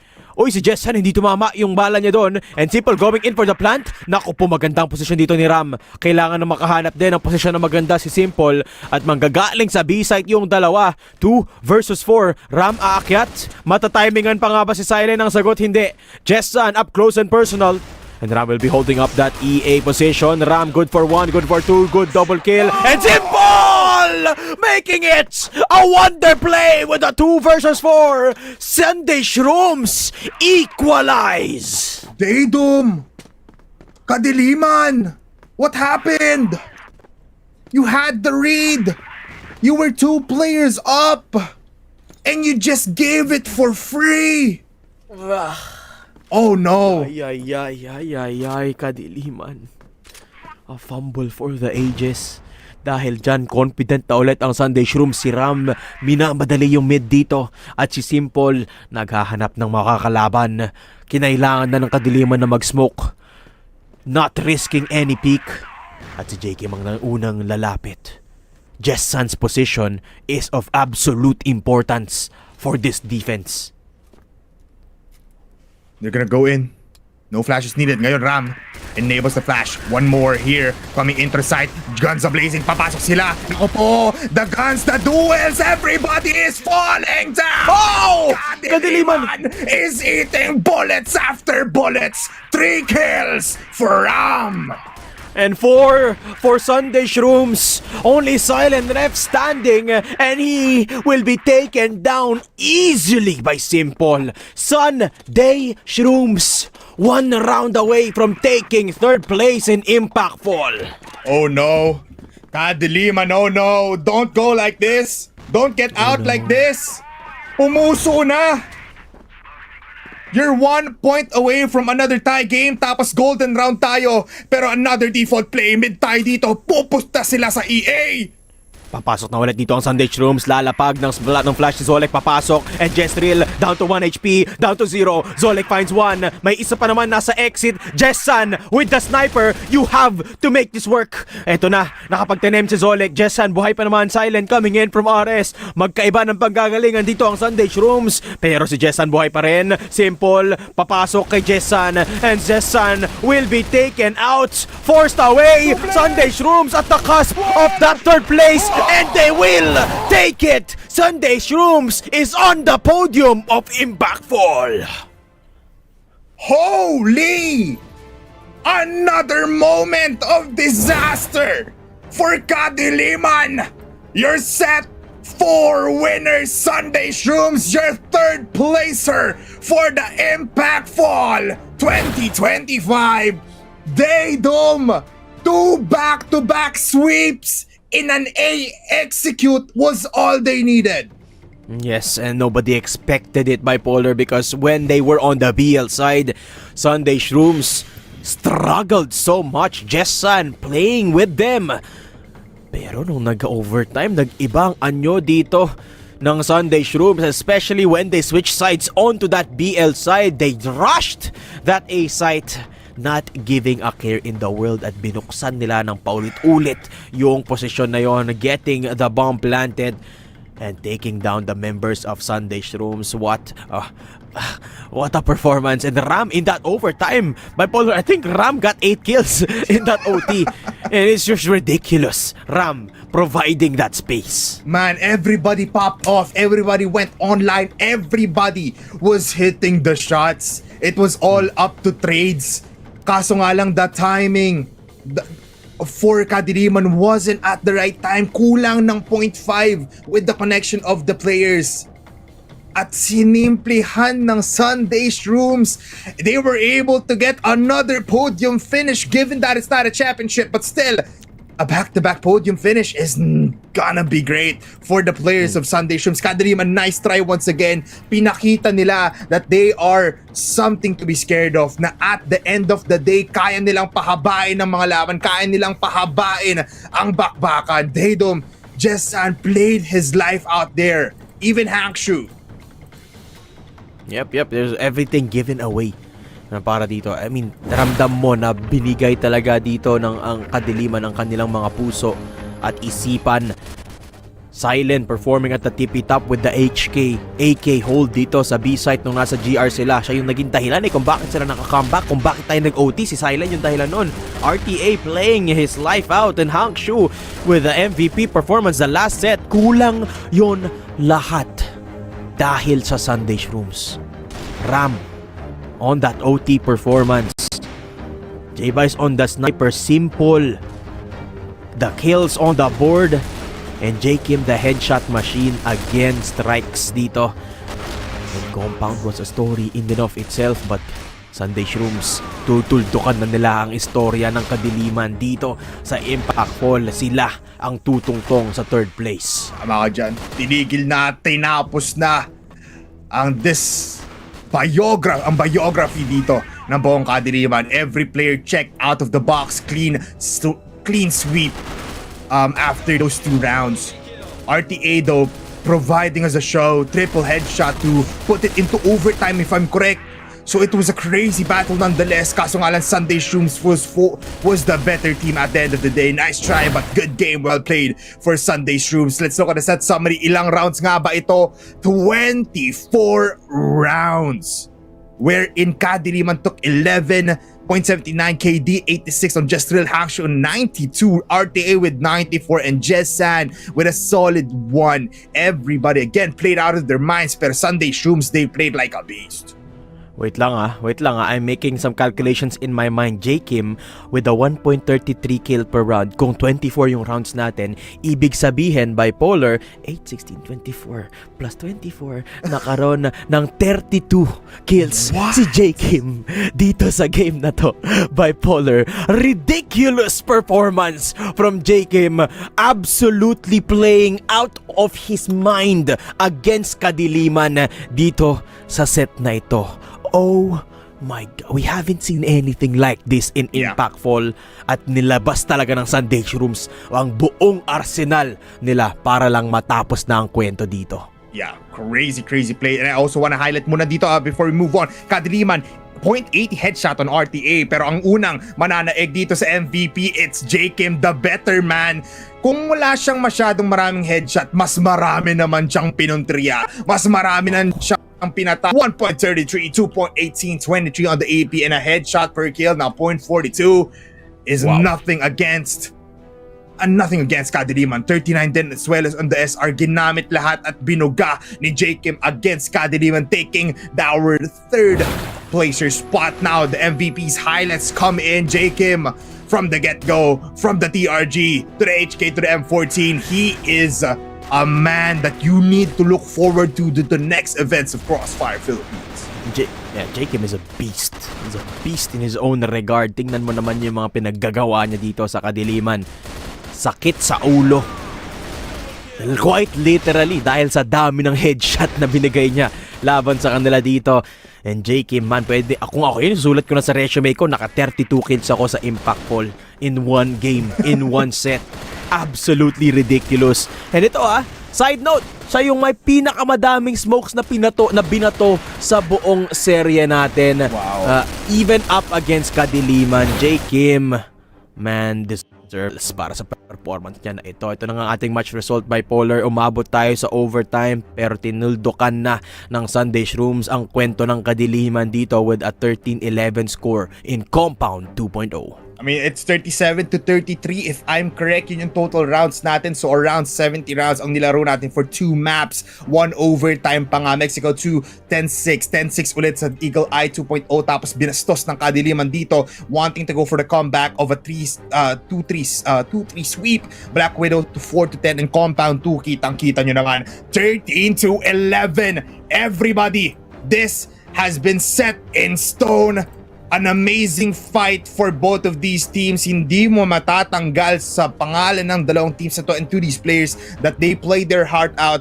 They played like gods basically to battle and to get at least some kind of regard for their efforts dito sa Impact Fall. Ngayon may kita natin sino nga ba ang match MVP for these 4 sets. It's J-Kim, no one else. I mean, nobody comes close to the status quo that J-Kim sets up for the team. Hindi pa rin ako makaget over sa 32 kills niya in one game. In one game against Kadiliman. I think that sets already that he is the MVP of this set and this match for that matter. J. Kim. And I think the highlight talaga kay J. Kim is how consistent he performs while also consistently providing utility. J. Kim also has the highest smokes per round in the games where they won. Kahit dito sa Eagle Eye, kahit dito sa Mexico. Ang dami pa rin yung smoke na ibinato. And J. Kim is very deservedly so the match MVP. Kahit kung naka-sniper siya no, dami niya pa rin utility na ginagamit. Which is very impressive from J. Kim. Performing and ending his impactful run with a bang, the biggest bang in Sunday Shrooms. I mean, another Swiss Army knife no in the books of Crossfire Philippines. Nakikita natin siya, TRG, quick peeks. TRG, another hold down. Tapos meron pa tayo dito mga clips towards him using the HKs, the USPs. And kahit yung movement niya man, alam niya kung kailan siya pipig, kailan siya aalis, kailan siya magte-take down ng 2 players just by standing still. And ngayon, welcome our match MVP. Joke lang, hindi pa po tayo mag-interview later on. Hindi pa natin actually alam kung sino yung interview natin. Pero it's just crazy to see how these things happened. Grabe yun, Daydom. I mean, I can't get over na ganto ang katapusan ng ating second to the last matchup of our day number 2 ng ating week number 6. Pero ngayon, oras na para i-welcome sa ating desk to the live stream. It's J. Kim, our match MVP, brother. Iba ka! Iba ka man! Iba. Alright, first off, J. Kim, welcome to the desk. Unang-una, gusto kitang i-congratulations. Thank you po. Congratulations! Nakatungtong kayo sa 3rd place finish dito sa Impact Fall. And congratulations sa pagiging match MVP natin. No? Ang tanong ko ito, J. Kim, is simple lang. May plano na ba for next year si J. Kim at ang Sunday Shrooms? Anong goal natin for next year of Crossfire? Pipilitin po namin makapasok. Magpa-practice po kami. Yun. You love to hear that. The grind mindset. Hindi pa tapos ang hindi pa nagsisimula ang celebration para sa Impact grind mindset na agad. I love that from J. Kim Polar. I mean, that's the winner mindset, no? From the from championship title to ngayon, a podium finish. J. Kim, I just wanna say, man, kung ibang player yung nasa pwesto mo na gumagamit ng HK, M14, ng USP, ng TRG, ma-overwhelm sila. Paano mo na-overcome yun? 4 sets pa yung nilaro mo tapos parang hindi pumalya yung kill to death ratio mo. Palaging above double digits. Minsan 20 kills pa nga every time. Ano lang po, tinatanggal ko lang po yung pressure sa sarili ko para po hindi mawala yung tutok. Yun na po. Alright. The mindset talaga ay kakaiba dito, bipolar, no? J. Kim, ito, kung meron kang gustong pasalamatan, gusto i-shoutout, gusto batiin, bigyan ng message, I give the floor to you. Shoutout po sa jowa ko, sa pamilya ko. Shoutout po kay Coach Papay. Shoutout po kay Ate Matet, kay Ram, kay Jerb, kay Solek. Ayun po. Thank you po. Yun. Well, Lumiwanag na ang dilim. Lumiwanag na ang dilim. I mean, Shoutout kay JK, Boss Salvatore. Ayun! Ayun, napakakita si Salvatore. Ayan. Again, may tanong ka ba dito kay J. Kim Bipolar? I mean, why not just let it out, no? I mean, J. Kim, maraming salamat po. Congratulations! Maraming salamat. Your Congrats. winners for the 3rd spot, J. Kim and Sunday Shrooms. Maraming salamat, brother. Thank you po. At ito na nga. Iyan na nga. Daydom, your victorious squad Sunday Shrooms did not disappoint us. Ram, J. Baez, J. Kim, Simple, and Zolik. Daydom, what a show! 4 sets! Yeah. What a show, what a performance. Big props sa KDM na. Maganda pa naman napakita nilang progress over the course of Impact, and I tip my hat to them. Sana makita ulit natin sila sa Impact next year.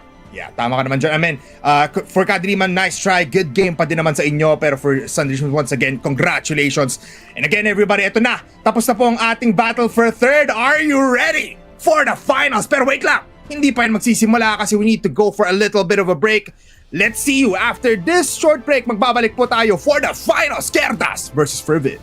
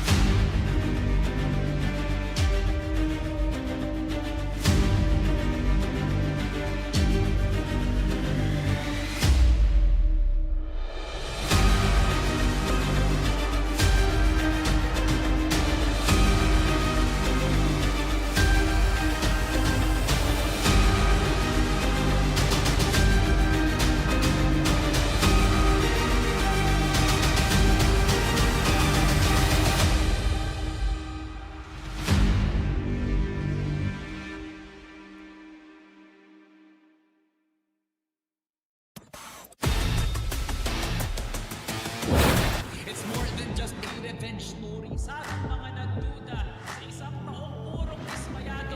This is a team through grit and grind and years of experience. You can't really deny the greatness. Good shot, gotta get X3D. He gets his third, he gets his fourth. Oh my God! Good shot, gotta get JC. Drill gets 1 and 2. Beautiful timing Pero para sa Defrax, uubusin na lang lahat. isang bala lamang, matutupad ang lahat ng pangarap.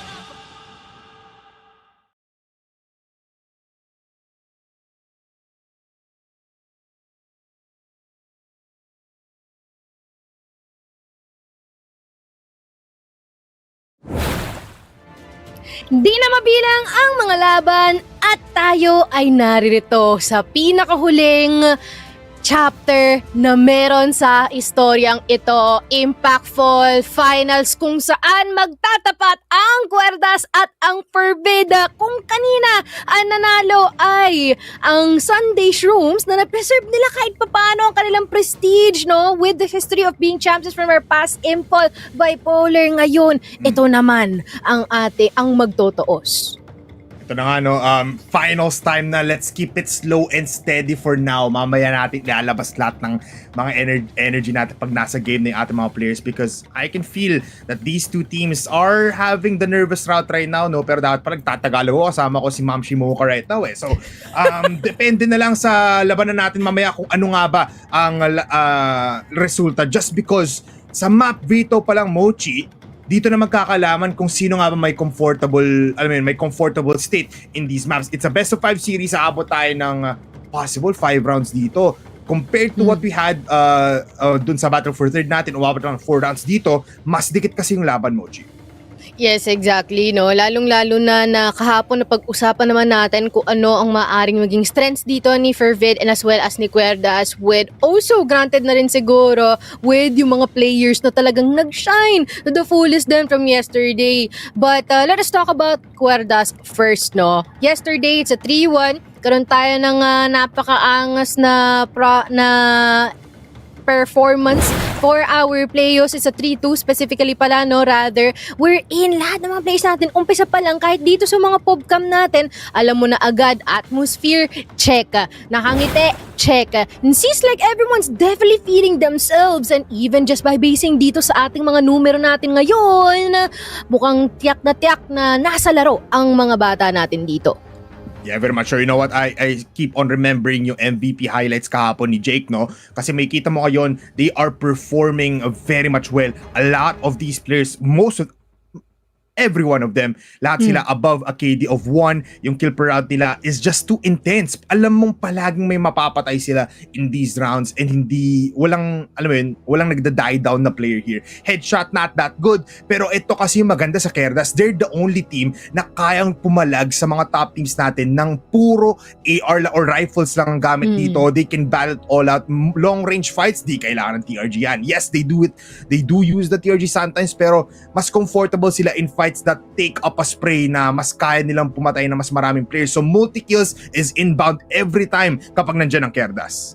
Yeah, I couldn't agree more about that statement of yours. Dagdag na rin natin siguro yung versatility that comes to the point na kung sino man ang makatapat nila dito, even from the whole duration of our group stage, ifo-force nila to play according to the play style na kung anong meron sila dito. Kung nagpa-pop up sila, they wanted to be aggressive, they wanted to be chaotic, kailangan sumunod ng kung sino mang opposition nila dito. Reason as to why kung bakit nahirapan din si Sunday SHROOMS at natalo sila yesterday. They were too accustomed to the slow pacing that they are usually very much leaning on to the point na they broke apart and were truly bended over dito ng ating QUERDAS na team. I mean, it's crazy, no, na to see QUERDAS in a way na isa lang ang talo niya, it's up KADILIMAN. Ngayon na they're out of the picture, might be a possible, some people are saying 3-0, 3-1 in favor of QUERDAS just because of how dominating they are pagdating dito sa ating standings. Yes, KADILIMAN was on the top echelon ng ating standings, pero pagdating dito, ngayon, parang wala nang pipigil sa kanila. Even with FERVID, 2-0 nila yun last time nung nagkita sila sa group stage. Yeah, exactly, no? If we recall natin yung kanilang laban nun, I believe it was in the map of Porte, New Mexico, which is, I believe, yung second time or first time natin nakita na nagkaroon tayo ng mapa ng New Mexico doon sa ating group stage. But regardless, kung ano man ang magiging outcome nun, it is always on favor para dito sa side ng QUERDAS, lalong-lalo na pagdating sa kanilang galawan, masyadong mahirap sumabay to the point na wala mag-experiment ka na lang talaga. But I think with FERVID being here, I feel like kaya naman nilang makipagsabayan, especially they also have such players like Lance, they had Haj. Of course, lalo na rin si Boss Aris, no? So makikita din natin yan mamaya. Yeah, very much so. I'm just so excited with this matchup, especially na mamaya may makakausap tayong player together with KUERDAS. Mukhang kikiligin yung isang player, isang caster natin dito, nasa kanan ko, no? But looking at this, nonetheless, they're a force to be reckoned with. Sobrang ganda ng labanan natin later on. I feel like dun pa lang alam mo na agad na it's gonna be a long game. It's gonna be a long game indeed. Kaya naman, no, kung meron tayong mga katanungan, syempre merong sasagot dyan. At sino pa nga ba ang ating interview dito? Oy, si Boss Jake! Hi! Hello po. Kamusta? Okay lang po. Medyo nilalamig sa home shop. Sorry. Wait lang, medyo mahina. Okay lang po. Okay lang po. naman daw, Polar. I mean, Jake, ito unang question sa akin. Para lighthearted lang tayo dito. Kamusta naman yung camping mo? Nakita ko, kakapost mo lang na nagka-camping ka na. Naka-full on sweater ka pa dyan. Pati naka-socks pa si idol mong Jake, no? I mean, on a serious note though, Jake, kamusta naman yung team nyo ngayon? Congratulations first on getting that first spot dito sa ating finals. Any plans? Any target locks dito sa ating FERVID? Kailangan lang po namin manalo po sa mga mapa po na pinik po namin. One more, Jake. Isa pa. Lapit mo lang na onte. Yan. Kailangan po namin manalo sa mga mapa po na napik po namin. Okay. More of map prioritization tayo dito, no? So, when it comes to like a specific approach sa pag-atake dito sa FERVID, meron ba kayong inihanda na para lang talaga sa kanila? Wala po, lahat po. Ano lang po lahat. Hindi po kami nagpo-practice. Ayun lang. Okay. Kung ano lang po yung resulta ngayon, na yun lang po. Okay, kung ano yung most recent. I mean, it worked against Sunday Shrooms, no? So, if it keeps on working, then better yet, do it again. Pero, Boy Paul, balita ko, may gusto kang kamustahin, Ay, ako kakamustahin? Sino Mauchi? Ay, sino ba? Hindi, nagtatanong na nga. Kasi merong mga kanina dito nagtatrawl sila. Wala, si Jake i-interview. Kaya gusto namin i-ask, kamusta naman ang inspirasyon sa'yo ni CBN dito, no? Ano ang pinlinyang part dito sa laro nyo ngayon sa buong liga ng Impact, Paul? Wala po. Sinusuportahan niya lang po ako sa mga laro ko po, kaya mas lalo ko pong ginagalingan. Ay! Sinusuportahan daw mo! Sinusuportahan daw! Very cute. Ayan lang yung ng question namin. Sige, Pauler, last. I mean, Jake, it's your time. Oras na para pasalamatan mo yung supporters mo. It's your time to shout out. Lawat mo lang na onte para marinig mo. Shoutout kay Mama, kay Boss Harley, pati kay Salvatore. Shoutout din sa jowa ko, si Kloklo. Yun lang po. Ayun. Maraming salamat, Jake. Hindi ka na namin iistorbohin pa. Galingan ninyo at good luck dito sa laban nyo against the FERVID. Thank you po. Ayan, thank you. Ayan na nga, Bipolar, no? And all smiles para sa ating mga members here for QUERDAS.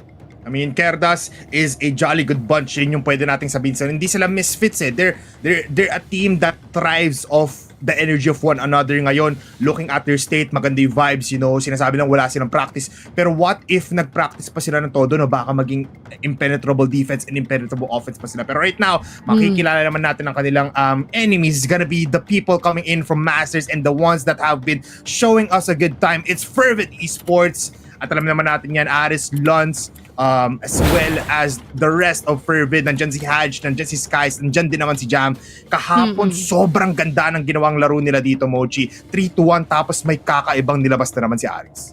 Nako po, alam mo, kung meron tayong ipo-point out dito din sa FERVID, it is always the surprise factor dito pa na maaari nilang i-inflict sa kanilang mga kalaban to the point na parang they'll be too stunned to opt for the duels na kailangan nilang gawin sa mga mapang kanilang pinaglalaroan. And with that being said, ito nga ang ating mga team stats dito no, kung saan si Lance ang nangunguna followed by Skies. Also a team that has a bunch of prowess when it comes to flexibility na rin with the Rose and as well as quite some explosive pushes na maaari lang inflict regardless of the fact that they are even on the global risk side.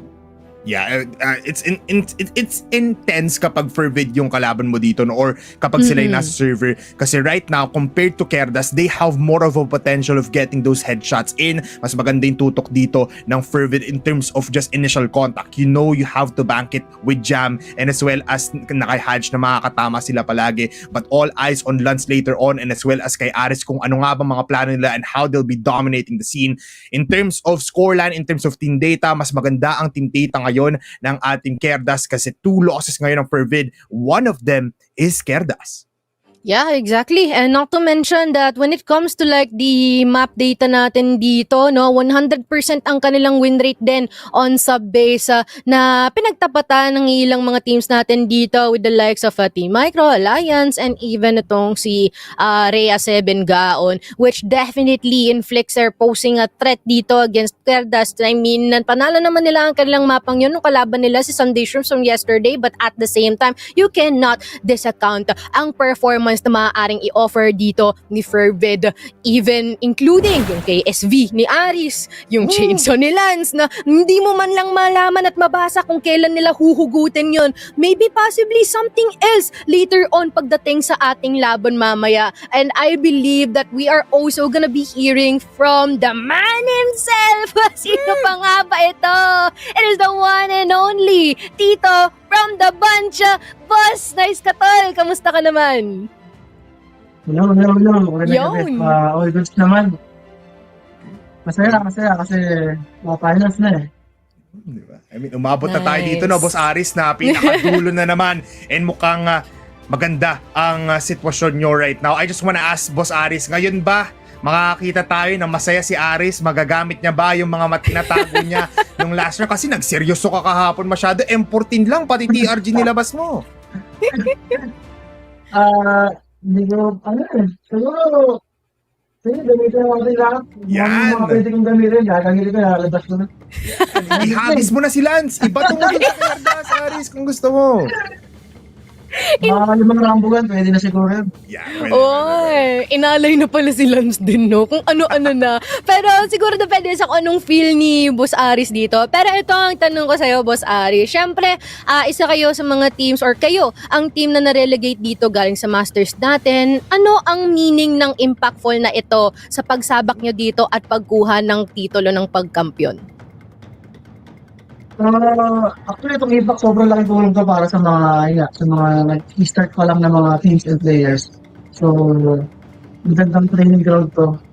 Kasi naman natin, di ba, Masters, hindi talaga madali.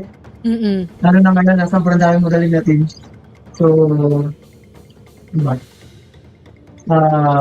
Masaya ako kasali ko rin kami dito sa impact. Isa sa mga goal ko, bukod sa mag-champion kami, syempre, yung mag-improve yung mga players doon. Kasi yun sa mga talagang goal ko rin. Yung mas mag-improve sila. Yung mag-champion kasi kami, manalo kami, parang bonus talamin. That's actually a nice point. In terms of bigger picture, no, Boss Aris, kailangan talaga improvement muna above all else. No? And feeling ko naman, nagawa niyo yun so far. So, Boss Aris, it's your time to shine. May pasasalamatan ka ba? Shoutout sa ating live stream. Shoutout sa lahat ng mga supporters sa FERVID. To Boss Art, Boss Aldo, salamat sa suporta. Salamat ka pwede ng channel. Then sa mga bashers ko. Uy! Nakita ko yung post ka. Oo nga, parang nakita ko din yun, no? Maraming salamat sa inyo lahat. Yun. Good luck. At maraming salamat din, Boss Nice Katol, no? Di na namin kayo istorbo and good luck sa inyong laban dito kontra sa QUERDAS, no? Galingan ninyo. Thank you. Yun. It seems like we're pretty good so far dito kay Puller, no? I'm liking the vibe so far, no? Very nice, very nice. Pero let us check out din muna ang keys to victory ng ating mga teams kasi dito magkakaalaman the strengths, the weaknesses, what they could do about this.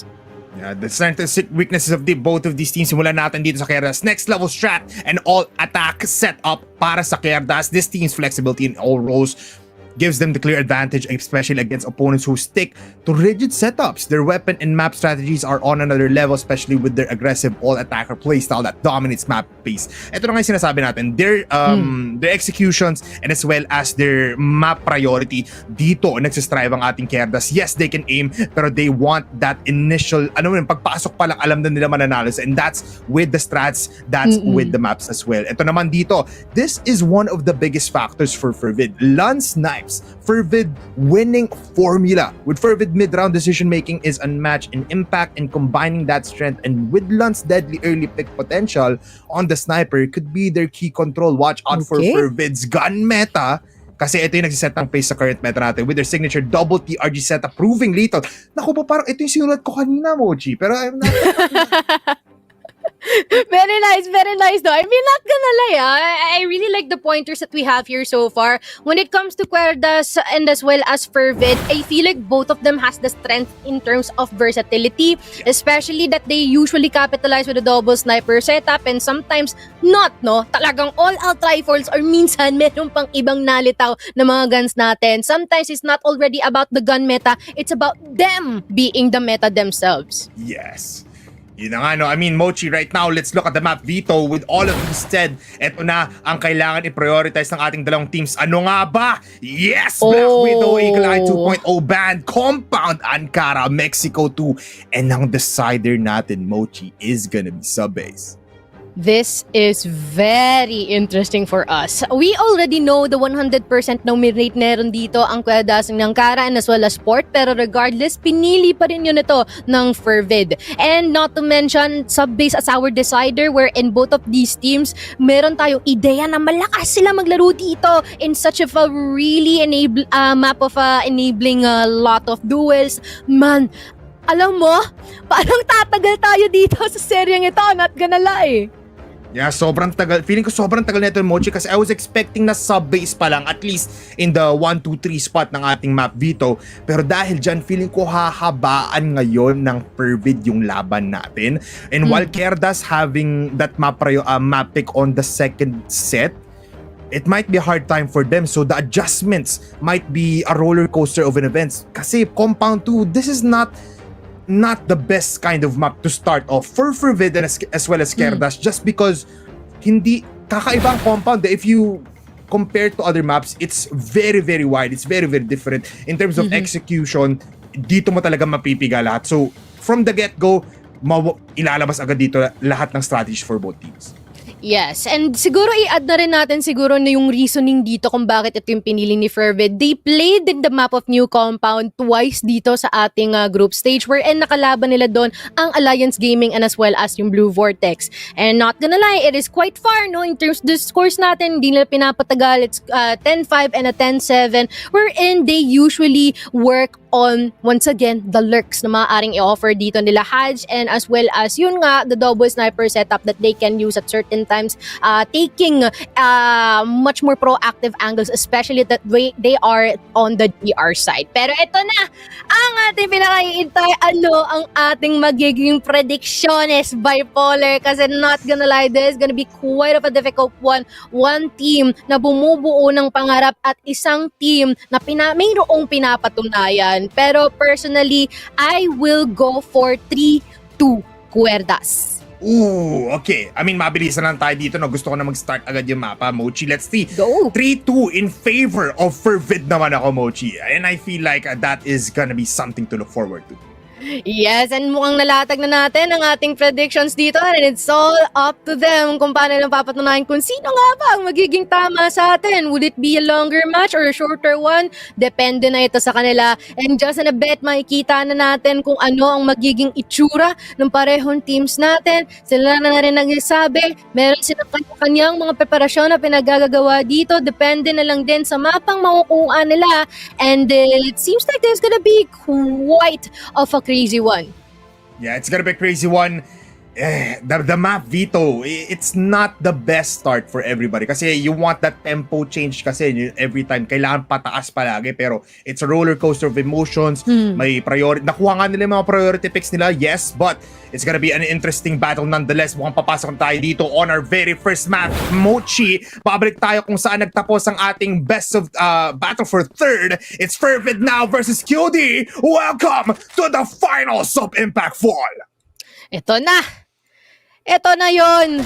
Once and for all, magtatapos ang lahat at pinangunahan na kaagad ni Lance at ni Hadja dito sa midere at sa pillars natin. Paunti-unting nalalaga sa mga member na magkabilang kampo. 2v2. Lance na lang ang naiiwan ngayon with a TRG. Pero USP naman ata ang hawak ka dito. Hindi naman yan ata problema. Chris all alone trying to put himself in a better position beside ang kanilang paglalagyan dito. Magkakasalubong ba?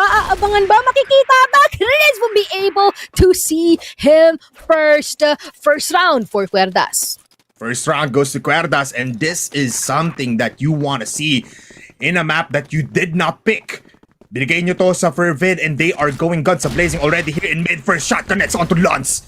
Onto Chris by Lance. At dahil dyan, irerespetuhin mo nila, magbaback off dito si Jake.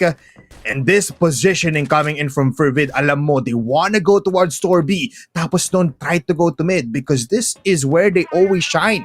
This like B split push or A split push kung saan 3-2 set up ang ginagawa nila. Pero sabi ng QD, ifo-fortify namin ang mid ngayon with this Crossfire with Jake and Yobs. Yeah. Pero tingnan natin what is going to be the deal here for Fervid, no? Kasi ang magiging mahirap dito sa kanila is pagka medyo natuwa sila sa mga slow pacing nila, maaaring maging problema ito for them in the long term. Pero si Skies, may makita ba siya? Hindi niya nakita na mayroon dumaan dito sa ating CV area. That is not good kasi si Yogs! Meron lang mapipitas dito kaagad-agad. C4 down pero meron siya makakasalubong dito. Skies nasa talikod. Oh my gosh! Kasalisan pa nga. But Skies will be able to take him down. Ang daing impormasyon na meron dito ngayon ng QUERDAS, no? Nakita ni Yobs lahat. Ang daing na narinig mga bala at ang daing nakatingin din sa kanya. Someone just gonna be holding down dito sa bandang CB area natin while Ilaga in a really aggressive position dito sa taas ng ating bats. Gonna be taking one down in the process here as they now opt for a waiting game. 3v3. Lilipat muna ngayon ang ating Fervid towards mid. May nakapwesto pa rin naman. It's Justin with the M14. Skies knows something is up here. The smoke has not yet faltered. Lance ang nakamatay naman dito sa taas. Headshot already connecting from Justin. Mamamatay din naman siya. Skies quickly coming in for the trade. 2v2. Malapitan on curve ang dalawang players dito. Jake and Ilaga. Kaso sabi dito ni Hadj and ni Skies, likutin natin ang ulo dito ni Ilaga. Pupush tayo pero sabi niya, double headshot in a dream. QD claims 2 rounds dito sa compound. Alam mo, it feels to me na okay na sana yung, in theory, okay sana yung gustong gawin dito ni Fervid, but it feels like the angle is just too bad for them, no? Talaga-abang na talaga doon si Ilaga alongside ng kanyang kasama doon during that time, and unfortunately, hindi nagkaroon ng mabilisang trade-off kung meron dito sa Fervid. Nakapag-audition pa sila ng bahagya doon, pero ngayon, Chris already gone, Jam as well, Yobs on the TRG, and we're already seeing quite a bit of switch-ups currently happening dito, no, for QUERDAS. Definitely making the most out of the artilleries na meron sila dito in terms of flexibility. Pero right now, Fervid, medyo delikado ata ang buhay ni Nice Katol dito kasi sobrang baba na ng HP niya ngayon. Yeah, very low. Too close for comfort. Pero again, babalik lang tayo dito sa B. Store B position has been secured. Isa lang naman nakadepensa right now on to B. But this is crucial. Yobs with the TRG. Just needs Ganda one ng shot at angle. least para ma-close by yung ating terms of trade-offs, mamatay nga lang siya.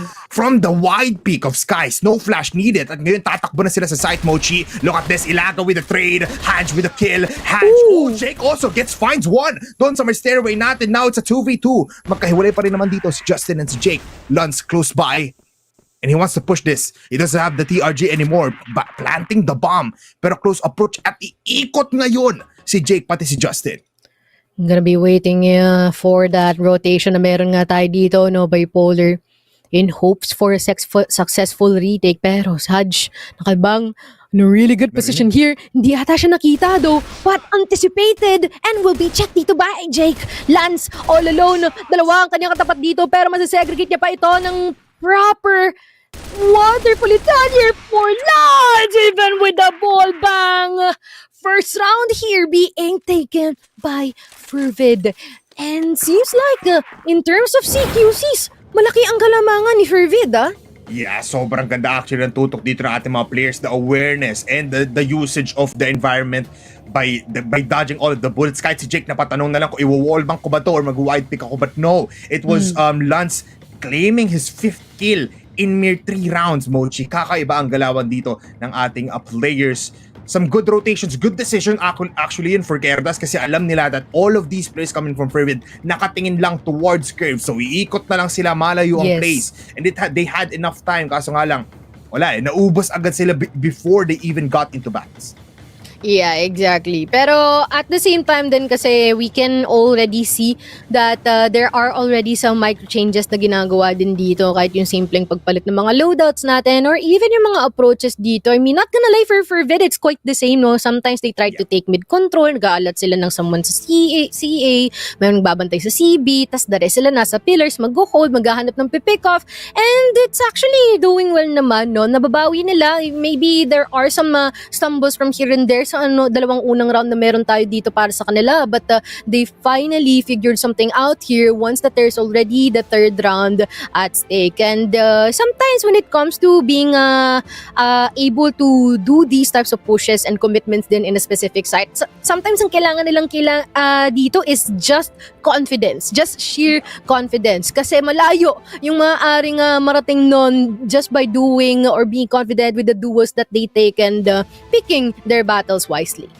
Yeah, I agree with you on that, Mochi, kasi FERVID they feed off the fear that you instill on yourself. So kailangan mong tanggalin yun sa sistema mo para you're not playing FERVID's game, you're playing QD's game up against Compound. So now we'll be seeing our 4th round here again, nag-end tayo with Lance with 5 kills, one of the top scorers right now. QD medyo tumikim sana ng TRG double setup doon, but no, sabi ni Justin, let's not do that right now. It's still a 2-1 scoreline. And again, pillars position equally taken by Jam, and as well as FERVID, shots gonna be taken in. Ilaga also putting some shots in, pero walang mamamatay. Yobs, mapipick off pa nga ng mabilisan. Oh my, grabe si Jam dito, no? Rekta push kung maaaring mag-push and immediate kill na wala ang TRG player dito ngayon ng QUERDAS, not unless kung pupulutin nga ba ni Ilaga yun. Kaya lang kasi that's gonna be a bit too risky and even a possible chance na ma-corner at maipit siya dito, no? Pero tayo ay dedepende sa suporta maaaring maibigay sa kanya dito ni Jake ngayon. Lots of utilities na ilalatag na dito sa entrada ng ating B-site. Also some rotations currently happening here. Pero binitawan nila yung A, bipolar. Baka hindi maging maganda yung resulta nito. Ito nang medyo na-realize nila na, wait lang. Wala naman nag-execute eh. They might have gone mid once again. So pinadala muna si Chris and Ilaga and as well as Justin back here on mid. Pero look at this. This is a scary thing to see.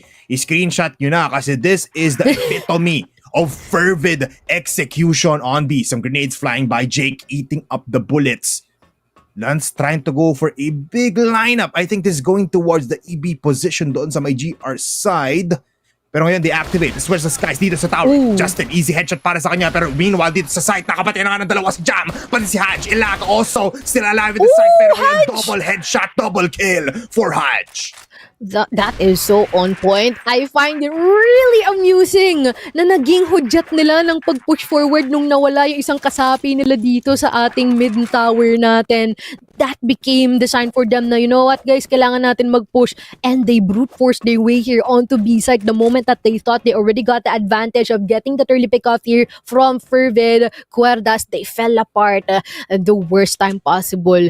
And given na rin siguro kahit na may time pressure tayo dito, parang wala lang yun for FERVID, lalong-lalo na all because of all the proactive do's na ginagawa dito nila Haj. Pero ngayon dito sa bandang pillars natin may namamataan at nakikita Ilagat nung matalon-talon pa, but I wonder if i-check kaya nila si Yobs dito kung sakali man na magpupush sila. Yun ang ano, I think it's just a decoy play now. Tapos si Yobs mismo yung aarangkada dito sa push on Storby. Lance medyo nag-aasim. They know something is there on the corners, but not gonna be peeking out right now. Mid as well being taken by QD at the same time. FERVID, wary. Alam nila, the smoke in front of Storby means that there is presence na malapitan coming in from QUERDAS. Haj, papasok ngayon. Look at the scam. May kita nga nila dito. Jam will be peeking out in an instant. Ilaga ngayon. Dodges the flash. Gets one. There's a trade-off mula kay Ilaga. Haj, nandito pa rin naman pero it doesn't know na nandun pa rin si Yobs. Mochi, gumana yung plano dito ng QD and they get one. At nakabuhay pa ata dito si Yobs. Still able to fight out with Lance. Lance able to stop all the bullets. Dinadodge na nga lahat. Tinawag pa si Aris. Si Daddy nandito na. Naku po, yan na nga, sumusugod na nga siya dito, umaarangkada na, pero si Jake pa ang magpapatahimik sa kanya. Lance trying to fight for his life here, 1v3 right in front of our eyes, kaya lang kasi, wait lang, Lance, and as well as guys, pa pala ang boy dito, pero isang ihip na lang, maaaring maging delikado ng boy dito ni Lance, no? They will still try to rotate either way, pero sabi ni Chris, hindi ko sila pagbibigyan. Lance all alone here, taking the C4, yakap-yakap niya. Pero would he still manage to take the A side for himself? It's now a hunting game. Parang simula na yung Hunger Games natin dito ngayon, bipolar, wherein Lance has to survive against the 3 remaining members. Pero hindi na ito magtatagal. Tapos na nga ang laban already in that round. What a beautiful execution. And gumana nga talaga, Moch. Isang distraction lang doon yung tumatalo na player. I think it was Ilaga on that B position. Tapos hinayaan niya lang si Yobs na mag-cook up ng strat. Nakamandyan ka lang. Huwag ka nga alis. And now, first time natin may kita ulit from QD. They take up a deeper approach here in Pillars and as well as Tor B. May makita silang aggression dito sa may LA position, pero FERVID are playing this slow, playing this methodical, playing this quite clearly. Ilaga may kita dito ngayon, Yobs will be another one as an investment. Decoy lang si Ilaga, the shots will be there. Ilaga with 1, possibly 2 as he picks out more. May kita dito si Lance, he gets the damage in. Yobs activates pero mamamatay lang. Napatid pa, Ilaga with the double. Can he get the triple? Peeking out, jumping in. Ilaga gets 3. FERVID gets taken out dito sa pillar. Feeling ko, gas-gas na to, pero tulad nga ng sabi nila, pag may tiyaga, merong Ilaga taking the 3K already, pero mapapatahimik na nga lang siya, bigla ni Skies dito ngayon. Pinadala sa langit itong si Ilaga momentarily, but the pillars, tingnan mo naman kung gaano karami yung X dyan, men, naging graveyard. But Aris and Skies, alam mo, not gonna lie, sobrang doable pa nito para sa kanila, no? Makapitas lang dito si Aris, naku po, maaaring magbago ang ihip ng hangin dito para sa FERVID.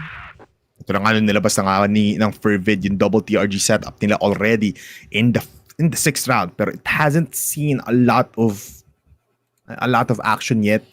Kapag BL side kasi you don't have that necessarily positions na makakuha ka ng sightline na sobrang open, so medyo mahirap to for Aris. He goes back in with the TRG, takes it away from Lance's body, and Sky's wanting to go here in mid. Justin gonna be the crucial one to stop this push. Mayroon pa bang flash dito ang FERVID? Yes, they are. Pero mandito na yung mga bullets flying by. Tracer bullets coming in. Sky's na pumali ang tignan. Pero the 180 flick onto Justin. They can go into A. And yes, they can. Wow. 2 versus 1 now. And Jake all alone. The woman power, can it activate against 2 players that have been so good since the group stage? Jake pushing in, knows someone is in C1. Jake flashed by, dito pa rin sa Z, hindi makapush out. 30 seconds, Jake overwhelmed. Jake dying. Aris with the kill.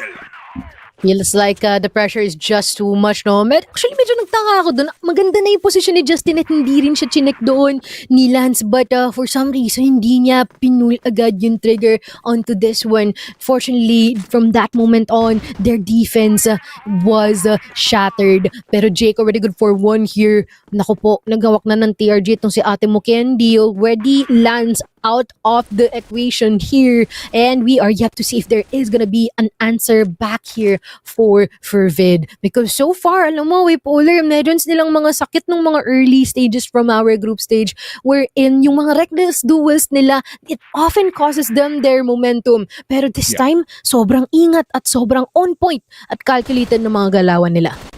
Very passive, no? The adjustments you can see, the improvements as well. Very laid back, very on the wall ang galawan dito ng QD. A wall that cannot be that broken. It cannot be broken apart that easily. At ngayon, first time din natin makita for FERVID going for a 1-1-2 setup while Haj and Jam tries to go for some picks here, trying to equalize. Pero hindi bumabadya. Ito yung problema na hinaharap ng FERVID ngayon. Just like what you've said, Mochi, wala silang binibigay na line of sight para mapuntirya ng mga FERVID squad natin on the BL side. Actually, it seems like earlier on, they're trying to contemplate if that would actually be a split push, no? Kaya lang kasi parang medyo dehado sila dito in terms of manpower and they really don't want to risk it. Pero sabi ni Skies, wait lang guys, pwede tayo dito sa A-site natin. Now, ang lalim na nila dito ngayon and it's all up to first contact na si Justin, no? Kung makukuha niya yung isa dito, that is already all-out advantage here for QUERDAS. Pero sabi ni Jake, hindi na! Itabi mo na! Ako na! Justin following up on that and Haj attempting to offer a trade, pero ngayon 2v4 pa ang ating labanan dito. Parang medyo mahirap ata ito. The pressure is just gonna be too much for FERVID to handle. Another round here para kay QUERDAS. What a retake and what a sandwich play coming in for QD. Hindi man lang hinayaan na magplanta dito or makapasok pa deeper into the site. That initial pick-off mula dito kay Jake from exit was a detrimental factor para makuha nila yun. Pero look at this, Yobs and Nilaga activating. Nandito na agad sa Pilister. Nandito si Haj gets one. On the other side gets two. Dito naman si Skies and as well as si Jam. Triple kill for the side of FERVID. Seems like they learned the lesson the hard way on this one. Never take these types of medyo malalalim at mga extensions natin dito on the GR side, because if not, FERVID will take them out. And now it's all up to Chris. This is gonna be pretty difficult, especially B-side pa ang pinili nila dito. Man, expected ka agad kung saan papasok dito si Chris. And thus, an easy round here for FERVID, to say the least. FERVID going up strong dito sa position na ito. We're able to get them at that round quite quickly. Medyo babalik muna sa default play dito ang QD just because one of their risk plays was already done. Di masyado nakakuha ng kills. Actually, it did not even get a kill there. Just some late bodies mula dito kay Yobs at kay Ilaga. At ngayon, mid setup for Aris with the TRG, already half HP. Medyo delikado para sa kanya. Pero wala kasing presensya dito sa curve or towards EB ang buong QD squad natin. So it's very hard for him to look at it dahil dyan, he's looking towards A as well. Mahirap tong labanan for FERVID just because of how passive QD is. But, let's see, no? Ako po, medyo delikado ata kung si Jake ang masisipat dito sa ating exit. Patungon exit natin, pero let us see what will be the play on this one. We are definitely seeing careful rotations and checking ng spaces dito galing kay FERVID, no? Lalong-lalo na yung mga pairings natin so far has always been on point, no? Na ang kasama ng magkakadikit ng maigi si Skies at si Jam.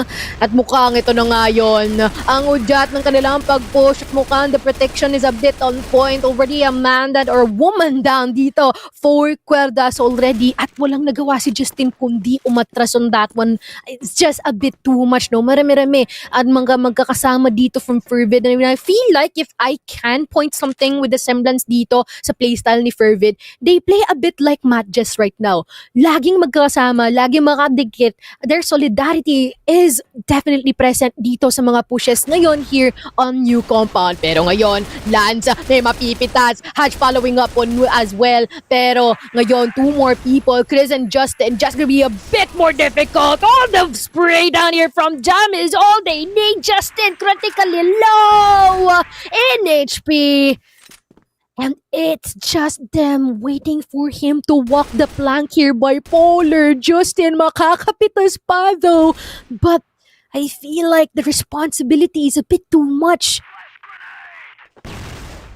Justin, still low in HP, naka-dodge ng first contact against Skies, but now he falls down nonetheless. Our first half concludes with a 5-4 scoreline kung saan tayo ay magbabalik muna sa ating caster's deck. As I remember, my dead round pala tayo, Mochi. Nonetheless, it is gonna be a almost an equal playing field. May isang advantage lang ditong FERVID, but mas feeling ko mas maayos ang BL side dito ng QD just because we know them to be an execute heavy team. They can possibly go to aim more often, unlike FERVID.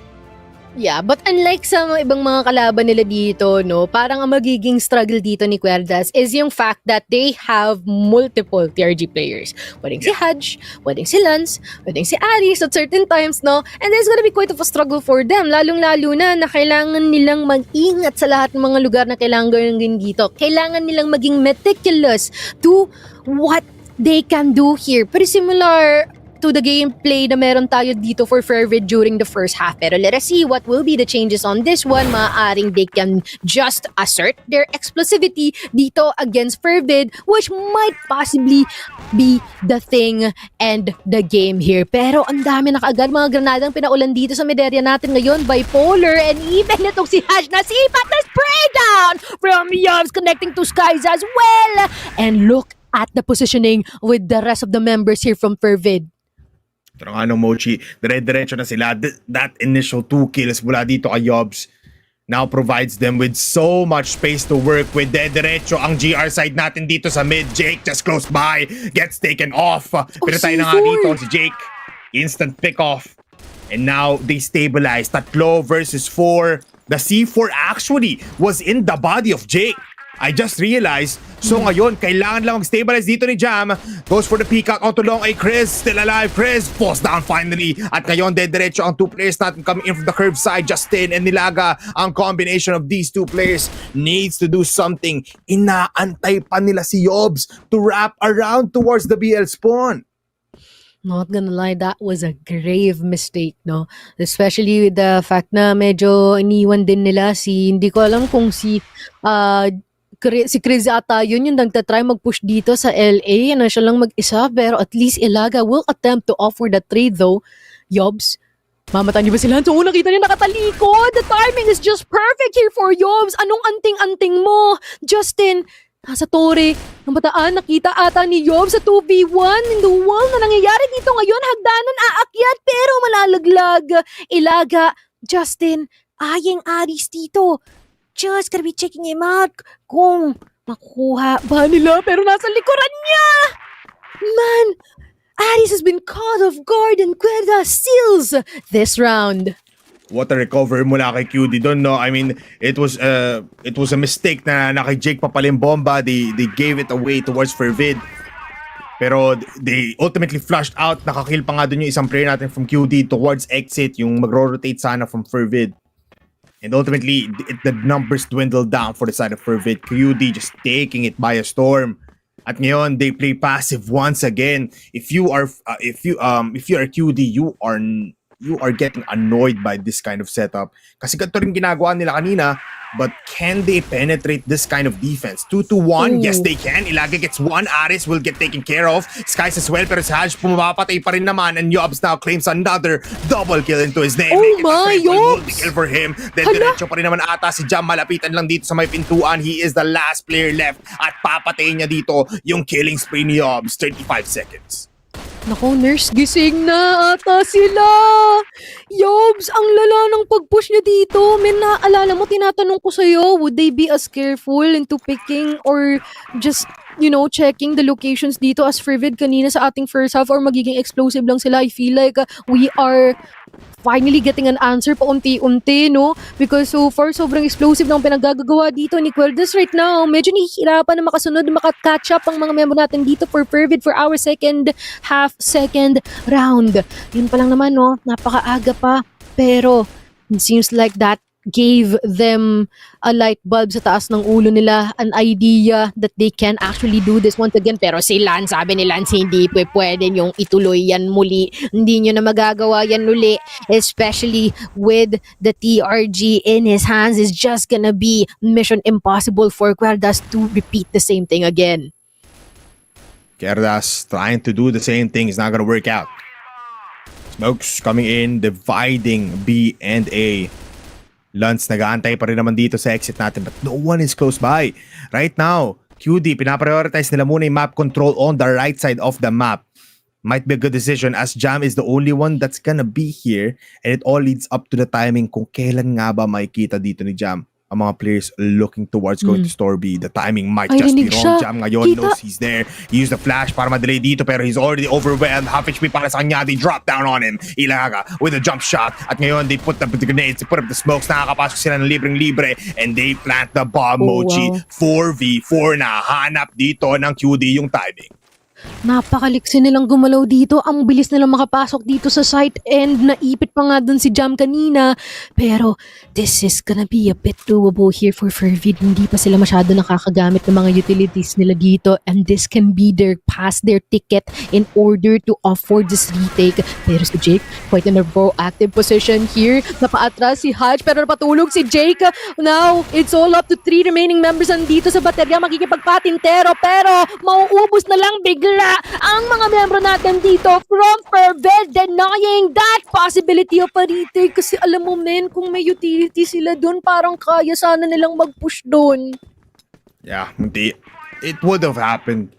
Kaso nga lang, the defense, Mochi, and the offense as well, combined coming in from QD is just too much to handle right now, especially in compound. Nakaka-bad trip lang talaga yun. Now, Yobs pushing in. He is so ballsy. Oh my nandun naman si Chris.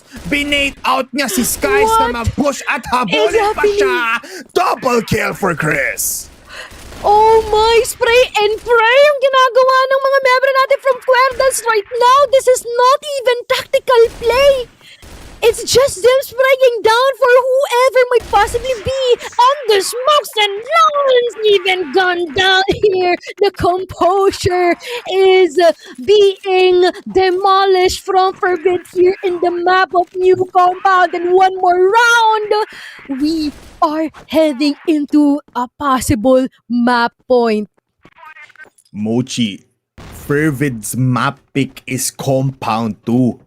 How are they giving 3 rounds above for QD? Ibig sabihin lang nun, iba ang galawan talaga ng QUERDAS. Meanwhile, here on exit and towards LA, 4 players strong ating QD. Nag-aantay lang din si Aris towards mid pero no one's there. Wala mo ng titikim. Lance, the timing once again. They peek out at the right time when Lance is trying to back off towards the 2F. At ngayon, all they need the flash. Smokes muna, I think. Yes, smokes muna. Para magulantang ang ating mga players coming from FERVID. Pero hindi sila muna nagko-overcommit dito sa A-side. Mahusay. Ang dalawang kampo natin ngayon sadyang mas nahihigitan lang ng QUERDAS. Lalong-lalo na, tignan mo naman si Ilaga, no dits pa. Ba't nyo inahayaan si Ilaga, men? Grabe naman ata yung agimat na meron tong taong to. Inundan pa ni Yos, pero Lance and Hatch over the good for a couple of members being down here from QUERDAS. Pero si Jake, nakapasok na. Skies mamamataan. Nagkita ba? She would be able to get some mundana immediate trade here from Skies as well. Aris, proactive approach and a duel from Yos, pero Yos will be connecting and be protecting si Aris as well. Grenade connecting just in a bit. Pero si Jam, isang pitik na lang ata siya. Pero siya pa rin ang mananalo from that duo. Additional lifeline dito for FERVID. Hindi pa natatapos ang lahat. Hindi pa tapos, Mochi. It's just a 2 points away hanggat hindi pa 9 points ang QD. Posible pa na makuha to ng FERVID or possibly even force out an overtime. 3 to set up muli sa FERVID ngayon. Nasaan nga ba si Aris? He is in store B. Lance is in A still. Parang isipin mo lang kung ikaw ang QD, sino ang mas gusto kong labanan? Si Aris with the TRG or si Lance dito towards A side? They're moving their players towards pillars. And this might be the right call, possibly. Pero pupunta pala sila sa taas ng tower. And one thing that they haven't tried yet is to go for a B split push, prioritizing the smokes coming to EA and go towards B. Exactly. Hindi pa natin nakikita or namamataan yung mga split natin dito for the B site, no? Actually, which is really interesting yung contrast ng ating mga teams kasi nung si Fervid yung nasa BL side, yun ang prayo nila, makapag-split push dito sa B. Allocating 3 people here and pillars and a couple here dito sa ating mid! Pero Yob's already gone down here by Aris. And seems like regardless of the choice, Landsman o Aris ang kanila makakatapat. Meron kaagad magiging kapalit on this one, Skies. Equalizing the numbers here, pero the party is not gonna be stopped here, Skies. May mamamataan, mapapatay. Ilaga here, immediate trade from Justin as well. Gonna be backing out just in a bit here, pero si Jam maghahanap kung sino pa ang maaaring makuha dito from QUERDAS. Once again, 50 seconds in the clock here. They should choose wisely kasi si Lance and as well as si Jam tumatao sa E-site natin ngayon. That is more than enough information for them. Jake trying to fight and see kung meron nga ba siyang mamamataan. The pickup will be on point. The shots with the USP not gonna be connecting pero merong mga damage na madideal dito for Justin as well. Jam backing out, walking in. Mamataan, nandito na si Justin at the bats area pero kailangan niya ata maging maingat on this one kasi if not, he will be sent to heaven. What a round and what a play coming in from Justin. Able to spot them through the cracks in the site. And Mochi, if you're looking at the scoreline, 9-6 na agad tayo dito. It felt very slow nung nasa BL side tayo nung Fervid pa ang umaangas, but right now QUERDAS is full on speed, diretso lang ko diretso. Mag-lineups na lang tayo habang naglalakad. Aris close by, spots out the shoulder, misses the shot pero connects with the USP. A quick spray down onto Yobs and now they all have this information at mukhang tama ang nostra dito ni Aris at matatamaan niya pa dito si Chris. Grabe, napaka-on point ng shot na yun from the TRG pero at the same time, mas on point ang pag-narrow down ng mga lokasyon dito ni Ilaga right now.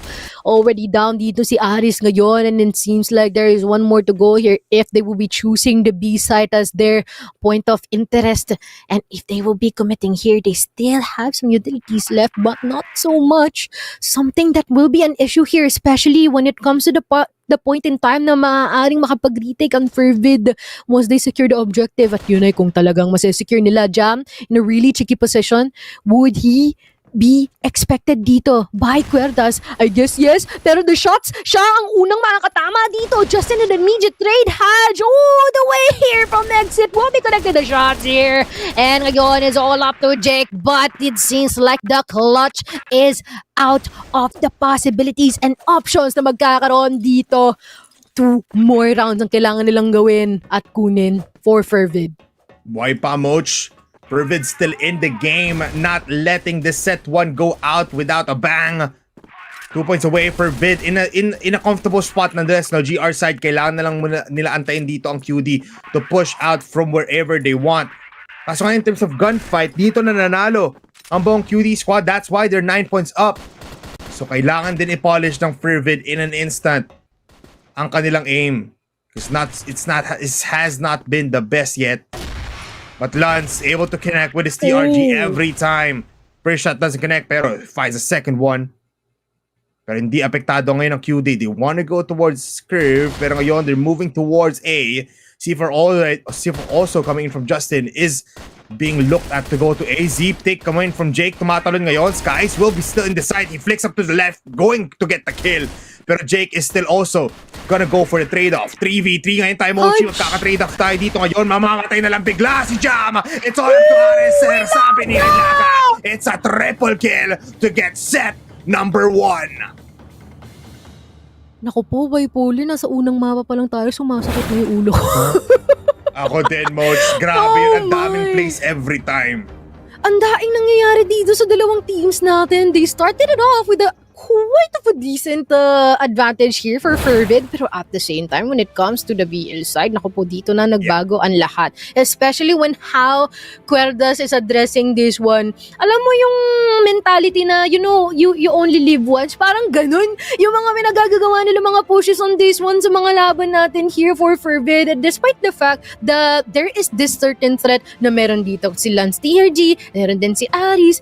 Wala silang pakialam, pinupush pa rin nila at certain times. And the issue here that I saw for FERVID na nandito sila sa GR side, it's actually good kasi they put their snipers in a bit more aggressive position, no? Naka-ego pick kumbaga. Yeah. But once na makapitas na ng isa, they cannot provide the support na kailangan ng mga snipers na ito in order to possibly back out, secure another pick, which becomes immediately a long-term issue para dito sa FERVID here in the map of New Compound. Pero kasi pagka nandun ka sa GR side, yun talaga yung kailangan mo. That is also, I think, the risk of having like the sniper setups on GR, which might also possibly be the reason bakit more on the riflers role ngayon ang lahat ng mga membro natin ng QUERDAS nung nasa GR side pa sila.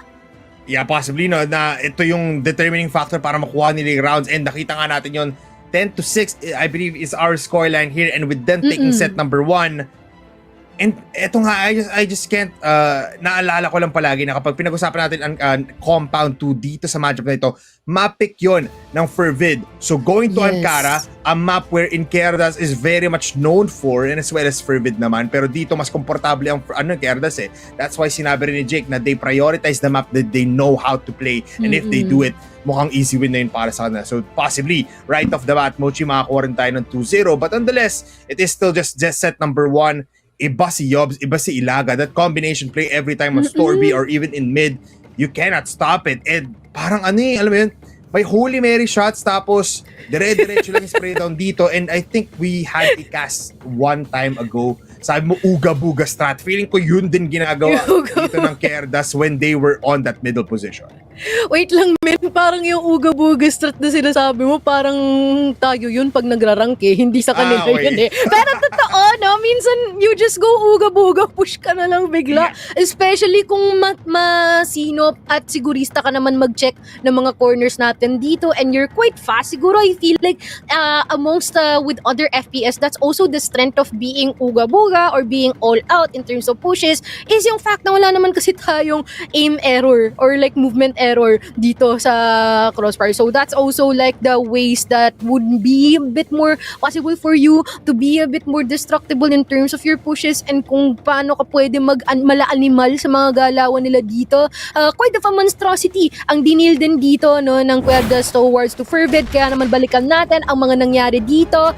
Not gonna lie though, when we talk about Haj and Lance and Aris, actually no, every single one of them okay naman kasi talaga yung performance nila dito, sadyang nagkakaroon lang ng issue pagdating ng mid-round. Yeah, very much. So, yun talaga eh. Minsan, yun yung weakness ng teams na. Actually, for both teams, I can see na pag mid-rounds, medyo naging mas naging makalat yung gameplay natin. Yes, may mga trades, pero alam mo yun, it doesn't end up with a full like 2-man advantage. It always ends up with one player alive, and for both sides, it's applicable. Pero a lot of mid presence ang ginawa ng both teams natin dito. They did not really take a lot of like long A position. Yes, may naglalaban doon pero nagba-back off lang yung both sides. Ngayon, makikita natin set summary after that set number 1 kung saan makikita natin ang breakdown ng statistics natin. A total of how many rounds is this? 17 rounds, 10-7. Wow. I'll talk about FERVID right now. Mochi, 0.92 on Skies, 1.08 on Luns and Haj, 1.07. Still good data for FERVID, pero KUERDAS looking at Ilaga, 1.73 KD, a headshot na 0.37 pa rin naman. Pero the smokes and the kill per round is what we need to look at pagdating sa Compound 2. Yeah, I feel like they're a bit more, hindi ko masabing proactive, but they use decent utility, no? Dito sa ating mapa ng New Compound, definitely something that you would always need, especially when you're on the GR side. And it seems like nagawa naman nila na maganda, and mukhang pasimuno nun is kalimitan si Ilaga at si Justin usually being separated sa ating mga sites. So sometimes Ilaga yung nasa A, si Justin yung nasa B or something like some of that sort. But at the end of the day, definitely say that Ilaga and as well as Yob, silang dalawa, when it comes to taking multicast after multicast in a specific round, talagang nakakabasag ng confidence sa kalaban no? Ito ang promotor, Ilaga. Siya yung sole reason, the proprietary reason why there has been a lot of difficulty here for FERVID, especially when they're the ones on the GR side when it comes to attacking and pushing and taking these types of duels na kaharap sila. Hindi lang isa ang kanyang kinukuha, humihigit pa. Yeah. I mean, patungong Hilaga, papuntang norte talaga si Ilaga dito because that is where the championship title is placed at. Wow, Ayun na nga, fair play. dire-diretso lang dito si Ilaga doesn't really care if he dies. He just knows that he can get the kills. Just like in this one, makakuha siya ng isa tapos instant trade-off. Doesn't care. He does know na meron agad presensya for FERVID. They do like to play stack na 3-2 setup. Pero all he needs to do is provide that firepower, provide kill after kill, the trust in his team. It provided him with a lot of kills at dahil dyan, he is our MVP. And the HK is actually hitting every time. Yeah. These careless push is becoming like a set play for QD already. Yeah, that is so true, no? And even with these types of very thoughtful changes in terms of loadouts, no, sometimes N14, minsan HK, doon malalaman na hindi lang basta-basta yung pagpili nila ng mga gantong bagay. Pero dito na nagtatapos ang ating mapa for new compound wherein QUERDAS will be taking the first match point for this one. And later on, ang kara naman tayo, Mochi and Dade, bipolar pa rin yung kasama dito sa ating caster. The rest, magbabalik kami.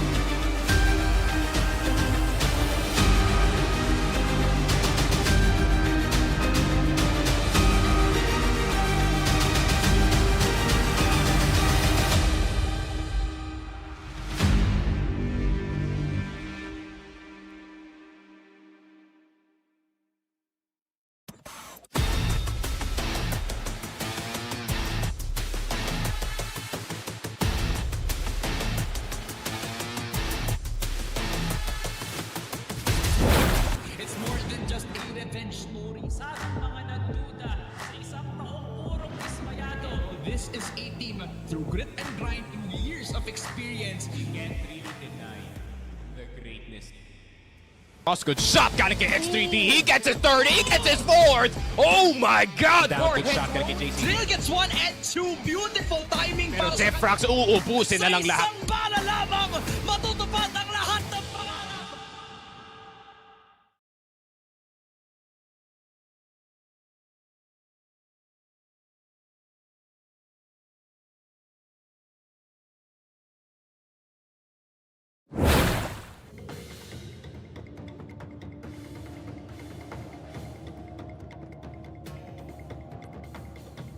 Yup. Hello? Mic test? Ayan. Nandito na ba ako? Meron na ba? Okay, you're always Yan. present, never absent. Nandito na tayo muli para sa ating ikalawang mapa ng QUERDAS and FERVID, kung saan tayo ay dadayo na naman muli sa mapa ng Ankara. Naku po, guys. Yung unang mapa natin ng new compound, pinili ng FERVID yun. Yeah.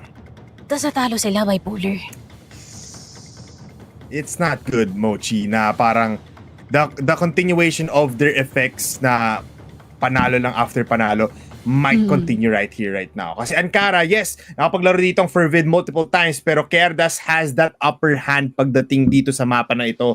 They have the set plays, they can go off tempo and on tempo in an instant. So baka magulat lang dito ang FERVID. We know na surprising din naman ng FERVID with their different gun style, with their different meta, with their different approaches to this game from the GR and the BL side. Pero KUERDAS, mas cool yung mas cool yung hulma ng labanan nila and their strategy. So might as well, we can confidently say this might be a 2-0 already in the favor of KUERDAS. I mean, not gonna lie, no? Siguro kung ikukumpara natin sila sa mga crystal, no? Alam mo yung Mohs scale, yung na may measure yung kung gaano katibay yung isang specific reason. Kumbaga based sa new compound, parang nasa 8 or 9 si KUERDAS, tas nasa 7 or 6 itong si FERVID. Medyo kinakapos sila dito, especially when it comes to the defense, no? And I wonder if something would change here in the map of Ankara. Kasi malay mo, ito na naman tayo, mga sniper haven place. Di na naman natin malalaman kung sinong maghahawak ng TRG, kung sinong maghahawak ng chainsaw, kung meron man. O kung meron man maghahawak ng KSB, pero oftentimes kasi it's always Lance and as well as Aris on that duty, Haj on the role, and dito naman kay KUERDAS, it's always yun nga, sometimes si Chris, sometimes si Ilaga, which is once again versatility ang meron nitong dalawang kampo natin ngayon. It's just a matter of who would be able to provide a bit more support sa mga pick-off getters dito sa magkabilang teams natin. Yun ang the aggressiveness of both of these teams needs to have a layer of offense after that. Kasi if solo push lang gagawin dito, Yes. which we always see for FERVID, it might not work out well, lalo na itong KUERDAS esports natin is a whole pack kapag magpo-push, kapag mag-execute, gusto nila maramihan sila para ma-overwhelm yung odds and nasa kanila yung favor ng gunfights. But nonetheless, Mochi, it's Ankara. Ankara being the map of these two teams is actually kind of crazy. If last time I checked, parang 80% ang win rate dito ng KUERDAS. So medyo delikado din to for FERVID. Sinabi nga ni Aris na baka ito na yung time na ilabas yung mga kakaibang playstyle na, and yes, it might fit well pagdating dito sa Ankara just because of the multiple angles that you have. Meron ka tower position that looks towards A and B, and you have this mid aggression na palaging pinaprioritize na nila Aris. So I don't know, Mochi, I'm just excited for this game. Baka dito magkaalaman kung aabot nga ba talaga tayo ng map number 5 or we're just gonna be ending it quite early than expected. Yan, no? Tignan natin kung hahayaan nga ba ni FERVID yun para sa kanila. Kasi tulad nga ng sinabi dito ni Nice, no, it is already given dito na being the champion is not entirely their target, but the growth itself ng kanyang mga players, no, which is not gonna lie, a noble thing to point out. But at the same time din kasi dun mo masusukat talaga kung meron nga ba talagang growth ng kanyang mga players dito. Pero you know what? Not gonna lie, if they'll be placing second, it's not entirely bad. But at the same time, parang, alam mo yun, being the champions, talagang dun mo lang masesemento na hindi kami pang impactful lang no? If you get what I mean. Yeah, I mean, I get what you mean naman, Mochi, na parang it doesn't end dito sa impactful lang naman yung mga journeys natin ng ating mga players. Plus, with QD being the uprise, tapos ina-acknowledge naman ng Fervid na marami naman daw malalakas na players already and malalakas na teams. Ito na talaga yung parang benchmark test. Ano sabi niyo? Litmus test for Litmus both teams. test. Kung kaya nga ba nila umabot ng ng better kind of tournaments. Pero biglaan na lang tayo papasok dito on Ankara. It's gonna be a comfortable round for QD as they start off the BL side. Pero Fervid ngayon, Lutz going for the pick-off dito sa mga yellow. There's 2 shots. Not gonna be connecting already. A fumble for Fervid. Oh, my. Pero not gonna lie, it seems like they dealt a decent amount of damage for both teams though. Yob's really low and as well as itong si Lance. Pero when it comes to the guns that they're holding right now, mas malaki pa din ang edge ni Lance dito. And currently though, Aris will be doing something. Is it unexpected? I guess not. Chris has realization here for Fervid or for Aris himself that you know what, hindi uubra yung ganitong mga early lurks dito kay QUERDAS because they know better than that. Yeah, very much so. Tsaka ito yung ginagawa ni Aris for the entirety of their matchup, na nakita natin sa kanila kahapon or even on the group stage. Ngayon, they're going towards the tunnels. Bilima pa rin naman ang buhay dito for QUERDAS. Fervid, dalawa ang malapit on B.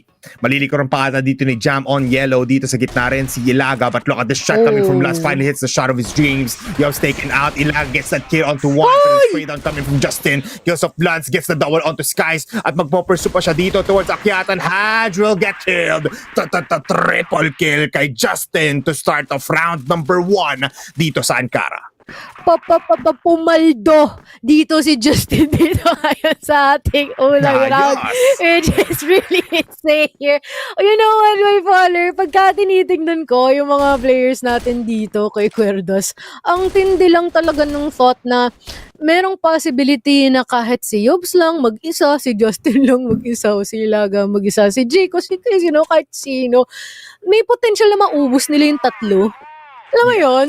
Which is really crazy and scary, no? If I will be on their opposition side. Pero sabi ni Lance, wala akong takot eh. Parang wala lang sa akin yun eh. Taking down Yobs in the process here. But we are yet to see it. There will be a clean cut execute galing dito sa QUERDAS knowing that they have 1 man down. 1 man down, yes. At si Yobs pa nga'y mamatay dito. But look at this Lance still peeking out towards tunnels. They do have a good defense here, 3-man strong. Pero look at Ilaga, tatalan na nga lang dito. USP will connect onto the head of Lance. At tatasok na rin dito sila. Justin Aris will get a kill though. So medyo sukatan nila, 2 for 2 in this exchange. Dalawa versus tatlo. Fervid looking better than before. Tatlo. And look at the HP of Justin and Chris. They're both in slide. At magpipick out pa ata si Skies at the right time. Chris falls down. Nasa ilalim dito si Justin. And Hadj gets the kill with the help of Aris. Fervid on the board.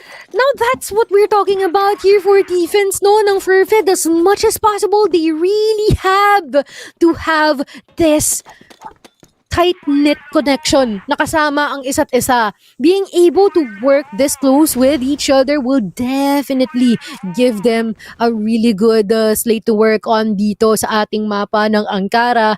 Pero QUERDAS, seems like medyo maaantala ang kanilang push dito. Sabi nila, wait lang, parang medyo naging hasty tayo sa ating pag-push on the B side. The moment that we got Lance down, it became quite of an issue instead of an advantage. Pero A-site ata ang binabalak nilang puntahan dito ngayon. Bipolar, we have Hadj and as well as Jam on this one. Already some lineups being prepared by them. Yobs going in through vents, spotting out someone here sa kanang agdanan. Yobs taking out si Hadj, and hindi lang siya getting berserk dito sa ating third kill and possibly a fourth. Pero no, the instant shutdown here from Lance. Lance with a crucial pick. Now it's a 2v4. May nasa mid pa din, Moch. Si Justin nandito napapaligiran. Si Aris able to get 1. Babalik pa siya. Narinig niya ata. Pero he commits on to EA. Hinahabol siya dito and he goes back. Justin nagulat. Aris nagpapakita ang gilas. 2v2. 20 seconds. Lance at pa nga ang kasama niya. Si Jake versus Chris. At si Jake and Chris versus these players. Pero onti na lang ang oras, Mochi. Here comes the flash. Grenades as well. Papasok na ang Fervid. Chris magpapadelay. Gets 1. And he gets 2. Chris is crazy. Chris is crazy indeed. Parang medyo nag-cry yung mga naiiwang membro natin dito for FERVID, no? Knowing sana ang kanilang advantage dito, no? Already narrowing down a lot of locations here and even the prediction na lahat sila nandito lang sa ating side. Pero unfortunately, it all boiled down to the executions and the duels. Pero, let's see. B-side naman ang hinaharana ngayon ng QUERDAS, no? Justin already low in terms of HP and seems like this is gonna be a possible good thing for them, not unless kung si Aris ang mamamatay agad o si Lance, pero yun na nga ang nangyari dito. Aris, mapaforce na umatras. We're gonna be possibly spotted dito ni Chris at saktong hawak pa ang utility niya. Doon siya na-punish. Yobs taking down the skies as well. Jam and Hyde just remaining here. Pero would they be able to withstand the heat? Haj and Jam, one for each straight up attempted. Pero can they narrow down the 3 remaining members? I guess not. Ilaga looking to be more formidable than before. Now using the TRG as well, that was something to look at. Pero Jake, ang gagamit muna niya ngayon, still no double, there is now a double TRG setup for FERVID. Aris and Lance taking it into their own hands. Wala pang namamatay, just some setups for both of these sides. Pero as I say it, medyo caster-curse yun.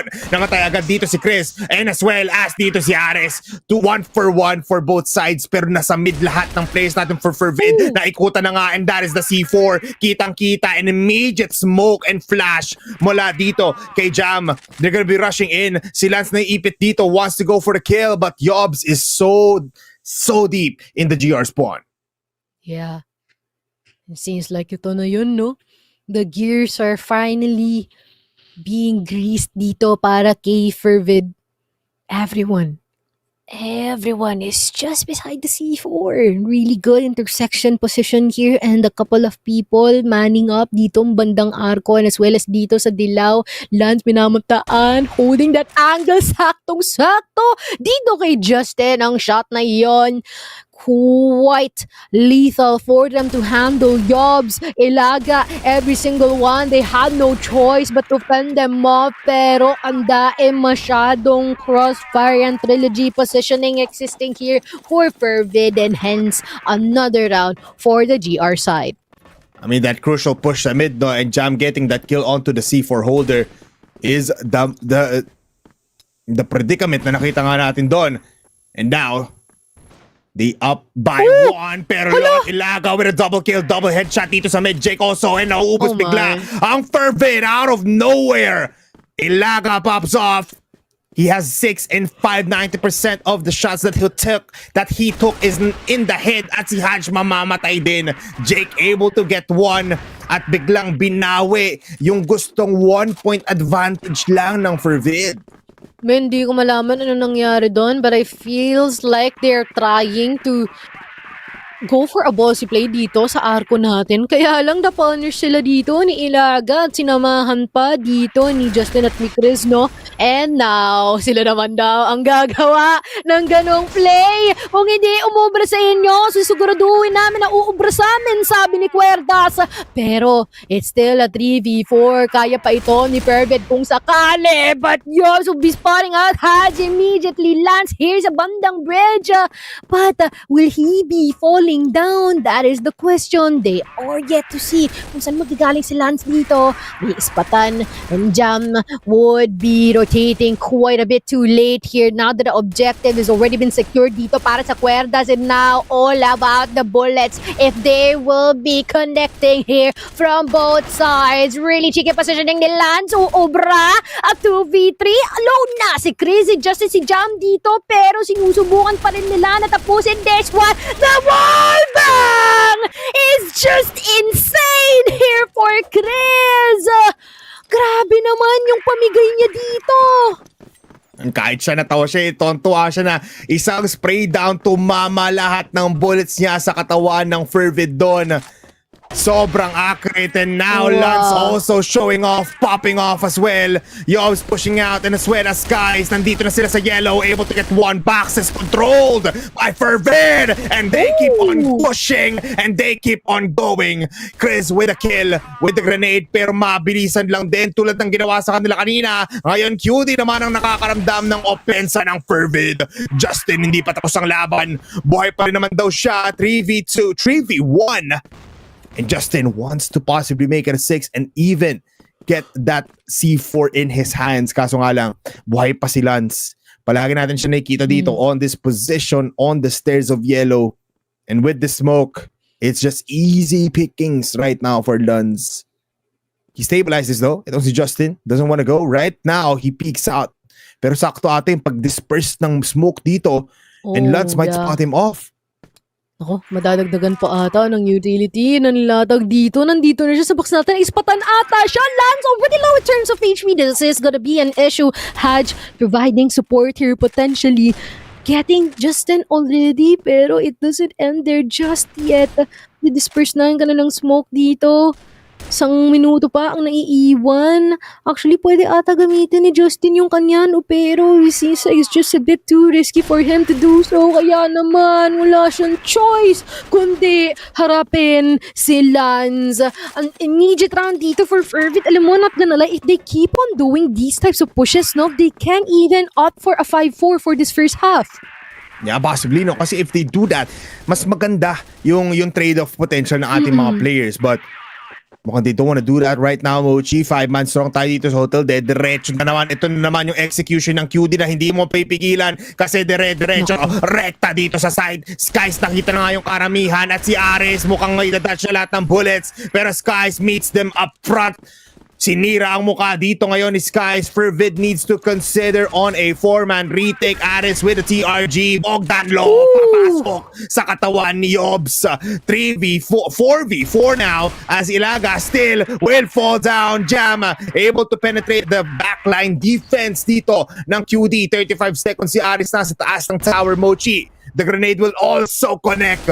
Chris pushing out, hindi na siya nakikipaglokohan. Aris, bumaba ka daw dyan. Kaso nga lang, pinapaligiran dito sila Jake. Jam with the kill, Jam with the flick, Justin through the smoke, and Jam connecting onto 2. What a spray down!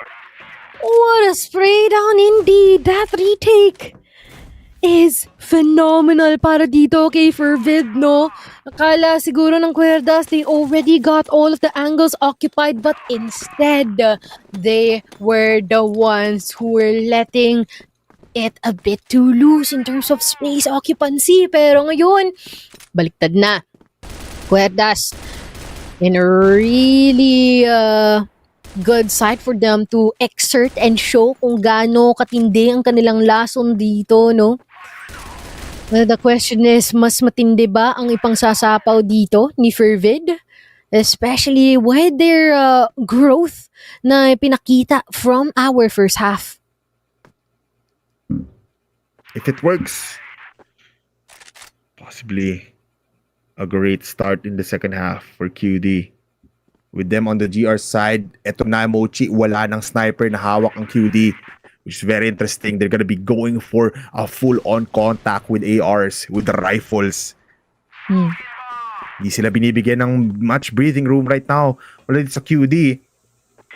Isang flash lang dito for Lance and he'll be activating his players. Here comes Haj pushing in dito sa may kaliwa. Gets 1 kill. Ilaga pero si Yobs nakuha ng isa bago pa siya mamatay. He's still alive at si Jam mamamatay pa nga bago makuha si Yobs. Aris enters pero he is 1 HP. Chris! Ay, nakulat pa!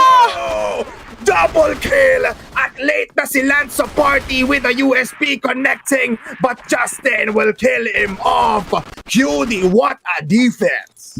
Naku po, nadaganan sa hagdan yung isa doon sa Fervid. Nadamay siya sa pagkamatay ni Aris doon, boy Polar.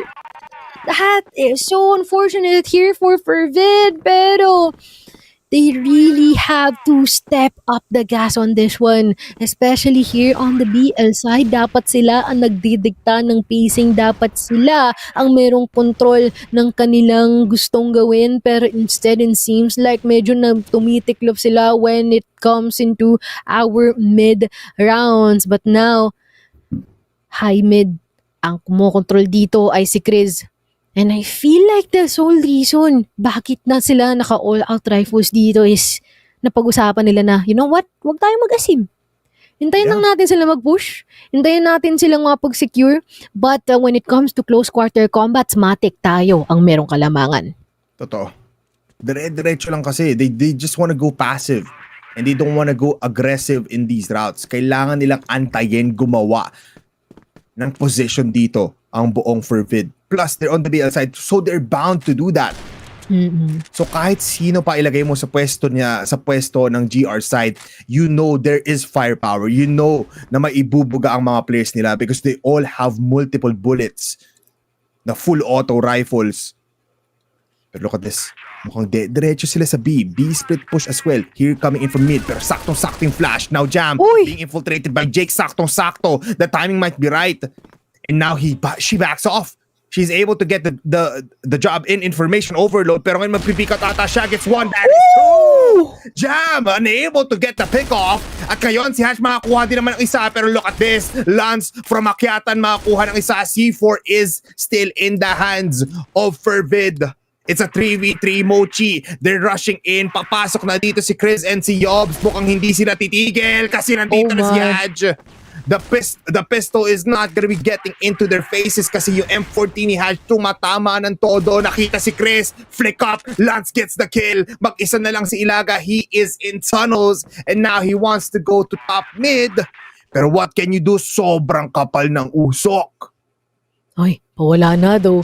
Oh, there's gonna be an issue here for them. Pero Ilaga, naku po, magkadikit pa si Sky sa si Hadj dito. He really has to work with what he have quick right now. Trying to push forward dito sa ating generator, trying to spot out kung merong magpupush sa kanya dito, opting to opt for a possible fake defuse. Hadj na segregate at dalawa na ispatan pa. Ito si Skies dito ngayon. Ako, medyo magiging delikado ito para sa kanya. Skies waiting it all out. Confident na magpupush si Ilaga sa kanya. And that is another round here for FERVID. Pahingili po unti-unti na lang nababawasan yung kalamangan ng QUERDAS dito ngayon. And on the counterpart though, parang nahihirapan ata si QUERDAS makapaghanap ng control, especially when it comes to these types of occupying really good angles here. Despite of doing so, it is gonna be quite temporary. Oh, look at this. Hadj will get the kill out to Justin. While he was hopping his way into getting into Chris's hands. Na-spot out na nga siya. Chris will be going for the aggressive approach. Kaso nga lang, oh! He still gets the kill! Pero Aris umakyat sa may akyat and gets that one. Trade-offs now. At angat dito, Mochi, ng dalawang players ang FERVID. Pero mawawala bigla si Aris. Ilaga, the man with the aim, will fall down. Mag-isa na lang si Yobs. Wow! Agad dito ni Lance with the TRG. Nako, ito ang nakakatakot ngayon, no? Parang maganda ang tempo ng FERVID right now. And it seems like QUERDAS is becoming a bit receptive when it comes to their approach here on the GR side. I mean, minsan, medyo napapasobra sila pag-extend. Pero in this case, mas pumabor sa kanila. High risk, high reward approach here ni Jake, taking down itong si Jam. This would give them a lot more leeway para intayin kung ano ang tatry nilang gawin on this one. But at the same time, they will be keeping themselves in check and in careful notice, especially na meron na silang advantage this time. Yeah, yung initial pick-off doon ni Jake was something na iisipin wouldn't work, especially na puro lang sila M14s for the last 3 rounds. Ngayon, they able to get an initial contact. Si Jam pa yung pinatay nila, an aggressive fragger on the side of FERVID. Moving towards mid, pero may presensya dito. 3 players, by the way, for FERVID are planted, for QUERDAS here on B. Now FERVID activates, going in, slowly but surely, going towards the GR spawn. Papasok sila, no flashes yet, pero Justin nakakaramdam, nakakatikim, nakakaamoy ng mga players dito sa mid, and he gets 1, gets 2, possibly mamamatay na siya, pero damage has been done. QD Ilaga nandito na rin, going for a sneaky play, biglang tatalon dito sa mga boxes, pero hiwalay na ngayon si Haj, pati si Aris, they don't know where to go, they don't know what to do. What is happening right now for Fervid? They're falling down like flies. Mag-isa-isa na lang dito si Aris at mamamatay lang din siya. Ilaga gets a double kill to get 7 rounds for QD. The brute force is not quite brute forcing during that round by Fowler, which is quite unfortunate here para kay Fervid, no? And it seems like medyo nagkaroon nga sila ng giveaway from the first few moments, but it seems like medyo natuwa silang, or medyo naging masyado silang generous here for QUERDAS. But now, Lance will be taking that point-blank shot dito kay Jake, no? Spotting out itong si Haj, kaagad-agad, aggression is quite on point, at pagkapitas na hit and run itong si Yobs ngayon, parang pwede na siyang kasuhan, pero ngayon, A-site ang kanila magiging punterya on this one.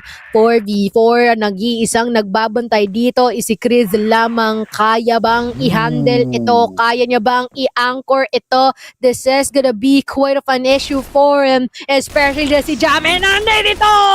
Already taken. Ito ang A-site natin. And we are yet to see if QUERDAS would be getting the successful retake. Lalong-lalo na napupon. Dito pa sila manggagaling sa exit natin. Baka madehado pa si Ilaga dito. Yobs tatakbo, sasama ng kanyang katuwang dito na si Ilaga. Pero i-expect ba nila na si Justin ay manggagaling sa ating entrada? Flash connecting. Pero si Jam, naku po, tamang pagkatalikod. Hindi siya makikita ni Ilaga from that one. And naiipit na ng sobra ang QUERDAS ngayon. Equalized na ang ating mga numero. What a second set for both of these teams. Ginanahan pa ako lalo, Mochi, nung nakita ko yung expensive drone ni Smilegate pati ni TNC dire-diretso. Diyos ko po. And now you can see that these two teams are playing on top of their games, Moch. And aggressive approach kung QD. First time nila gagawin to, they'll be pushing out of hotel, going towards bypass possibly. And now they do. At isa lang ang player dito, si Haj pa atang makukuha nilang kill. They activate there. Pero meanwhile, dito sa EA, si Jam gumagawa ng milagro. QD finds Haj. And they get one advantage again. Man. -1. Pero not gonna lie, no? When it comes to these types of moments, you will expect na mag-step up automatically itong si Lance. It's either him or si Jam. Pero high mid ata ang gusto nilang puntahan dito for Skies and Jam here. Walang nag-okupa ng ating Tori dito ngayon. This might be a probable issue. Pero si Jam from the bypass will be taking down si Jam in the process. And I really like what they're doing here right now. Though kasama niya pa si Ilaga doon. Sinusubukan niya samahan kanina yung kanyang tropa dito. Pero Skies, maantala, mapapatahimik, at medyo mapapatulala, maghahanap kung meron siyang mapang-ihigante para sa nawalan niyang tropa dito. Pero it seems like the defense is quite in favor for QUERDAS so far. QUERDAS taking care of the tempo, Making sure na sila ang gumagalaw ng laban ngayon. Pero look at this, nililikuran na agad ni Ilaga dito si Aris, and he gets that kill. At nagkasilisan sila doon sa stairway ng entrance ng hotel. Pumunta ang isang player, and Sky is able to get Jay. Chris also kills of Skies. Lance ngayon also activating final killing of Ilaga. Makulit ka na daw. Makulit you dahil dyan Justin will kill off Lance. QD will get this round. So confident. Yeah. Ito yung mahirap dito for Fervid so far, no? Parang nawawala yung solidarity and how collective they are in pushing forward, no? Sometimes that's all they need, pero because of the pickoffs na nai-inflict sa kanila dito ng ilang miyembro ng QUERDAS, nahihirapan silang umakto. But lahat sila dito, naku po, ito na ata yun pinagsanib, puwersang lakas! Pero hindi ito tutumbas para sa tambalang Justin and Ilaga. Jam trying to fend it up, pero it's not not just enough for him. Lance, ano ang gagawin mo? Taking the shot, but Justin would be taking him out.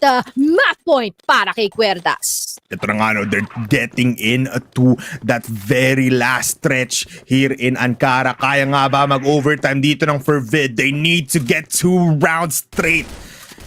Pero mukhang again, QD is just dictating the gameplay. And looking at this right now, Chris with the kill. Aggressive approach sa mid. Makikita yung C4. All eyes dito sa players ngayon na nag-adventure sa gitna. Skies will get 2. Ilaga will also get taken care of. Hadj will get the kill. Justin activates here on CA. Si Sky stuck dito pero may umakyat bigla ng box. Isang unggoy. Si Chris mamamatay. Justin also will get the kill. Dire-diretso ang bakbakan. 2v2 in an instant. The grenade connects and Aris and Hadj. Sila ang lilinis. Mas maganda ang 5v5 for FERVID. Men, di na ako magtataka pagka nakahantong tayo ng 9-9 kasi tignan mo naman, they have no plans of backing down. Malapit nang mag-get that 20. Etong si Lance ngayon, no, on 19-14 sa kanyang KD right now. And seems like the heat is greater than ever dito sa magkabilang teams natin ngayon. Pero right now, look at this. Ang bilis ng responder ng mga member natin dito from QUERDAS. Naku po, baka ito ang kanila maging butas maya-maya. Putting here 3 people in high mid and possibly some flexibility pero straight forward. Pero si Justin, nakukuha niya na kaagad dito si Jam ngayon. Mapapa-atras na kung si Skies hindi sumuporta sa kanyang kasama kasi mamaya daw maging audition, no? Baka maging CF Got Talent ito bigla. Pero tingnan mo, si Chris ang lalim ni Chris. Si Yobs, nakapatay si Skies. Meron din pero makang maganda ang nagiging sagot ni Aris at ni Skies dito kay QUERDAS ngayon. Side by side, Chris taking out si Aris, catching him off guard sa bandang dilaw. Hadj, may kasagutan din naman pero all out battle, all out trade-offs ang meron dito ngayon. Jake and Justin, they better be careful on this one because one mistake can prolong their suffering. 1 minute left for both sides. Maghihiwalay muna dito si Jake. Pati si Justin wants to go for information. 50 seconds. Sa mid, pupuntirya si Hadj and si Skies. These players are playing the long route. Gusto nila ikutin. Anong magandang start to for Jake. Kasi pwede pa rin siya umikot to hotel. And even dito sa top mid, scrambling, hindi na magki-clear ng hotel dito ang buong FERVID. They just wanna plant the bomb, extend the timer, and play after that. Hindi nakakaamoy. Look at Jake. Still just looking towards this area. And ngayon, 25 seconds. Pwede pa ata pumunta ng A, no? They plant the bomb right here, right now. Magkoconnect ata muna. Pero looking at Jake, sabi niya ako muna ang initial contact. Anong pakiko sa kakampi ko? May kita ko na dito sila Hadj. She spots her. Nandito sa kanan at the initial contact will be provided by Jake. Mag-isa na lang ngayon si Skies, 11 kills, wanting to go for 12 to get into overtime. Iikot siya following the footsteps of Jake. Mababackstab pa ata dito ang dalawa. Skies, ilabas mo na dito yung M14 mo. USP lang kailangan. Whips out the M14, the HK of all guns. Justin will get the kill. Skies will get the kill. At 9-9 tayo ngayon, Mochi. Overtime is inbound. Napaka-big brain ni Skies. Do not umikot all the way, man. Yeah. Gumanon, no? And deserve niya ng round of applause dahil doon. And ngayon, match point. Oo, round of applause, min. Umikot siya eh. So, round of applause lang yun. Pero ngayon, nandito tayo sa ating match point. Kung saan, once again, sometimes when it comes to pressure, dalawa lang naman yan eh, no? It's either magiging cool ka or magiging diamante ka. It's one for each. Depende dito sa ating mga teams kung how they were able to handle the pressure existing, especially in a high-stake map like Ankara. Ang kapalit nito, no? Once again, kanina, pili na nga new compa noon. Pero ngayon, parang masulakas ata yung FERVID here in Ankara so far in terms of adjustments. Pero for QUERDAS, it seems like we are yet to see another or new player that will pop up again, no? Kasi continuously merong mga nadi-disable etong si Fervid, especially when trying to rack up some early pickups dito galing sa kanila, and instead sila pa ang napapahirapan. Sometimes even those types of moments na tulad nung pinaka-recent na round natin, no? Sobrang doable din sana yun for QUERDAS if and only if that they will be anticipating the really interesting mind game and position change na in-inflict sa kanila dito ni Skies. Yeah, I mean, Skies was able to wrap around, play with time, just play with the minds of these players coming in from QD. Nakita nga natin na talagang he used everything in his arsenal. Hindi niya pa nga nilabas agad yung HK. My fault as well pa na napagbalitan kay mga players kasi nagkapatungan yung mga pangalan nila in that highlight. But nonetheless, they put up into overtime. Nagawa nila yung 2 straight rounds here, and they might have the upper advantage pagdating sa first round natin dito on the overtime, just because babalik tayo ngayon ng ating GR side for FERVID, if I am correct. Tama ba, Mochi? Tapos Yeah, I dahil think so. dun, they have the advantage of just controlling the tempo right now. Kasi nahila nila bigla yun for QD eh. Pero that is why we are going back into the game. QD now still has the TRG onto Jake. Meanwhile, double TRG setup ngayon for FERVID. They're gonna go in straight in mid. May kita agad nila sa ilagan. Tinanggal ang isang problema. And as well as Justin. What a shot coming in from Aris. Wants to go for more pero wala na siyang may kita. Oh no, there's gonna be a grave issue para dito kay QUERDAS, though. They are amping it up, pero Chris may makpipitas as Jam tries to offer an easy and quick exchange here. Seems like the support is no longer existing here. Each man for their own ang meron dito na scenario for QUERDAS right now, especially here in the mid area. Haj occupying this cross, which might be a crucial one for them. Bypassed. Subukan na ng daanan. Hopefully, walang sound cues ang malilik para sa kanila dito. Pero ang daing tumatao eh, no? Ang daing nagbabantay. Parang asintado na si Aris dito. But lots of damage will be received by Aris in the process. And this is more than enough moment and time for them to plant their C4 down. Trying to offer CQCs here, possibly being a bit wary dito sa ating bypass. Kukonekta mga shots onto Hash, pero the Crossfire is just a bit too intense. Yogs versus Lance, super low na ni Lance dito ngayon. Naku po, isang bala na lang ang kailangan dumaplis dito sa kanya, and everything will be ended for our 19th round. At magagawa yon ni Yobs. What a spray down mula kay Yobs from the top roads up until the tunnels dito sa B. Isang clip lang, hindi niya binitawan yung M1 niya dito sa mouse, and he was just raining every bullet in the chamber. And what a great way to end it. Nakuha pa nga nila si Aris through the smoke. It was just a spray down para sa isang player na very much full.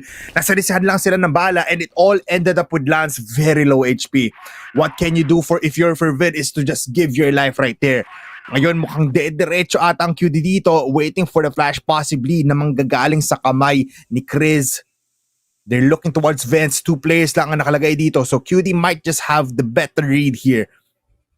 They're waiting for flash. They're waiting for this connection coming in from Chris. But there's no flash in the hands of Chris. So anong plano dito? They're gonna be using Ilagas and Jake instead. So double flash up na ngayon dito. They'll be activating on EA. 4-man strong. Papasok sa loob. Delayed si Jake. Wala pa naman namamatay pero grenades connecting. Isang mamamatay coming in from QD. Ilaga also joining her in the burial site. Jake and Justin ngayon will unleash onto 2. At dahil dyan, mauubos na naman ang QD. Able to get 1, able to get 2. Haj activates out of nowhere. Ares also gets 1 kill. First time gumana ang exit retake ng FERVID. Wow. Wonderful retake para dito kay FERVID, pero once again it seems like QUERDAS has been losing their grasp here, especially when it comes to taking or choosing their duels, no? Sometimes instead of having someone support them, minsan sila na ang nagpupush, sila ang sumisilip, sila ang nagpipick, which is definitely something na maaring maging problema nila in the long run here dito sa ating overtime. Pero Yobs, naku po, yun na nga, Ilaga, buti na lang, isasangguni ka agad-agad agad sa kanyang kasama. Lance daw, ako po, ang ganda ng angulo dito ni Lance na parat-parati niyang kinukuha, especially on the defense at kung pagbibigyan siya. This might be a possible issue for them in case. But they will not pick. Hindi sila mangangahas na mag-pick doon. And instead, they will try and attempt to push forwards, guys. Naku po, may ispatan niya kaya si Justin dito ngayon. Nasa bypass, narinig niya ba? Parang oo. Kaya naman iti-check niya ito ngayon and he will take out itong si Justin in the process. Justin out of the picture, Lance as well. While rotating, pinatay agad dito ni Ilaga. Sobrang ganda ng mapensa ngayon ng QD. Multi-angled they can approach ang gusto nilang gawin. They stabilize. Alam nila, sobrang dami pa rin naman oras at na-force out pa nga nila yung immediate rotation coming from FERVID.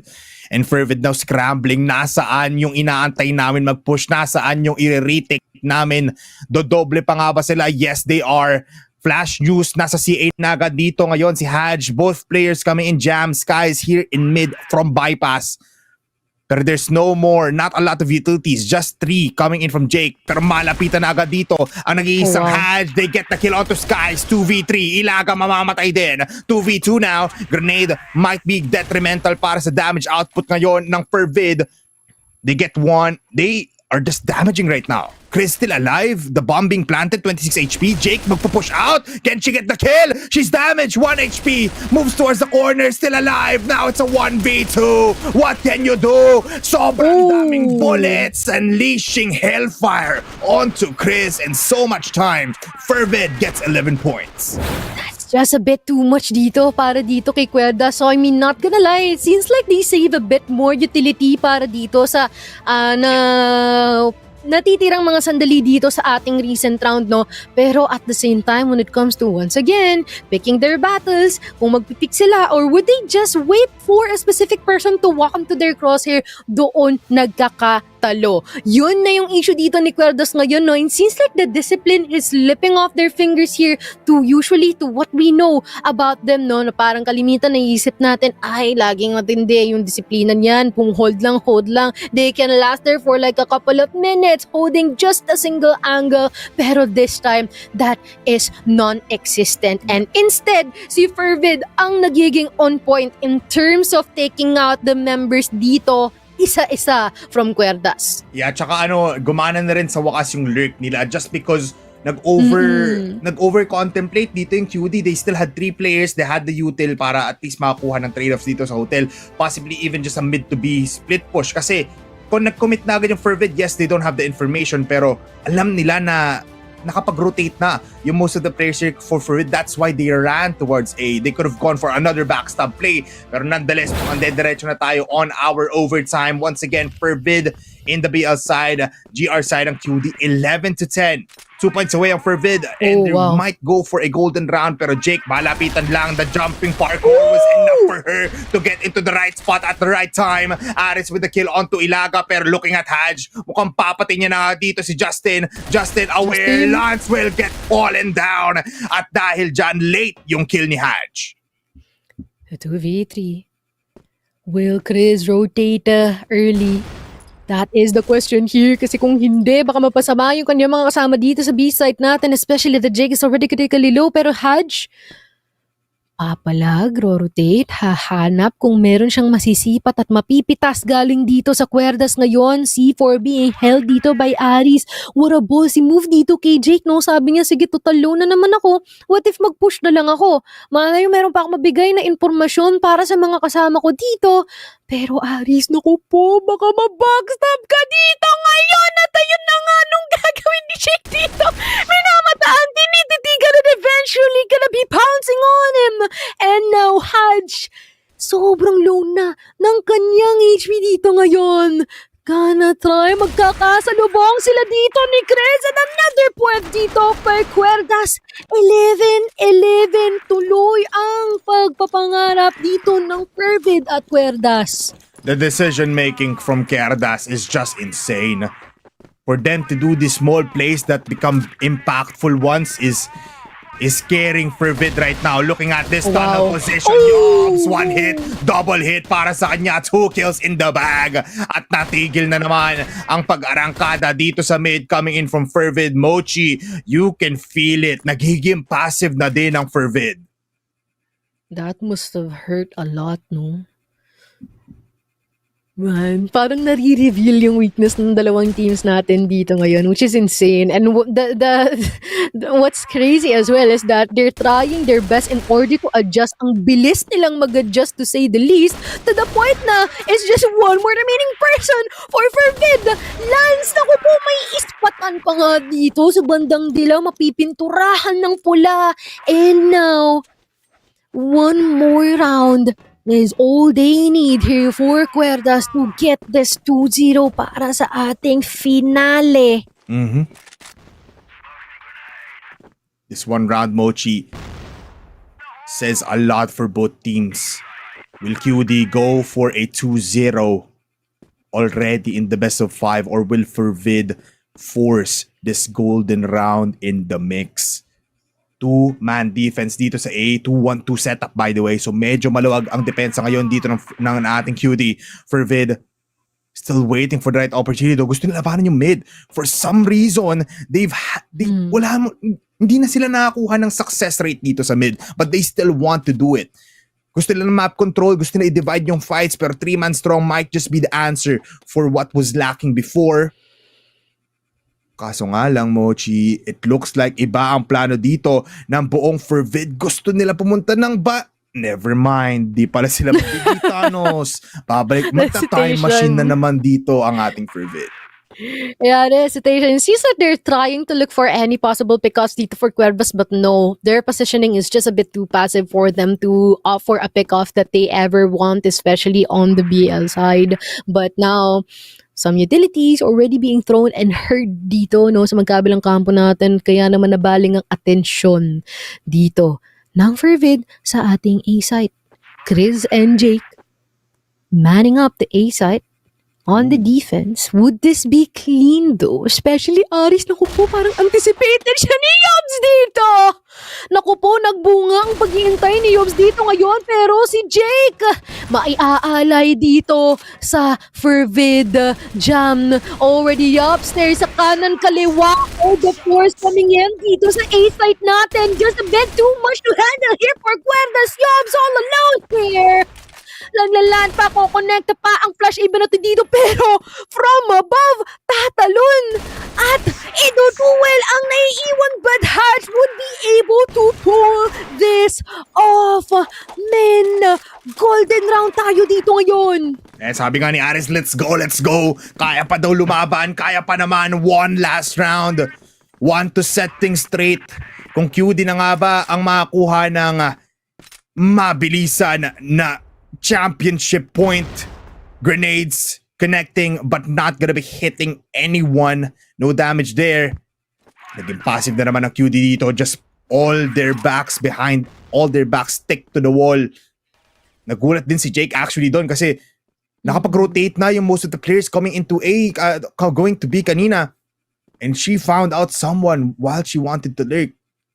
And mukhang ito nga talaga ang winning moment ng FERVID. They need to take care of mid first before they go into any site. So much time still. Lance just becoming a sentry here. Long A. C4 not yet used. Moving towards tunnels, looking towards getting the kills as well, Mochi. Uulitin lang nila ulit. Ready nga ba ang QD dito sa opensa ng FERVID na uulitin lang naman, pero never mind. Ngayon sila pupunta sa tunnels. Ngayon sila pupunta ng B. Ooh. Oh my. If QUERDAS hindi sila makakapitas ng dalawa dito, there's gonna be an issue for them, not gonna lie. Kasi biro mo, kakadikit na, magkakasama na. Tatlong, the trio here from Bypass, Lance, Haj, and as well as his guys. Marching up, Justin, may maririnig ata sila dito. May ideya na sila na naririto yung mga member natin dito. Even yung high mid natin, inaatake na. They're gonna be quite overwhelmed here by the the rest of the squad here ng FERVID. Definitely not a good thing here for QUERDAS. Imbes na sila ang makapitas, parang nabaliktad pa ata. Chris will try to inch by inch his way here all the way from bypass, pero never mind, magkakadikit sila dito ngayon. Now a 3v3. This can change a lot of things, guys. This is a big play from him. Pero ang bilis ng balik dito ni Jake, anticipated. Merong bawi, pero Lance. Now a 1v2, Jake all alone. Would she be able to clutch this out? Mukhang hindi. The queen has fallen and this map will be taken by FERVID. What a long stretch mula sa FERVID, able to clinch it at the last round here in Ankara. A mighty effort for the side of QUERDAS, pero set 2 goes to the hands of FERVID Esports. 1-1, Mochi. Grabe yon, grabe yung pagdikta ng movements dito ng QD, pero at the end of the day, yung mga biglaan plays dito ng FERVID, that's what gave them the win. That's what gave them this 1 point in this best of 5 series. Yeah, and I feel like na-point out na rin natin yun kanina, no, na when it comes to like pushing on the BL side, yun yung strength nila, no, same approach as what matches have. So if they can definitely keep this up, especially when it comes to like checking or opting for mid control in the early rounds natin, they can have a lot more leeway para makapag-brainstorm kung ano ang maaari nilang gawin in such of a map like Ankara.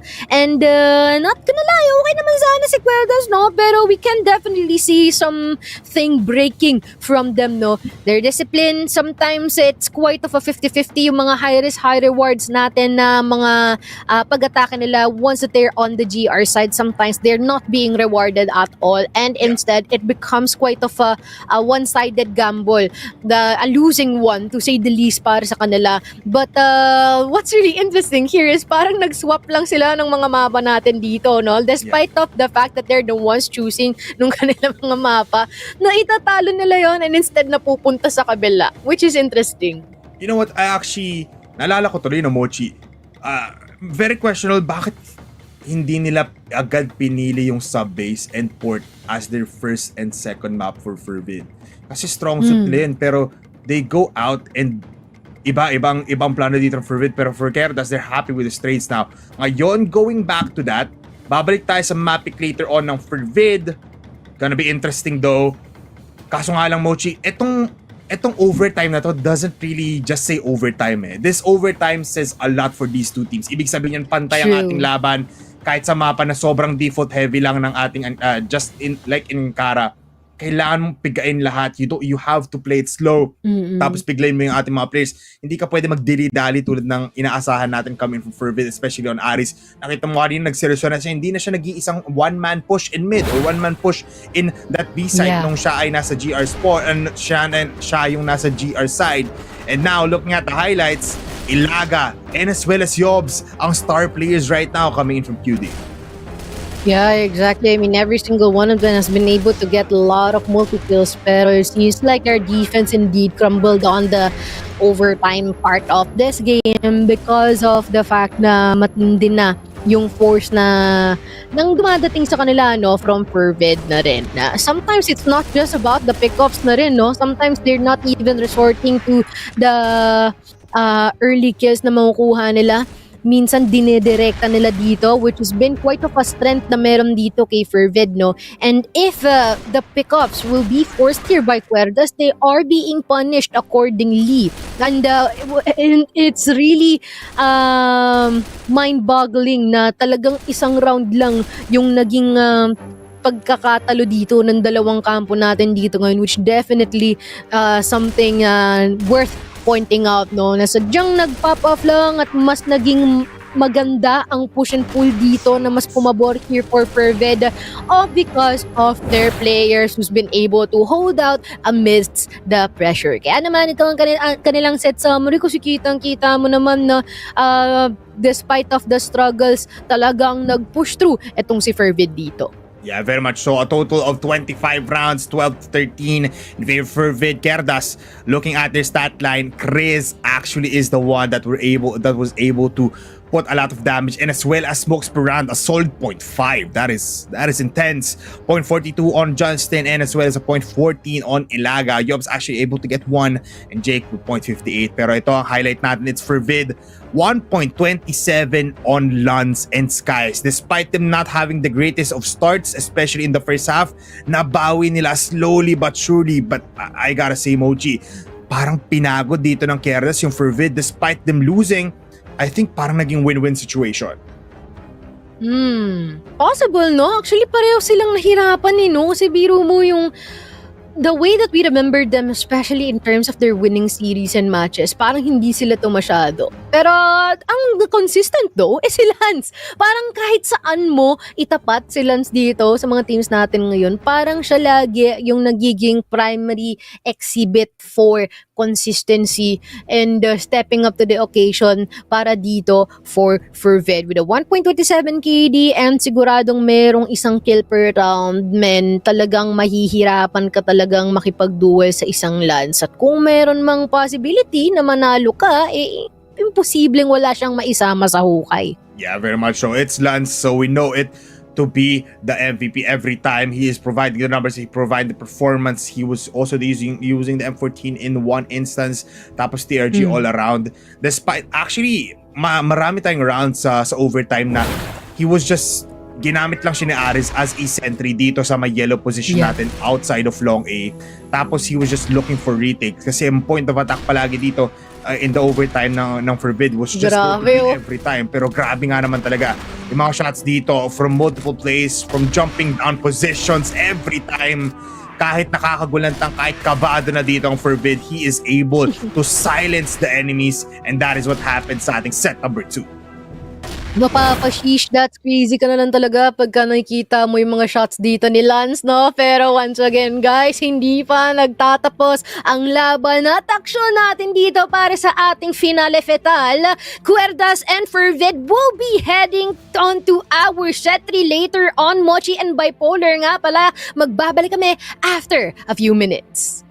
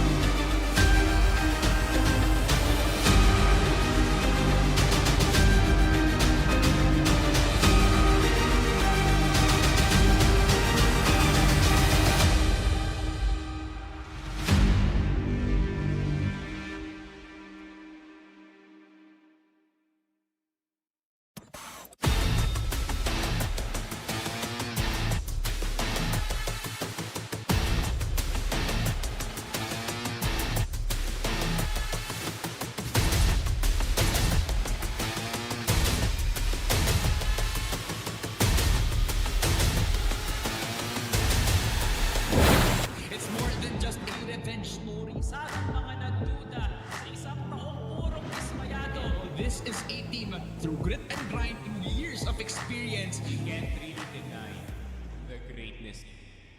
Good shot, gotta get X3D. He gets his third, he gets his fourth. Oh my God! Good shot, gotta get JC. Drill gets 1 and 2. Beautiful timing Pero para Zefrax, uubusin na lang lahat. Sa isang bala lamang, matutupad ang lahat ng pangarap.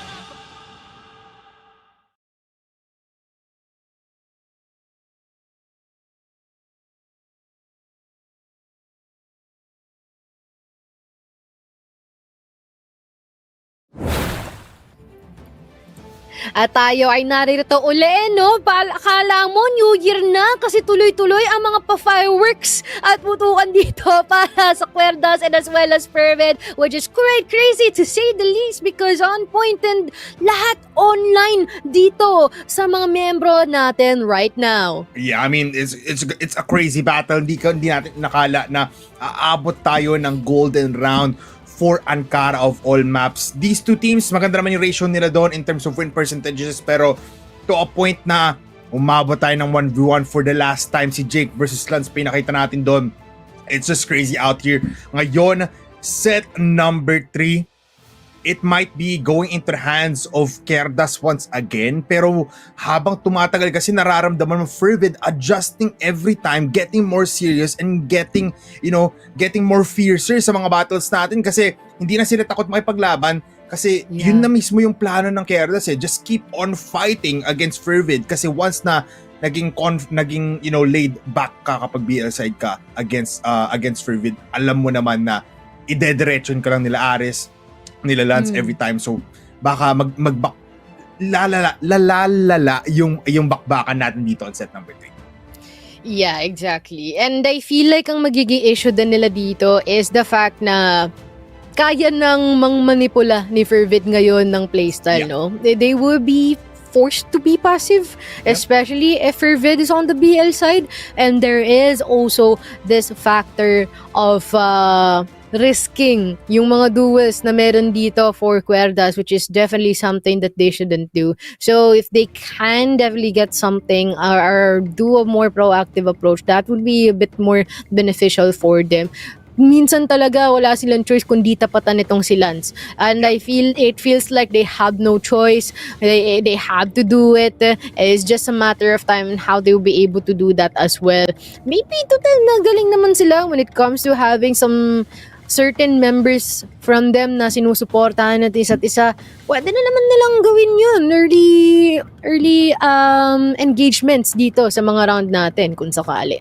Yeah, it's almost like a 50-50 pag nilabanan dito ng QUERDAS si Lance mismo kasi you don't have to respect him anymore kasi alam mo naman he's not really a god in this kind of playstyle. Nakikita natin na medyo alam mo yun, natitigil palagi ng QUERDAS yung momentum nila with Laga pushing out, medyo nagiging wary, medyo nagiging, alam mo yun, nakukuha yung atensyon ng buong ng FERVID towards Ilaga kapag na-infiltrate yung backlines.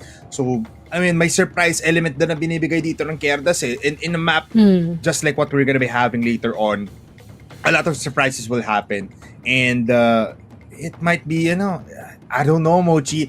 If I'm correct, is it Mexico 2? Or port? I think it is Mexico 2. Mexico kasi 2. Ang alam ko, no? Kasi yung ating ika-apat na mapa, yun ang port. Tas yung last natin sa base. So, let's see, what is gonna happen on this one. It's gonna be all out, hindi ko masabing attrition. Parang patindihan na lang kung sinong mas magaling magwala dito. Sa kaliman dito, no? And I believe we're just gonna be waiting para sa mga preparasyon ng ating mga players ngayon kasi I'm pretty sure, naku po, no? Parang banatan ng buto at hindi man sila nag-aaral dito, nagsusunog pa rin sila ng kilay. Especially kung ang pinaglalabanan nila dito ay ang titulo na pagiging kampiyon ng Impact Fall. I mean, to be fair, this doesn't have any bearing or it doesn't give any slots, but at the same time, a lot of lessons, lot of learnings, and some bragging rights. Pero ito na nga tayo ngayon. Tayo ay dadayo na dito sa ating mapa. Oh, it is actually port, no?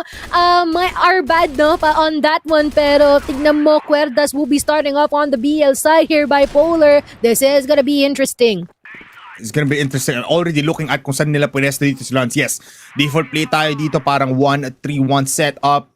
One player in CA, two players in mid. Lance already in that position. Hatch able to pick off ngayon si Yobs. Nakita natin siya last time dito to spray down on 2 with a wall bang. So magandang depensa to for Fervid.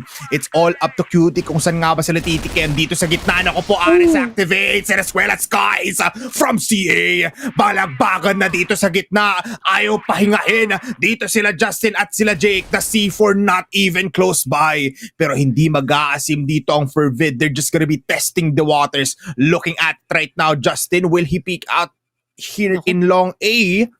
Possibly not, pero looking at it, Aris already in the smoke, already in the BL bridge. Jake may kita ata dito ngayon. Yes, he will. And in the metal doors, Justin pushing out Aris with the kill. A flawless and what a dominating first start here in Port.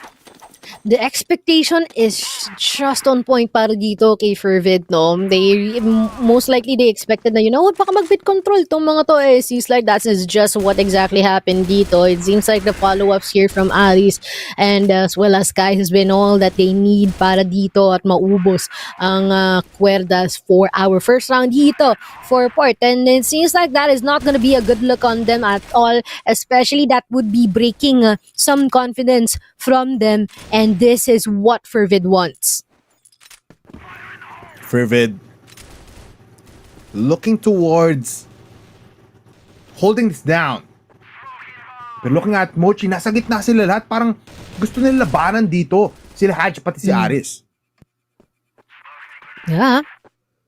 Side by side, Hadj medyo agresibong kanya angulo dito sa ating bridge area, no? Pero he still try to peek either way. Yobs, pinapaulan na ng mga bala itong si Hadj ngayon. Pero i-check kaya nila ang kabilang banda natin na bandang sino hindi.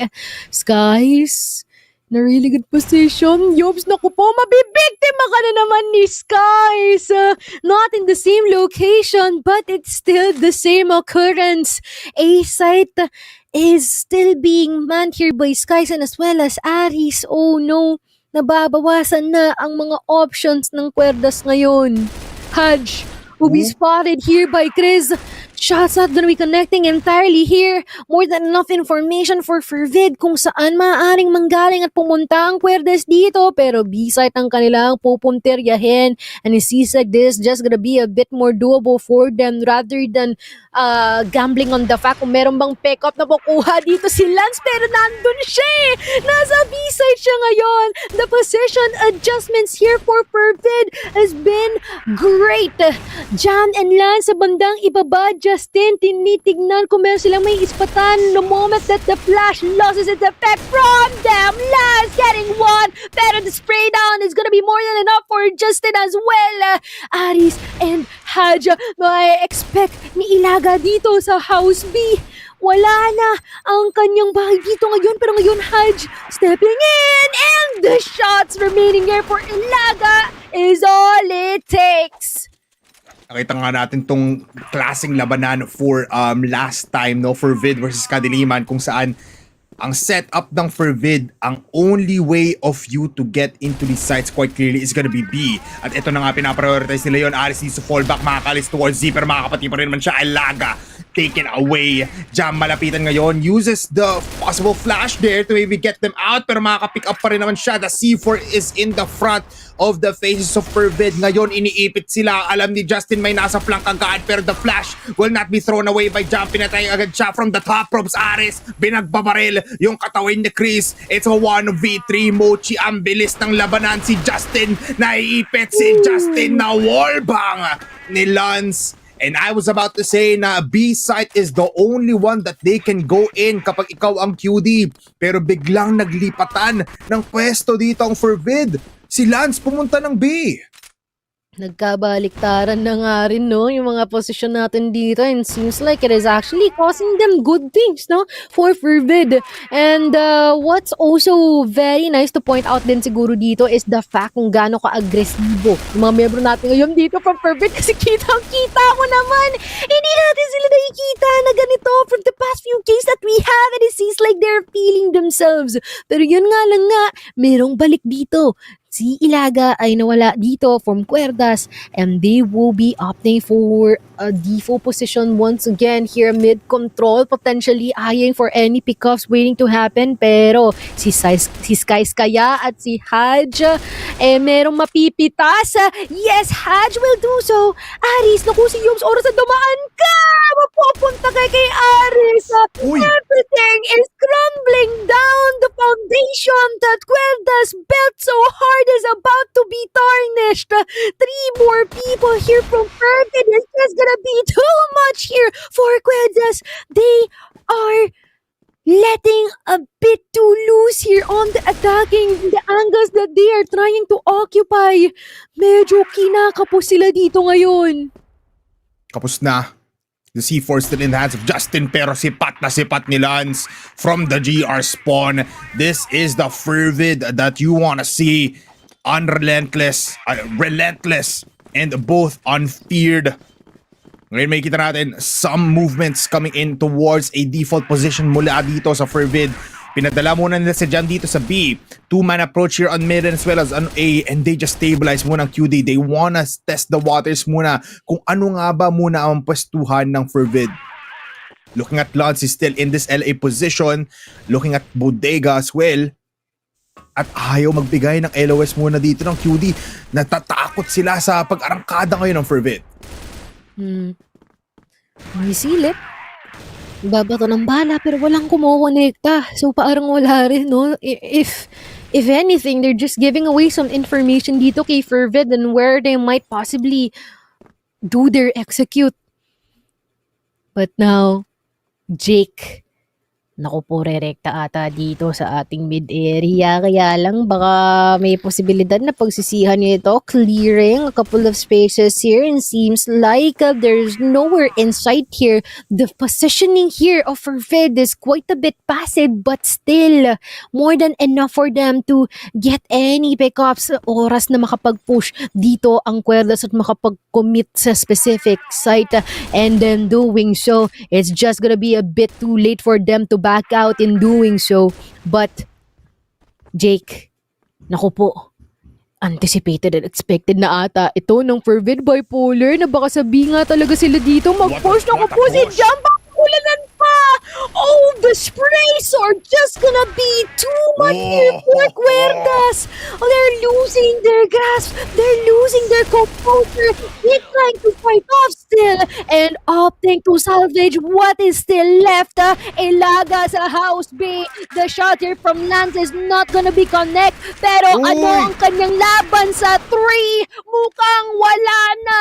4-1, a 3-round lead here for FERVID. That was intense. Alam nila na natunugan na ni Jam na sobrang daming tao dito sa House B. And it took some time, so nag-push na lang siya.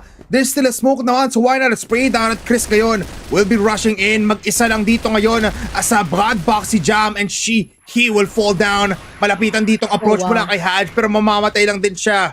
Itong biglaan na approach ng ating QD is gonna be giving them this round win. Pero the Skies Katol combination nasa likuran. Ares, nakita namatay yung kakapi niya pero hindi siya makakapatay din. Naku po, 2v4 pero what a headshot mula dito kay Ares. The grenade connecting at mapapatay niya pa si Yobs. Biglang 2v2, kokonekta na naman. Dito si Lance and Ares. There goes some grenades connecting onto the right side pero Ilaga will be damaged. Flash also being a problem pero Ares, both of them are low. Lance versus Chris, sino mas magandang tutok? Sino mas maraming buhay? It's gonna be Chris. He's gonna be blamed for time. No more! And the bomb explodes in the front of their faces. QD claims round number 2. They're pressed 4 times during that one, no? Naku po, nagkaroon na ng idea itong si QUERDAS. Alam mo, what if umarangkada na lang tayo? What if mag-press W na lang tayo? Tapos tignan natin kung may makukuha tayo sa mga spray down natin, sabi ni Yobs. At nagawa niyo yun dito for Aris. Wala pang kasagutan ang FERVID so far after that one. Pero Chris, naku po, hindi chinek ni Haj, hindi niya in-expect na meron na doon. Buti na lang si Skies naririto. A-site, all available here for QUERDAS to take. And seems like Skies is gonna be the one who's gonna be opting for first contact, but unfortunately, the contact is not gonna be contacting for them. Lance na lang ang naiiwan here for FERVID, and it seems like he is gonna be holding on for dear life. 9-1. Madadagdagan ba yan ng 4? Yan ang question natin ngayon, pero mukhang medyo magiging mahirap na sa kanyang gawin ito. With the current status, nagpakamatay na lang ata siya dito, pero walang damage na inflict sa kanya. Lance, Lance, okay ka lang, Lance? Lance, alam kong matatalo yung round na to, pero wag naman ganon. Okay lang yan. Angat pa rin kayo ng isang puntos. Diyos ko po. 9 kills ka naman, Lance. Ikaw pa rin yung pinakamaraming kills dito. Nawala yung dramatic effect, men. Nawala yung build-up na gusto natin Nawala yung pero build-up. sabi agad ni Lance, no! I will gonna kill already onto Justin the Parkour on Chris. Oh, Will wow. connect, pero look at Hadj. Ito na yung spray down. Yung malagatling gun na barilan sa gitna. Hindi mapipigilan dito ngayon ng QD. And now it's naka-chainsaw si Aris. with this TRG. Mamamatay siya. Naka-chainsaw na si Aris. Ano nga bang nangyayari dito? Gusto lang sana bombahin ni Lance yung sarili niya. Bigla tuloy na galit, naglabas ng malaking baril si Nice Katol. Ayan na, nang babardagan na Kadalabas si na Aris. na-off ako, Nako. Mochi. Ala, ano nangyayari? Wait lang ha, paalala ko lang, Aris, finals to ha. Pero sa bagay, sabi niya rin kasi nung ini-interview natin siya, dito niya na daw ilalabas lahat. At isa doon ay yung chainsaw ngayon. I'm not quite sure kung medyo nakita yun sa view, no? Na ibang mga member natin dito ng QUERDAS. Pero with the current status that they are at right now, it's not looking good for them to say the least. Pero if they will try to go dito sa ating A-Sart, not gonna lie, parang they have more chances of winning on this one, especially kung gaano silang pabilis mag-take ng mga kills. At mukhang pinasimulan na ito ngayon ni Jake, pero si Aris, ayan na siya! Magratatatat na nga lang siya dito, pero ilaga! Buhay pa, humihinga pa, but until when would he be able to hold on? Not for so long, sabi dito ni Jam. Ang laki ng muscles ni Aris, nabubuhat niya yung chainsaw papunta doon Muscles. sa bodega, pataas dito sa A-site natin. Is he going for for another play? Yes, he is. At ngayon, si Skies gumagamit na rin ng ating TRG. Kaso nga lang, the bombardment is there! So much grenade, pero so much shots. Will connect come in from Skies. Tumatalon si Chris. Mapapatay niya dito si Hadj. At nauubos na naman ng QD. 1 down, 2 down for both sides. Lance nandito sa exit, pero siya ang makakuha ng kill. It was Jam. At sa wakas, Naku nandito po. na si Aris. Nandito na si Daddy. Si Daddy with the chainsaw. At napigilan ng pag-push. Matatamaan nga ba ni Lance pero nakalagpas si Justin. He's now in that ladders. Lance speaking out, hindi nila masipat, malayuan pero nagpakita ng mga bala dito si Justin. Ari speaking out, moving pero sabi ni Justin, wait lang, bababa ako. Yes, I will go on top instead kasi I have the bomb. Looking out, he gets the kill onto Lance. Aris ngayon, 10 kills, wanting 11. Justin wanting 8, moving slowly, shooting rapidly onto Ang hirap. Justin. Both low in HP. Sino ang munang makakapatay? It's Aris once again. The headshot with the chainsaw. And that is 3 rounds straight. Nakikita mo na, ngiti na siya, patawa-tawa pa siya. Nice ka, tol! Siguro na papakamot ng ulo yung mga haters nito ngayon, no? Ano ba namang nangyayari dito ngayon? Bakit nakakuha pa ng 11-5 yan? Dahil lang sa chainsaw na inalabas niya sa ating first half. Pero ngayon, maaring mag-iba ang ihip ng hangin. Ilaga, parang hindi binibigyan ng pwesto dito ni Lance, no? Tinatadtad ng mga bala galing sa kanyang TRG. Be forced to back out from that one. And let us see kung magiging solido pa rin ba ang depensa ng QUERDAS ngayon na lalong-lalo na ng 3 round ang kailangan nilang habulin dito. Hindi rin biro to. Actually, I like this setup from from QUERDAS, no? 2-1-2. Tapos malapit lang palagi on B dito si Justin. the approach might just be perfect. Pero si Lance ang unang papasok sa site. He needs a flasher pero he's just going for the pick-off. And what a wallbang headshot onto one. Instantly traded off kay Chris. The grenade will connect onto Haj. What a wall bounce as well onto Chris. At ubos ang dalawa dito. Damage pa naman si Jam. And mukhang QUERDAS starting off the second half more comfortably rather than on the BL side. Nako. What will be the end game dito sa round na ito, no? Because this can definitely give us a good grasp kung ano yung behavior that FERVID might do in the long term, Jam. Naku, uy, nakita ba yung ulo? Wait lang, napansin ata ni Yubs yun, pero inantay niya pa na bumaba si Aris dito para ma-spray down niya yung dalawa. And he's gonna be able to do the same thing. Sky is opting for the trade here onto Justin. Mamataan ba siya? Oo, pero still, the 180 is insane para sa kanya. Pero buti na lang, nandyan si Yobs. Oh Yobs my! Was in the right time, Moch. Iba talaga kapag maganda yung chemistry ng team natin dito. They're just flooding the gates against the faces of FERVID. Medyo, it's now a default M14 EBR setup for FERVID. Still the TRG on to this, but look at Yobs once again unleashing the bullets onto the heads of FERVID. Nakahanap si Aris on the other side of the map, pero what can you do? Ubos na agad yung player count mo. You can't go in for a fast execute now. And the smoke being a problem as well. Nade-divide yung fight pero nire-rain down lang mula dito sa top position lahat ng bala mula sa QUERDAS. Man. I'm not gonna lie, I keep on forgetting that Fort is quite defender-sided, no? And it seems like pinapakita sa atin ngayon dito ng dalawang team natin yan. Especially with a bunch of verticality, it's quite often that you have to challenge a lot of people before you even step foot dito sa ating site, which is sometimes is just a bit too much responsibility para sa ating mga attackers. Pero now, smoke dito sa ating Bederia. Aris gumugusto. Maaring may matantad. Justin nakakuha ng info. Wait lang baka pumunta ng A itong isa. Siguro sinabihan niya na si Yobs dito, no? But 58 seconds on the clock here. They better be quick in picking up the pace. Pero some bait utility being thrown here. Pero no budge ang QUERDAS ngayon.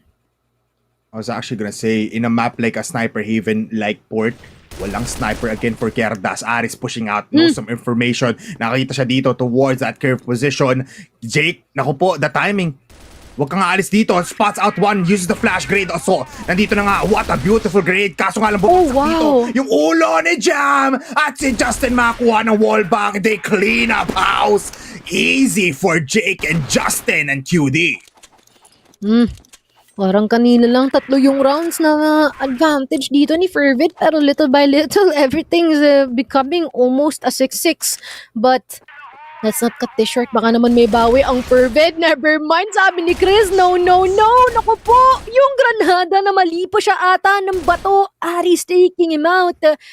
House B became a crime scene right from the get-go. 4v4 Justin spotting someone in the process. Ilaga getting some damage from the shots na inilet go ni Skies dito once again. And seems like there's gonna be quite of a long round. Pero si Yobs, wait lang, they're challenging mid. Bipolar. Yeah, it was actually surprising. 3 yung pumik doon towards Lance. Yes, he wasn't using the TRG, pero what an aggressive peak there. No kills, but man, it shows na hindi takot dito ang buong QD. Despite the God Aimers dito sa side ng FERVID. 1 minute 25 seconds. Yobs in the same position. Makakadamage siya ng dalawa. wow. What a beautiful execution though for FERVID. And as well as Aris, may execution pa ata. Some insurance play. Justin also falling down low. Uses a smoke pero doon sa may butas. Pinuntirya ang katawan ni Justin. From afar, it's Jake. All up to her. 1 versus 3. Lance planting the bomb. Ano nga bang plano dito? 100 HP. Siya ang pinakamaraming buhay dito sa mapa na ito. Skies will be taken away. Easiest kill over life. 30 seconds. needs to rotate, goes towards the bridge side, pupunta siya ng CA, parkour will not be there, so medyo delayed na nga dito ang approach ni Jake, so she reconsiders going towards exit. Medyo time has passed by so quickly, at malayuan dito ang pwesto ni Ares. Lance speaking out, Jake will be taken care of. 7-5 FERVID, comfortable in these rounds. Pero what's really great with Fervid, with what they're doing so far, no, the respect is existing. Regardless of the fact that they can definitely outman a lot of people here, though nandyan pa rin yung respeto na dapat magkakasama, magkakadikit at mabilis sila gumalaw dito sa mapa ng port. But it seems like they finally have the answer, no? After quite a bit of research, they finally have the answer on how they can destroy yung defense dito ni QUERDAS. You know what? Let's just do some quick kills dito sa ating entrada ng B. And magkadikit man tayo, may mabitas na automatic is already on -1. But unfortunately though, for Hadj, medyo dehado siya in terms of HP. Very low. At malapit ang approach to mula kay Justin. Sobrang lapit niya dito. Pwede niyang gayahin si Jam. Kanina nag-push out na lang kapag nakaramdam siya na maraming tao dito. Ares with the lineups now with the flash. Decides to not weird it. And look at Justin. Kinaya niya nga talaga si Jam. Able to pick off Ares. Now sa 3v4 mode, nasa gitna sila lahat. Mukhang a split na ang gagawin dito ng FERVID despite them getting thrown out of the window dito sa house B. Pupunta pa rin sila sa B. Laga sprays down onto 2. He sees the C4 and he gets the triple headshot onto the last guy. And wow, no emotion on Ilaga after the 3K. Nonchalant lang. At little by little, it seems like there's a bit more sharpness in terms of answering back dito si QUERDAS na yun, no? Which is great because this might possibly be another overtime, just to say the least. Pero let's see, Aries trying to spot off if there's gonna be someone na mangangas na makapag-pick dito sa B opener natin.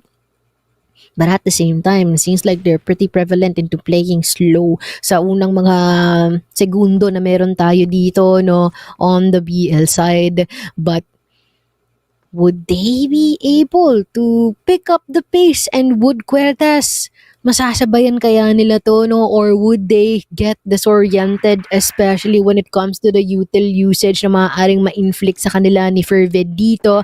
The preparation already here, being thrown here by Aris na mataan pa to the window. An additional kill from him. Ilaga from the backlines. Naku po si Justin, walang kasama, and instead going above and beyond and behind back. Hindi ito mangyayari for QUERDAS. Additional round here para kay FERVID, and man, Port seems to be quite of their map.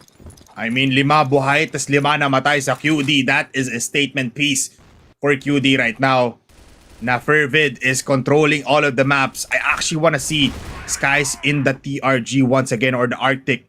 Kasi they need to use Hadj right now as the entry fragger. Tas hayaan nila si Aris na makakuha ng trade-offs.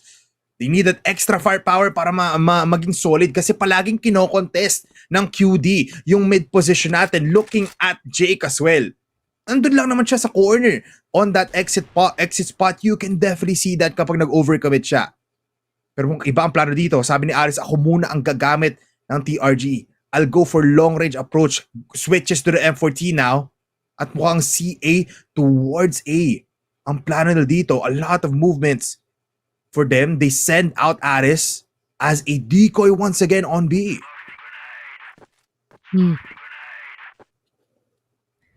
And seems like they decided to change up their positionings din dito ngayon, no? Jake just gonna be on the spawn area.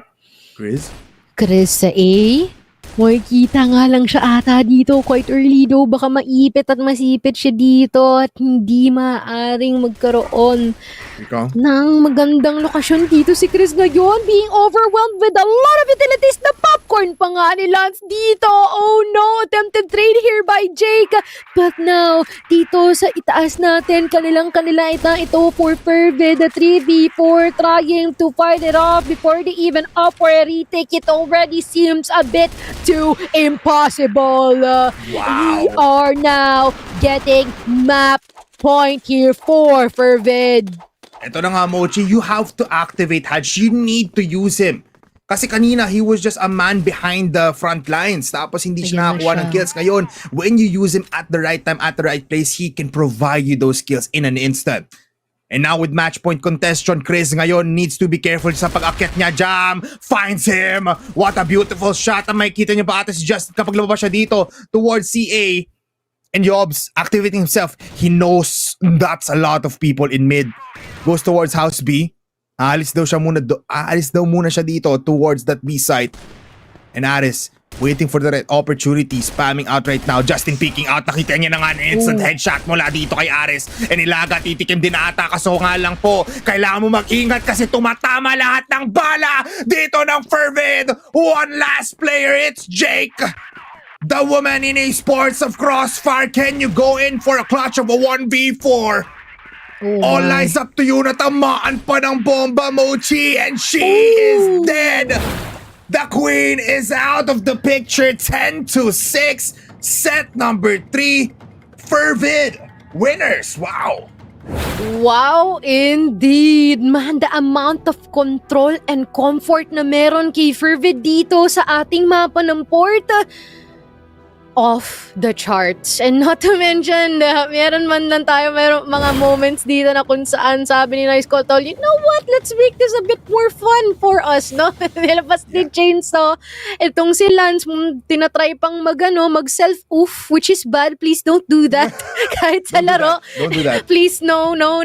But, man, we can definitely see na dito sa mga member natin ng Fervid, parang they are definitely stepping up the gas on this one. Well, at the same time, it is obvious that they're having fun. Kasi you're already finally seeing smiles on their faces, unlike earlier na talagang hindi.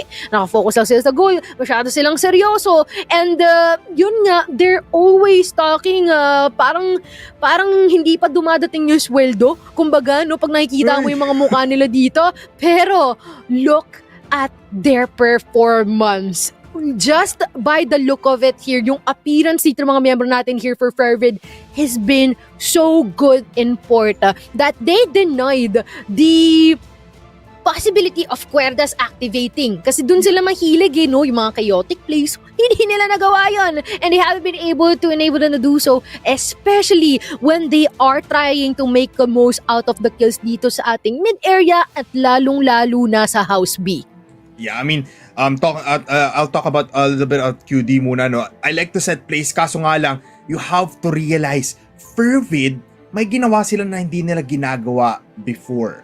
Nung nakalaban nila yung Kadiliman, palaging si Jessan nakapwesto lang sa B, not in LA.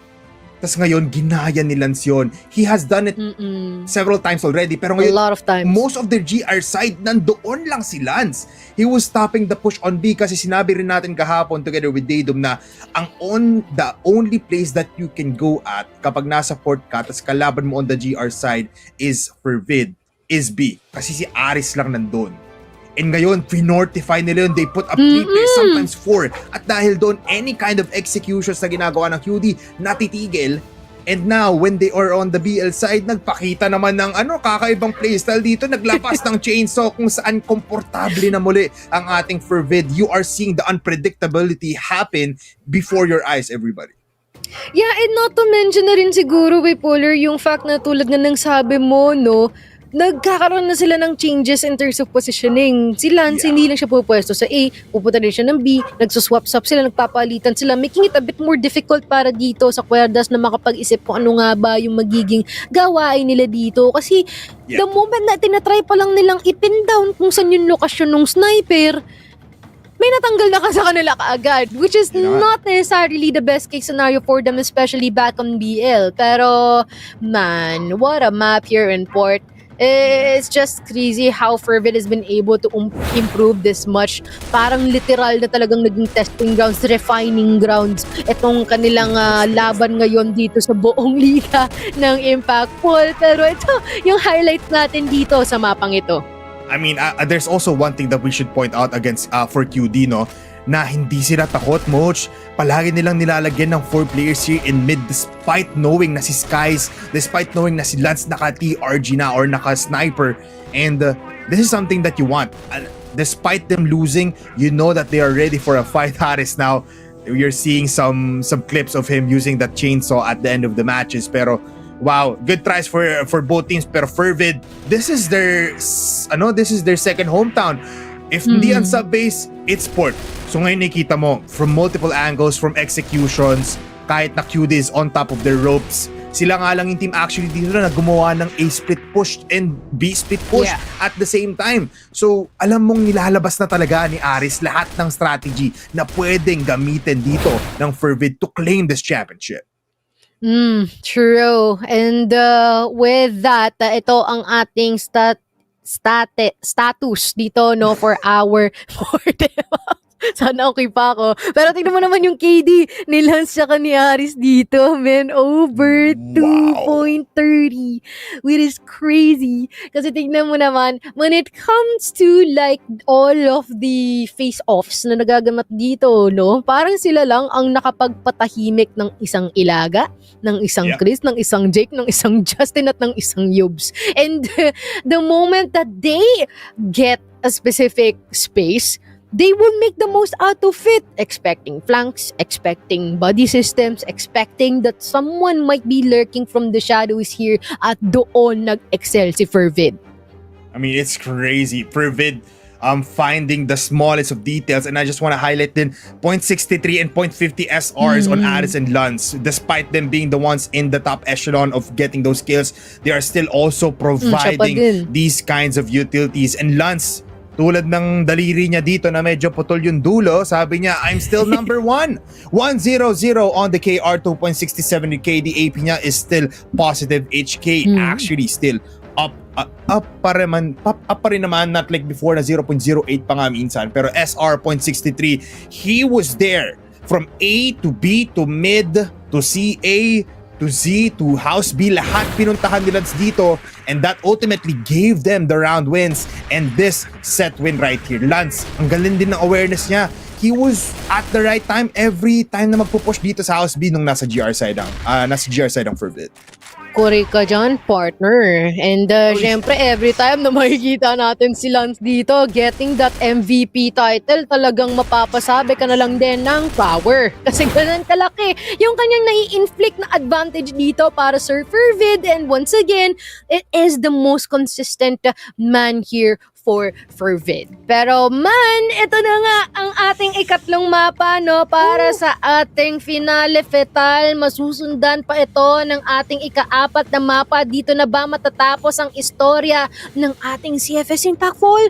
Or may bawi pa kaya ang QUERDAS dito? Di natin alam at makikita natin yan maya-maya. Mochi and Bipolar, magbabalik kami after a few minutes.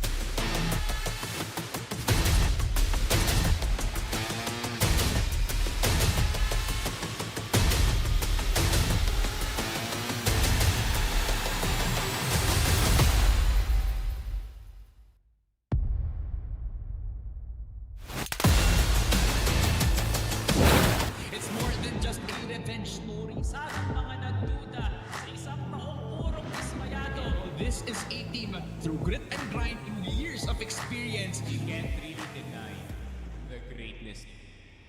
Good shot, gotta get X3D. He gets his third, he gets his fourth. Oh my God! Good shot, gotta get JC. Drill gets one and two. Beautiful timing Pero para sa Zepfrax, uubusin na lang lahat. isang bala lamang, matutupad ang lahat ng pangarap.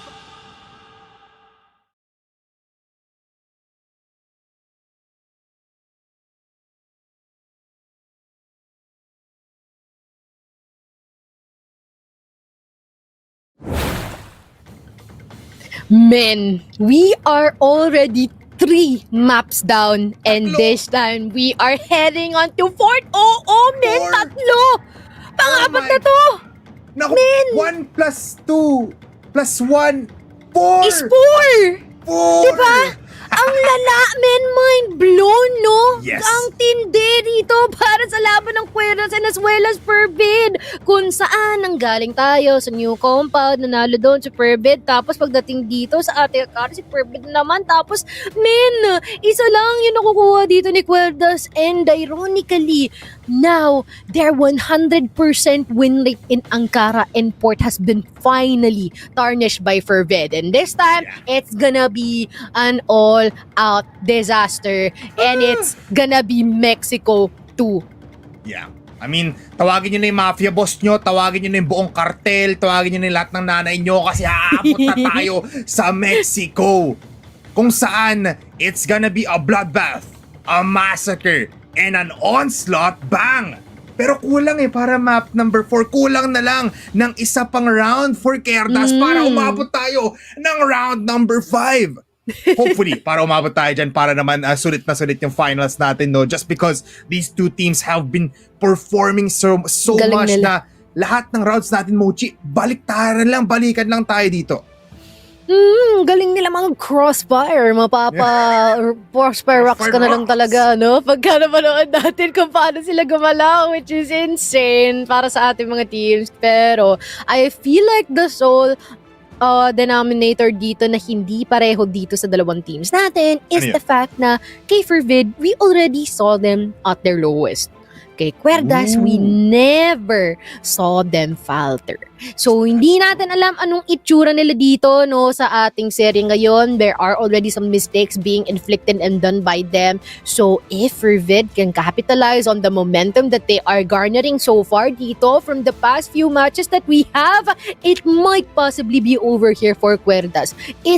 Ito na yung istorya natin for determination and their mental stability and how determined they are into closing this off with pushing it further para sa ating 5th map.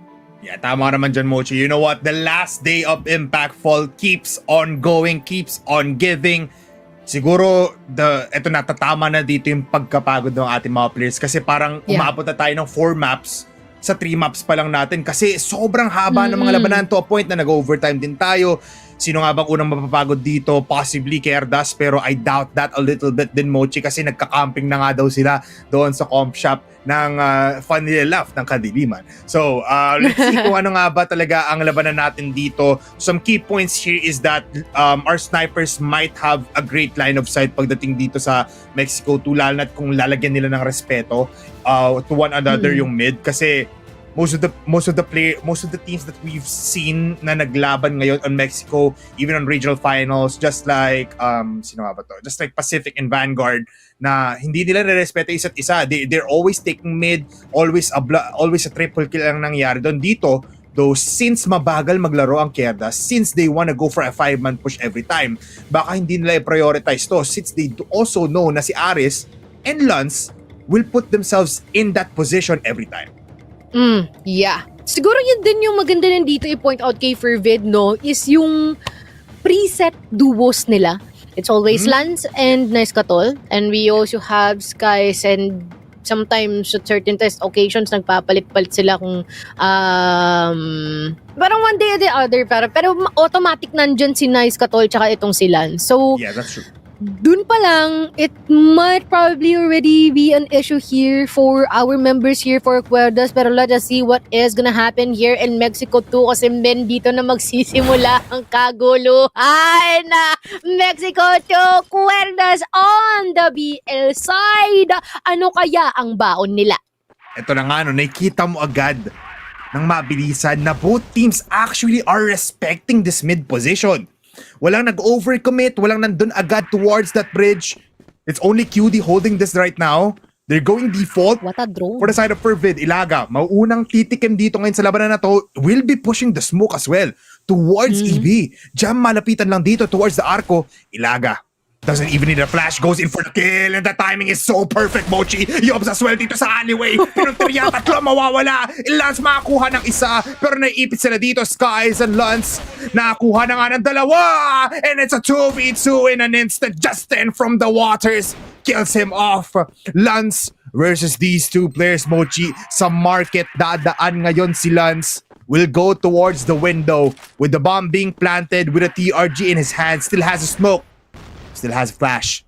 And this grenade switches to M4A1. Pero nung nagre-reload siya, sakto ang pag-peek. Iba talaga pag babae man, alam lahat ng sekreto mo. Ang hirap kalabanin, no? Alam mong laging tama eh. Pero, lang napa-question sulit si Dadom. Sabi niya, ano daw? Ang masasabi lang natin dito, ang lala din ng mga ginagawa ni QUERDAS so far, no? Sometimes it's just press W for them, and sometimes that's actually more than enough of an answer. But at the same time, here in A site, it seems like mas dumami ang mga nagbabantay, mas dumami ang mga gwardiya dito ngayon, at hindi lang nila pwedeng ulitin ang kanilang ginawa kanina sa ating ikaunang round natin dito sa mapa ng Mexico. Lots of shots being sprayed. Tamang pakiramdaman labang, pero nagtuo si Ilaga at si Skies at si Ilaga ang nanaig doon. Great initial kill, taking out a player that has been frag heavy. Dahil dyan, Lance will connect here. An instant shot already connects, as well as Aris trade-offs na noon. At Lance now with a double kill. Dalawang natitra, but the C4 is in alleyway of A. Hindi pa nila alam to for FERVID. But QD now, very much wary. Hadjan dito sa waters, finally gets that revenge kill onto Justin. At natitira na lang si Yobs, and he is low in HP. FERVID, keep on rolling. Ayun, no? Naririnig mo rin kung gaano din katindi magbigay ng advice itong si Nice Katol sa kanyang mga kasama. And it seems like they're more than locked in, more than ever here. But for QUERDAS, we are gonna see kung magiging successful ba itong kanilang pag-flood dito, no? As there are already some people possibly anticipating their presence. But Yobs will be taking down one. Some shots here actually gonna be connecting, pero hindi lahat, Jam. Naku, isang pick mo lang dito, maaari makapitas ka ng isa, at yun na nga ang nangyari. Naku po, muntikan pa dalawa. Justin for opting for the trade here, pero FERVID medyo dihadi ngayon sa sitwasyon natin ngayon. Pero si Aris from the backlines, naku po, bipolar, pwedeng pa silang manalo dito. Yeah, possible pa. And Aris now, flanking, wallbangs not hitting, pero he gets the shot until Lance also gets the headshot of his dreams onto Chris.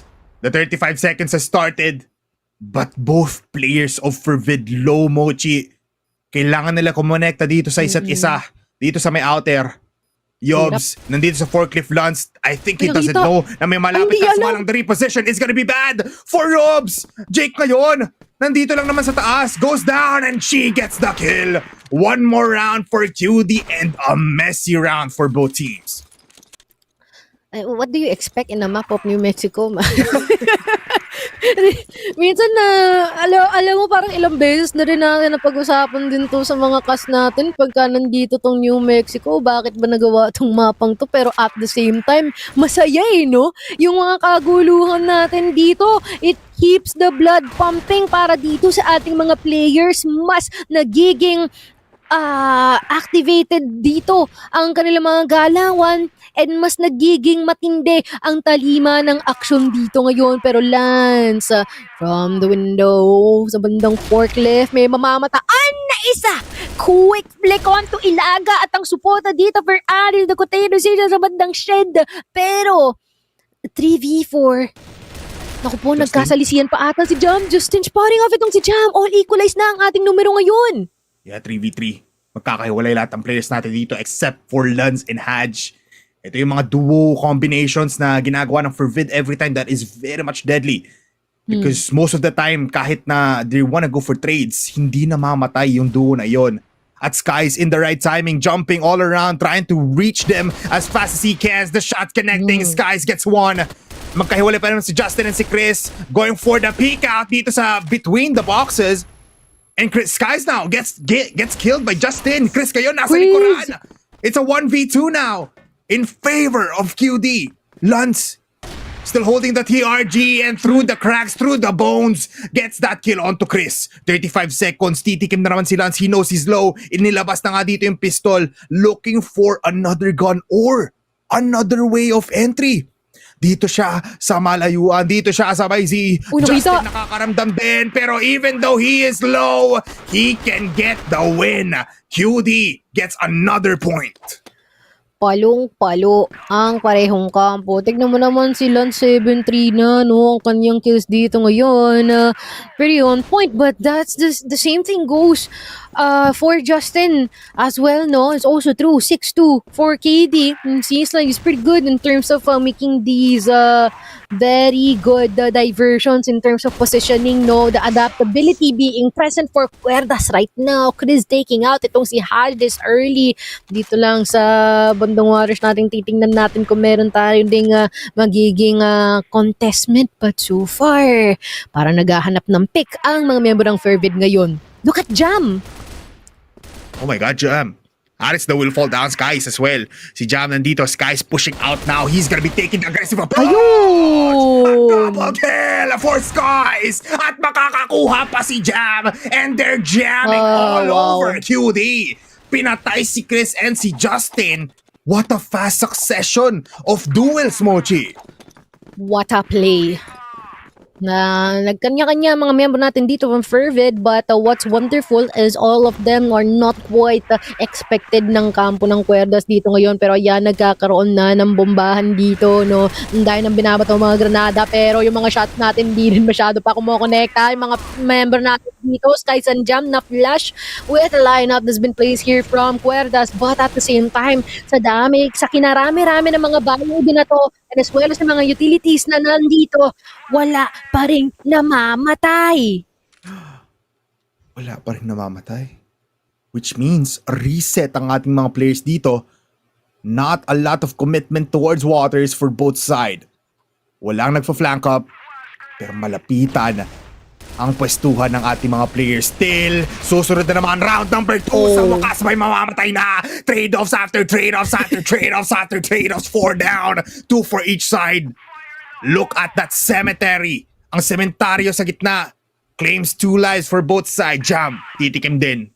Feeling na meron pa ring tao dito, pero they're making their way towards A now. Mochi Jam finally gets the kill. C4 holder pa yun. They take back the C4, but the damage has been done and it keeps on giving. Chris low in HP. Hatch praying and praying. One more player left. Wow. And he gets the kill once again. Tie game, Mochi, 3-3. Naku po, online na si Hadj. And seems like nadala niya yung performance niya kanina sa port onto this one, and this is gonna be an issue for QUERDAS, no? Dahil na lang iniintindi at mukhang nadagdagan pa ang sakit ng ulo nila dito kung sakali. Pero Chris, medyo kinakabahan ako sa posisyon dito sa ating mid area, pero ang daing ang nababawasan dito sa kanila, no? QUERDAS, 2 players already quite low in terms of HP, which is not something that they would want, especially na nasa blacklist side sila dito. Naku po, they have to get a pick off, but how? How indeed? Mochi, these fights sa gitna, it's so gut-wrenching. Nakakakaba. All they see is the flashes of the muzzle, tapos yun yung binabaril nila. Ang storya na ito magsisimula with Skies with the kill. Mukhang susundan pa dito ni Chris, wants to go for the trade-off. Pero si Jam here on waters, on B, trying to go for kills, and he finally finds Justin lurking in the shadows. Chris activates with the HK. Tinamaan yung secret ng dalawa. Pinatay na rin dito si Skies. Hadj also activating, now gets his 5th kill dito sa ating 7 rounds. Lance, pagod na mag-TRG, nilabasan ng pistol. Bang, bang, bang, bang! Jam with the last kill. And 1 point advantage now for FERVID. Nakwa. 2 more rounds. Man, I don't even know how QUERDAS will be able to answer back on this one if they will be attempting to narrow down the numbers dito para kay FERVID. Kailangan gawin nila ito na magkakasama sila and hindi pwedeng titiklop-tiklop sila dito kasi malaki yung tsansa na sila ang madehado on this one pero the stack here on A. Oh man, this is gonna be quite of a nightmare here for QUERDAS waiting to happen, especially in terms of the positioning of Aris and Lance on this one. Mapapaforce silang umatras dito ng bahagya pero si Justin, makukuha si Aris, attempting to trade here itong si Hatch pero hindi niya ito magagawa, aatras ng bahagya, nagcha-cha-cha, sumasayaw lang yung mga miyembro natin dito sa magkabilang kampo. There's still a lot of time for them to use pero re-rektahin na raw niya to. Sabi ni Chris, last for the trade here dito sa ating shed. Pinaglalaroan ng mga bintana na nakita natin dito. Connecting the shots here from the USP. Panerf ng pistol na ito kasi masyado ng OP. Justin and Ilaga. Dalawa pa nag-iiwan ngayon against Jam na nandito sa E-site natin. What's he gonna do? What's he gonna do? When there's 2 players pinching you and he is doing the impossible right now for Jam. The C4 in the hands ngayon ni Justin at magkikita sila dito ngayon. Pero never mind, Justin cannot hit the shots to save his life.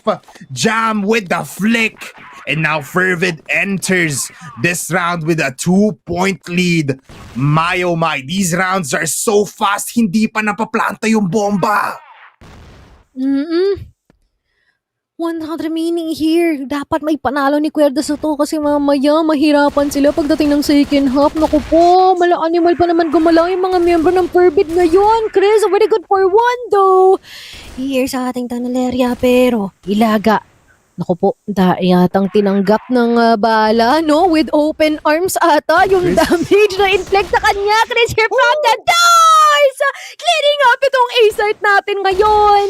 This is not working for FERVID after all, but it's a 2v2. Sky's running low. Maganda sana yung position niya dito, pero the manpower is not it here for FERVID. Yeah. Plus the HP is not gonna be sufficient. Jake planting the bomb now. Medyo delayed ang push dito ni Yobs, which is gonna be good kasi may kita niya si Jam and it's all up to Skies right now. Solo in HP and no more will to live. Justin finds him in the cracks. And as we change the sides, FERVID still with a point advantage here. Pero this change of sides, Mochi, dito natin malalaman kung paano nga ba dumipensa ang QD up against an aggressive team like FERVID. Correct. Lalong-lalo na. Dito dapat nagtatribe itong si Yobs at si Ilaga. Ito na yung tsansa para mabawi yung kanilang deaths dito, no? Simula sa ating first half. But Aris, naku po, nagkakitaan ata ito si Yobs. Oo nga, bago yung BBR yung gamit dito ni Aris! Ay, naku po, nilapastangan itong si Ilaga at si Yobs. Kakasabi ko lang na kailangan nila bumawi. Hindi na pinagbigyan ni Nice Katol. Kung ano-ano ang baon mo, Tito. Ano yan? Kanina ka pa, Aris! Ano pa bang ibubuga mo? He is holding his own, a one-man army! 3 kills into his name! Lance gets the 4th, Justin with the trade! Mag-isa na lang siya dito, pero nanginginig ang tuhod, nanginginig ang kalamnan kasi nandito na si Jam to clean up house! FERVID! Napapangiwi ka pa, Aris! Proud siya dun. Proud siya sa ginawa niyang yun, Poler. Kaya ganun.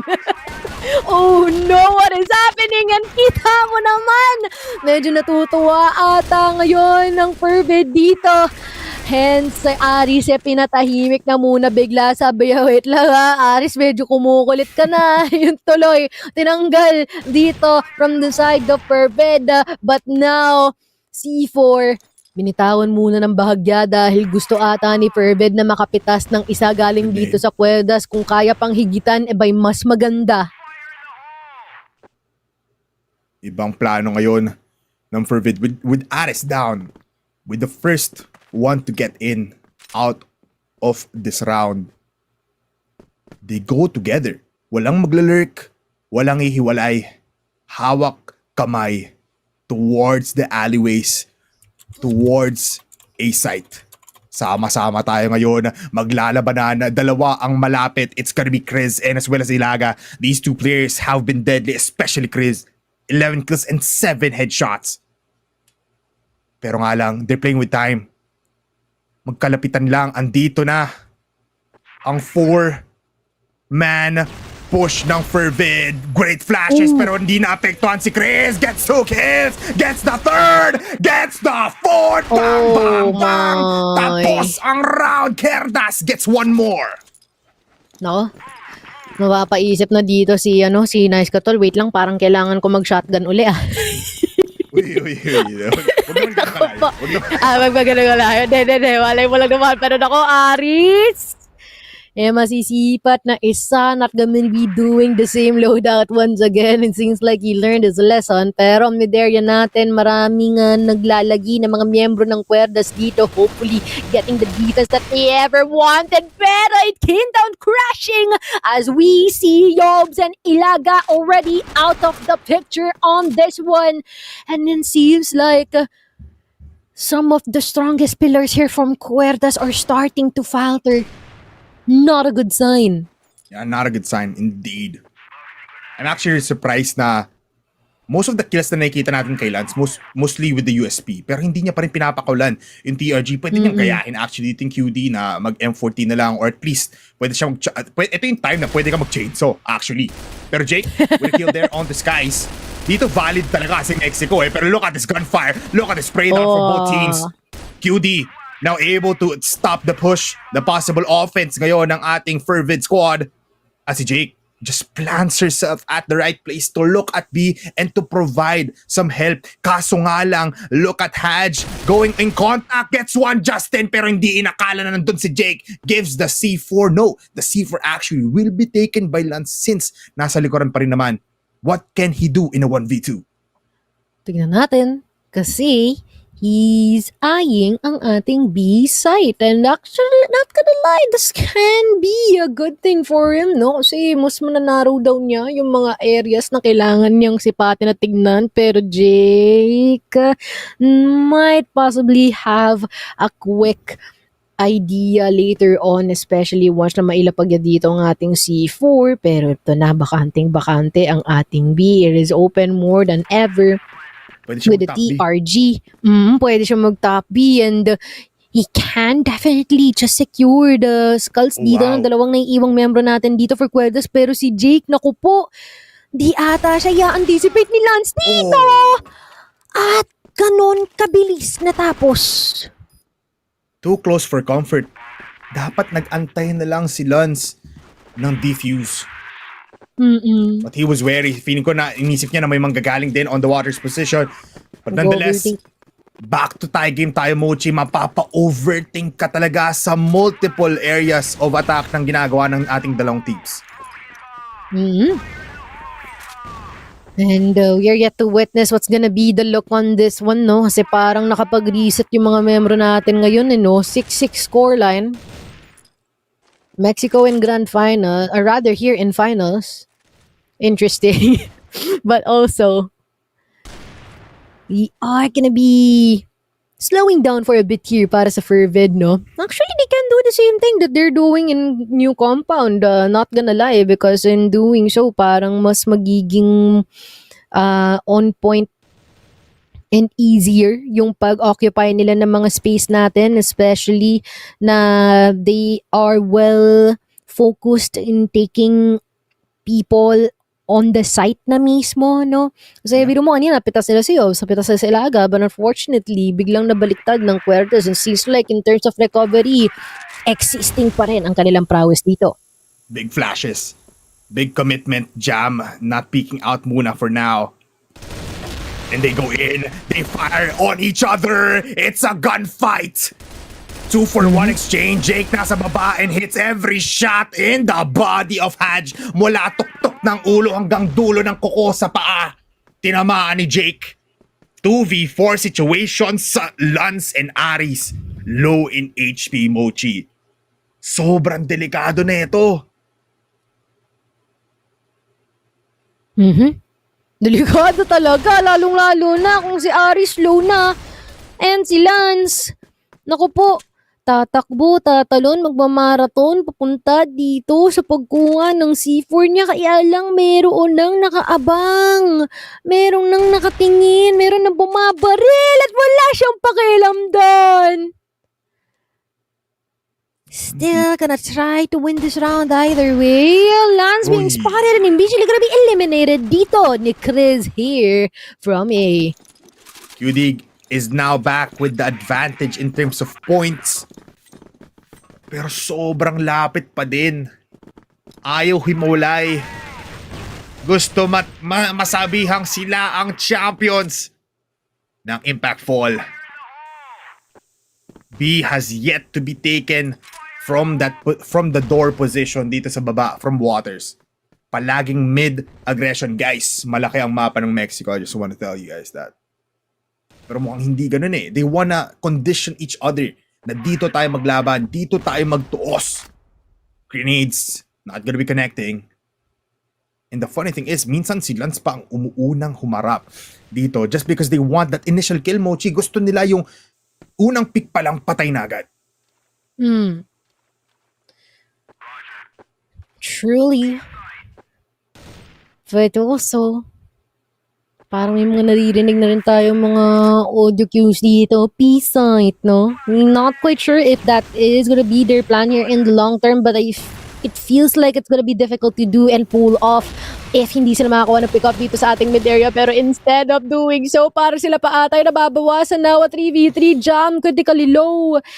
And they are yet to choose kung saan sila tutungo dito, pushing forward dito sa eskinita patungo sa ating A area. Nakabantay ang isang Chris at alam din natin kung ano ang pwedeng gawin ng isang Chris, which right now in a really good position, waiting, nakatalikod, possibly getting another on this one, but no! Parang mapapatay siya dito sa bandang forklift natin as the rest of the squad here follows up and offers support. Lance naghanap pa ng kill, goes towards mid. Nakita ata ni Jake pero he gets the kill instead. Headshot agad si Aris ngayon. Now, no help needed mula kay Lance. Tie game muli. And let's look at the kills for now, Mochi. Looking at FERVID, 8, 9, 10, 20 on Lance once again. And 6 on Haj. For QD naman, 17 kills and 10 headshots dito kay Chris. That is godlike. 9, 3, 10, 7, 13 tapos 5 kills on Ilaga. Some players not really performing that well pero providing the assist. Kasi kung titignan nyo si Ilaga, 5 kills and 12 assists. Wow. Wow. Papawaw ka na lang talaga, no? Grabe no, bendo na yung kills ni Lance. What the hell? Pero, what the hell yate? Kana lang talaga, no? Pagka si Lance ang nandyan sa ating TRG duty, but would he get? Meron kaya nga gagalusan dito, no, kay QUERDAS, because it seems like they are taking their precious time dito, no, which makes it a bit more easier for QUERDAS to take more aggressive angles, especially here for Chris and as well as Ilaga. This can be bad news for them, but tignan mo kung nasaan na si Aris, oh. Wala yun na narating. May sariling mundo. Si Haj, no! Si Haj nag-go online! Getting that double kill onto this one! Oh my, oh my! in the process of getting someone here dito sa ating mid area as well, susubukan na sumagot at sumangguni ni Jake, pero he's not gonna be expecting that Jam is gonna be waiting for him, anticipating for her presence. Pero Justin taking down Jam here dito sa ating B-side. More than enough of a cue dito para kay Chris na makapagarangkada dito at makapunta, tumulong kay Justin, pero hindi niya ito mafo-fulfill. Ayan na ang mga war cry ng mga miyembro natin dito from FERVID. Men! Moch, dito ba magtatapos ang ating championship? Dito ba matatapos ang finals sa Mexico 2 pa? Ang mapa na iniwasan ng lahat ng players? From the group stage, from the Masters pa lang? It's gonna be a crazy story to tell. Pero ngayon, some grenades will be flying by. Everybody playing out of their minds. Most of the people also in double digits in terms of score and even deaths. Ganon kadugo ang ating labanan. 1 minute 40. They always execute at the last remaining seconds. Aris gumagawa na naman ng sariling mundo, trying to divide the attention of these players named QD. Kasama niya daw si Lance. Mochi, ito na yung duo na inaantay natin dito. Sinamahan pa ni Skies. So Skies Katol, Lance combination. Justin, first one contact dito. Lance unang titingin. Justin, crush peeking. Tatlo, able to get one. That's two. That's three. It's good for QD. God for QD, indeed, no? Hindi nga lang good yun. That is so great para sa kanila. Naku po, nadagdagan pa, sumama pa si Haj dito sa hukay. Then, and I guess, equalize na naman. Napakalapit ng ating laban dito in a map like New Mexico, which is wow ka na lang talaga. The early deny din dito, no? Mukhang walang gustong at pwedeng dumaan for waters. A lot of utilities being thrown by QUERDAS themselves. Looking at utilities, di pa naman masyado gamit dito for FERVID, no? Isang grenade lang naman ang binato ni Haj. But for QD, a lot has been expended. Mostly frag grenades pa nga. So the possibility of like a bombardment dito sa mid, not gonna be happening. Tatamaan pa actually si Yobs ng isang gamit ng grenade dito ni Lance, if I'm correct. Smokes will be there. Papunta pa doon sa outer. Aris. Towards market. Ang layo naman doon. Si Aris gumagapang na naman papunta sa B, no? Tinitingnan niya kung meron siyang masisipat. But, ito naman tayo, doing the same approach natin again from the past few rounds na meron. Raining down some bullets dito. Pareho kay Ilaga as well as si Yobs. Mamamataan ba nila? Oo! 2 people down here for QUERDAS already. Ang daing damage na receive dito ng QUERDAS. Jake and as well as Justin, critically low. Libreng-libre nga ang A-site dito. Tulad ng sinabi mo, bipolar. This is not a good thing for QUERDAS. Especially nakakapatas lang nila kay FERVID ngayon. Pero this is just gonna be quite an impossible feat here to do for QUERDAS. Justin, may mapapopcorn, pero how would the mouse get out of that hole na ang daing pusang nakaabang sa kanya? The feral FERVID now just waiting for this man to come in. Pero 10 seconds left. All you can do is just give your life. FERVID focus, but they can feel it, Mochi. Another war cry coming in from Aris. Tapusin na daw natin to. Tama ata yung pagbasa ko sa bibig ni Aris. Lip One reader. more round for FERVID, Mochi, and one more to go in overtime para sa QD. Pero ito din yung mahirap, no? Pagka you're always vouching to push it to an overtime, that's gonna be quite exhausting, especially for the likes of QUERDAS. Nakakaabot lang dito sa gantong mga scenario dito sa ating finals ng Impactful. But for the likes of Fervid, parang hindi na bago to sa kanila. Matagal nang bumababad yung mga yan sa mga gantong mga senaryo. And it feels like this is gonna be another challenge up for the taking here for QUERDAS. Especially that they aren't looking the way that they used to be, no? From the past few matches that we always vouch them for. Especially dito, no, for Yobs and as well as kay Ilaga, talagang nahihirapan sila na makapag-online because before they even offer a really strong defense, no, a strong hold, napipita sila kaagad-agad and now they've given away itong mid-area natin dito. A lot of options for Fervid, but they might be cooking something up here, Bipolar. 30 seconds, Chris, malapitan. Yeah, they're cooking something up. Something's going. Here comes the flash. Pero look at the spray. Chris with one. Hange with another. Justin, kanina pa nandito. Pero sabi ni Hange, that is 3 for us. Jake unleashes. Pero mamamatay din siya. 1v2. Both low. Only Hadj with more than 50 HP. He will plant the bomb safely. Manggagaling siya dito. And look at the shot. And that is your winners for the very 2025 Impact Fall of Crossfire Philippines. Ang target lang mag-improve. Pero pinatunayan na the Masters relegated team is championship worthy.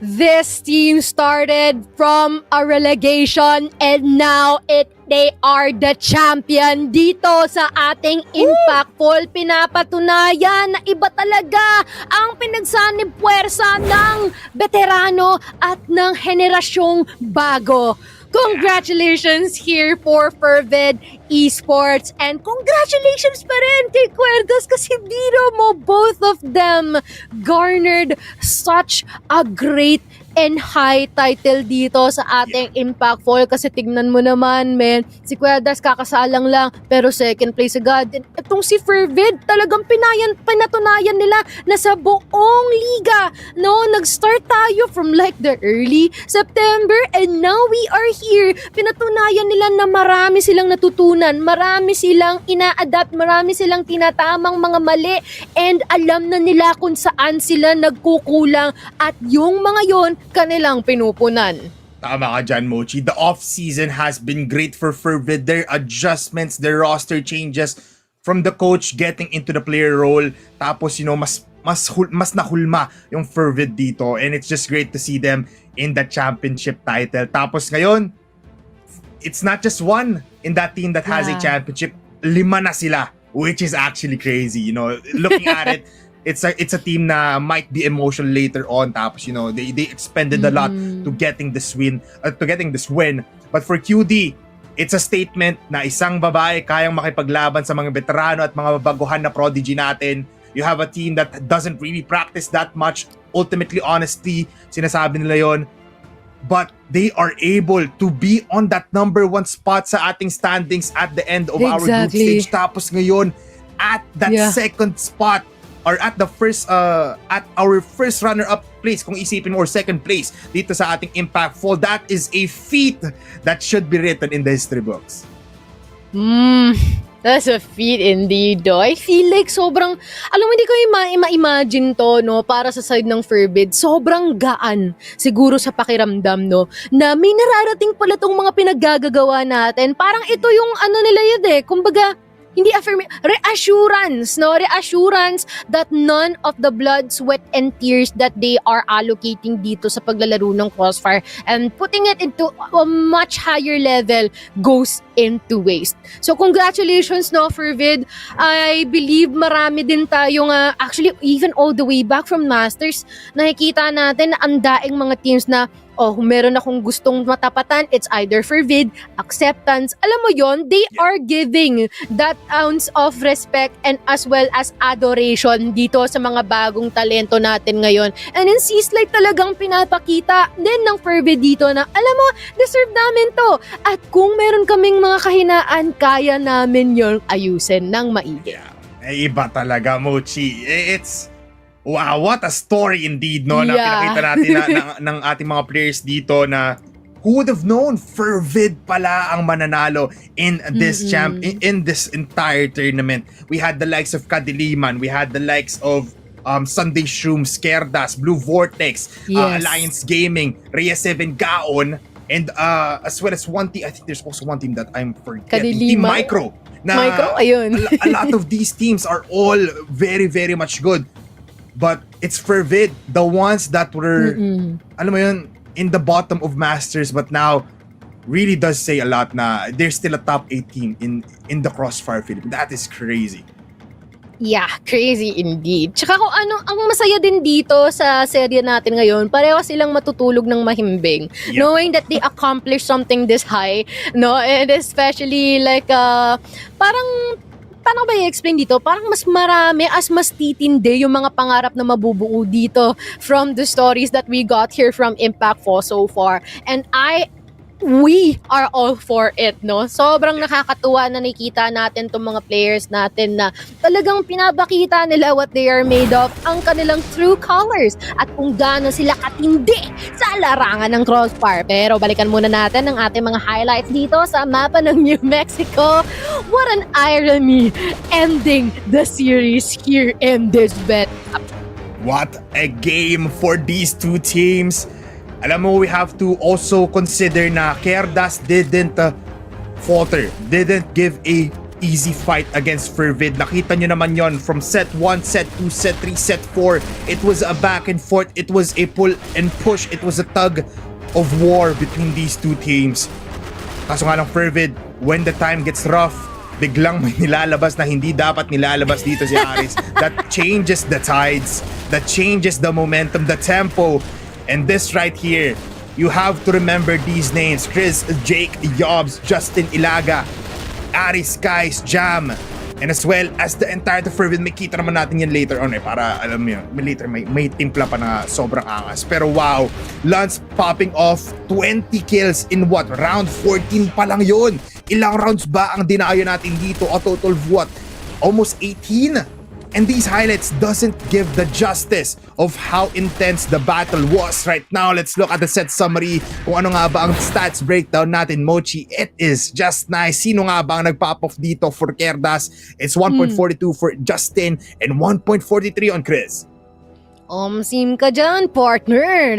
Kitang-kita mo naman kung gaano naging katindi yung mga performance ng ating mga players natin dito. You know what? Di na natin i-analyze to. Ang masasabi lang natin dito is that everyone did their part. It's just that it's a matter of being able to adapt faster, and mukhang mas napag-intingan yon ng FERVID this time around. Not to mention, even yung appearance ng ating semi-automatic na shotgun na kanina sa ating VPR12, which is really, really entertaining to watch here for FERVID. And you know what?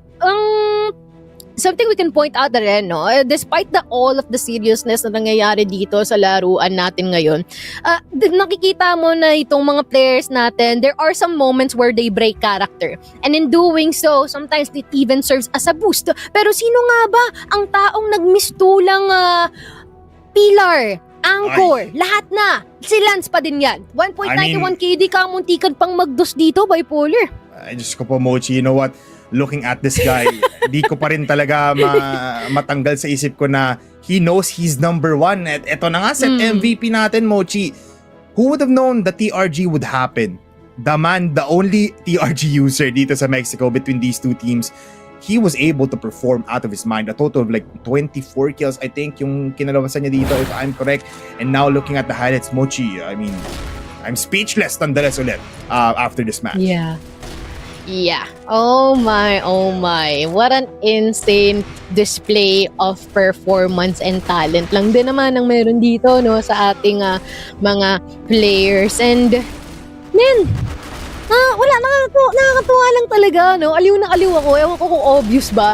Pero dito sa mga players natin, they definitely been able to show that, of course, dito kay Lance, no, na siya ang epitome and the primary example of consistency dito sa ating sniper role for FERVID. Pero ito nga no, sa kinalayo-layo ng ating narating sa ating istorya ng Impactful, ito ang brief overview. Kung kakasalang mo lang, nasabihan ka, pre, ito na yung resulta ng FERVID at QUERDAS. Ito po ang ating brief overview from that one. We started off with Compound Ankara, Port and Mexico, and then isang overtime in the land of Ankara. And pretty much that definitely served as a way para sa FERVID na ipagpatuloy na ang kanilang mga panalo dito. Very much so. You know what? A total of 36 to 40 rounds. 76 rounds ang nilaro dito ng QUERDAS Esports and ng FERVID Esports. They've been at it. Unfortunately, hindi tayo umabot ng sub-base, but it felt like umabot din tayo doon from the multiple rounds na pinakita dito ng both teams. Right now, sino nga ba ang finals match? MVP natin, walang iba kundi si Lance! Ay, naku po, sinong nagulat? Ewan ko na lang kung may nagulat dyan na. Uy, di ka dapat magugulat, men. Parang lagi na lang nakikita na pagka nagkaroon ng MVP title, it's either si Lance, si Haj, o si Aris yung laging nandito. Pero this time around, 3 mapa. Lance, no? Napapa 3XL dala talaga yung papakita dito because ganon katindi yung amplification ng firepower ang kanyang nai-offer dito para sa kanyang team. Sometimes the TRG, sometimes the USP. Regardless of which one he's gonna use, automatic, may makukuha siya through it. Yeah, crazy. From Compound to Ankara and as well as Mexico, nakita natin tong batang to na we know him to be very good and one of the next top snipers in Filipino Crossfire. And I still stand by that the phrase that I keep on saying, if you want to be like, if you want to be good in a sniper like Crossfire, gayahin nyo si Lance. Because this guy doesn't only know how to play positioning, knows when to attack, the timing and the awareness of Lance. Alam niya lahat kung saan pupunta. Hindi siya flashy, he just knows where to look at and he knows how to kill these people. A whopping possibly plus 60 kills dito si Lance, no, Mochi? Yeah, exactly. And ngayon na nakita natin kung ano ang maaaring i-offer dito ni Lance, no? Parang, I mean, at certain occasions, nakikita naman natin siya na nagper-perform, pero ito ata yung best way that we can see Lance onto his fullest potential and performance. So, man, congratulations to Lance, and I believe magkakaroon tayo, makakapanayam natin siya ng just in a couple of minutes, no? Makapapakinggan natin kung ano nga ba ang kanilang magagandang saloobin after finishing such of a series. Pero ito na nga tayo, no? Parang nandito na siya. Always present, never absent in our MVP title. It's all gonna be Lance himself. Ayan, nahiya na siya. Sorry na, boss, no? Pero kamusta naman ang inyong finale final kontra sa QUERDAS? Anong pakiramdam natin? Ito po, masaya. Kasi first time makapag-champion. Yes! Palakpakan para kay Lance. Grabe ka naman doon, sir. Tama. Ay, sige, Mochi, I'll take the questions for one question lang naman coming in from Nino. Lance, first of all, congratulations, and sa buong FERVID, ikaw lang ang nakausap namin for now. Pero anong naiisip mo na despite na pabalik-balik lang kasing rounds natin simula set number 2, no, nung map number 2, paano kayo nakawala? Kasi parang sobrang tindi ng labanan nyo. Ano yung mindset mo nung time na yun na parang ay kailangan ko gawin to para makaalis kami sa tie game palagi against QUERDAS? Kailangan namin dun sa Mexico, kailangan namin labanin yung CR kasi napipressure kami pag di namin nakuha yun, kaya yun, yung sila na yung di lumaban, nasa amin na yung round. Okay.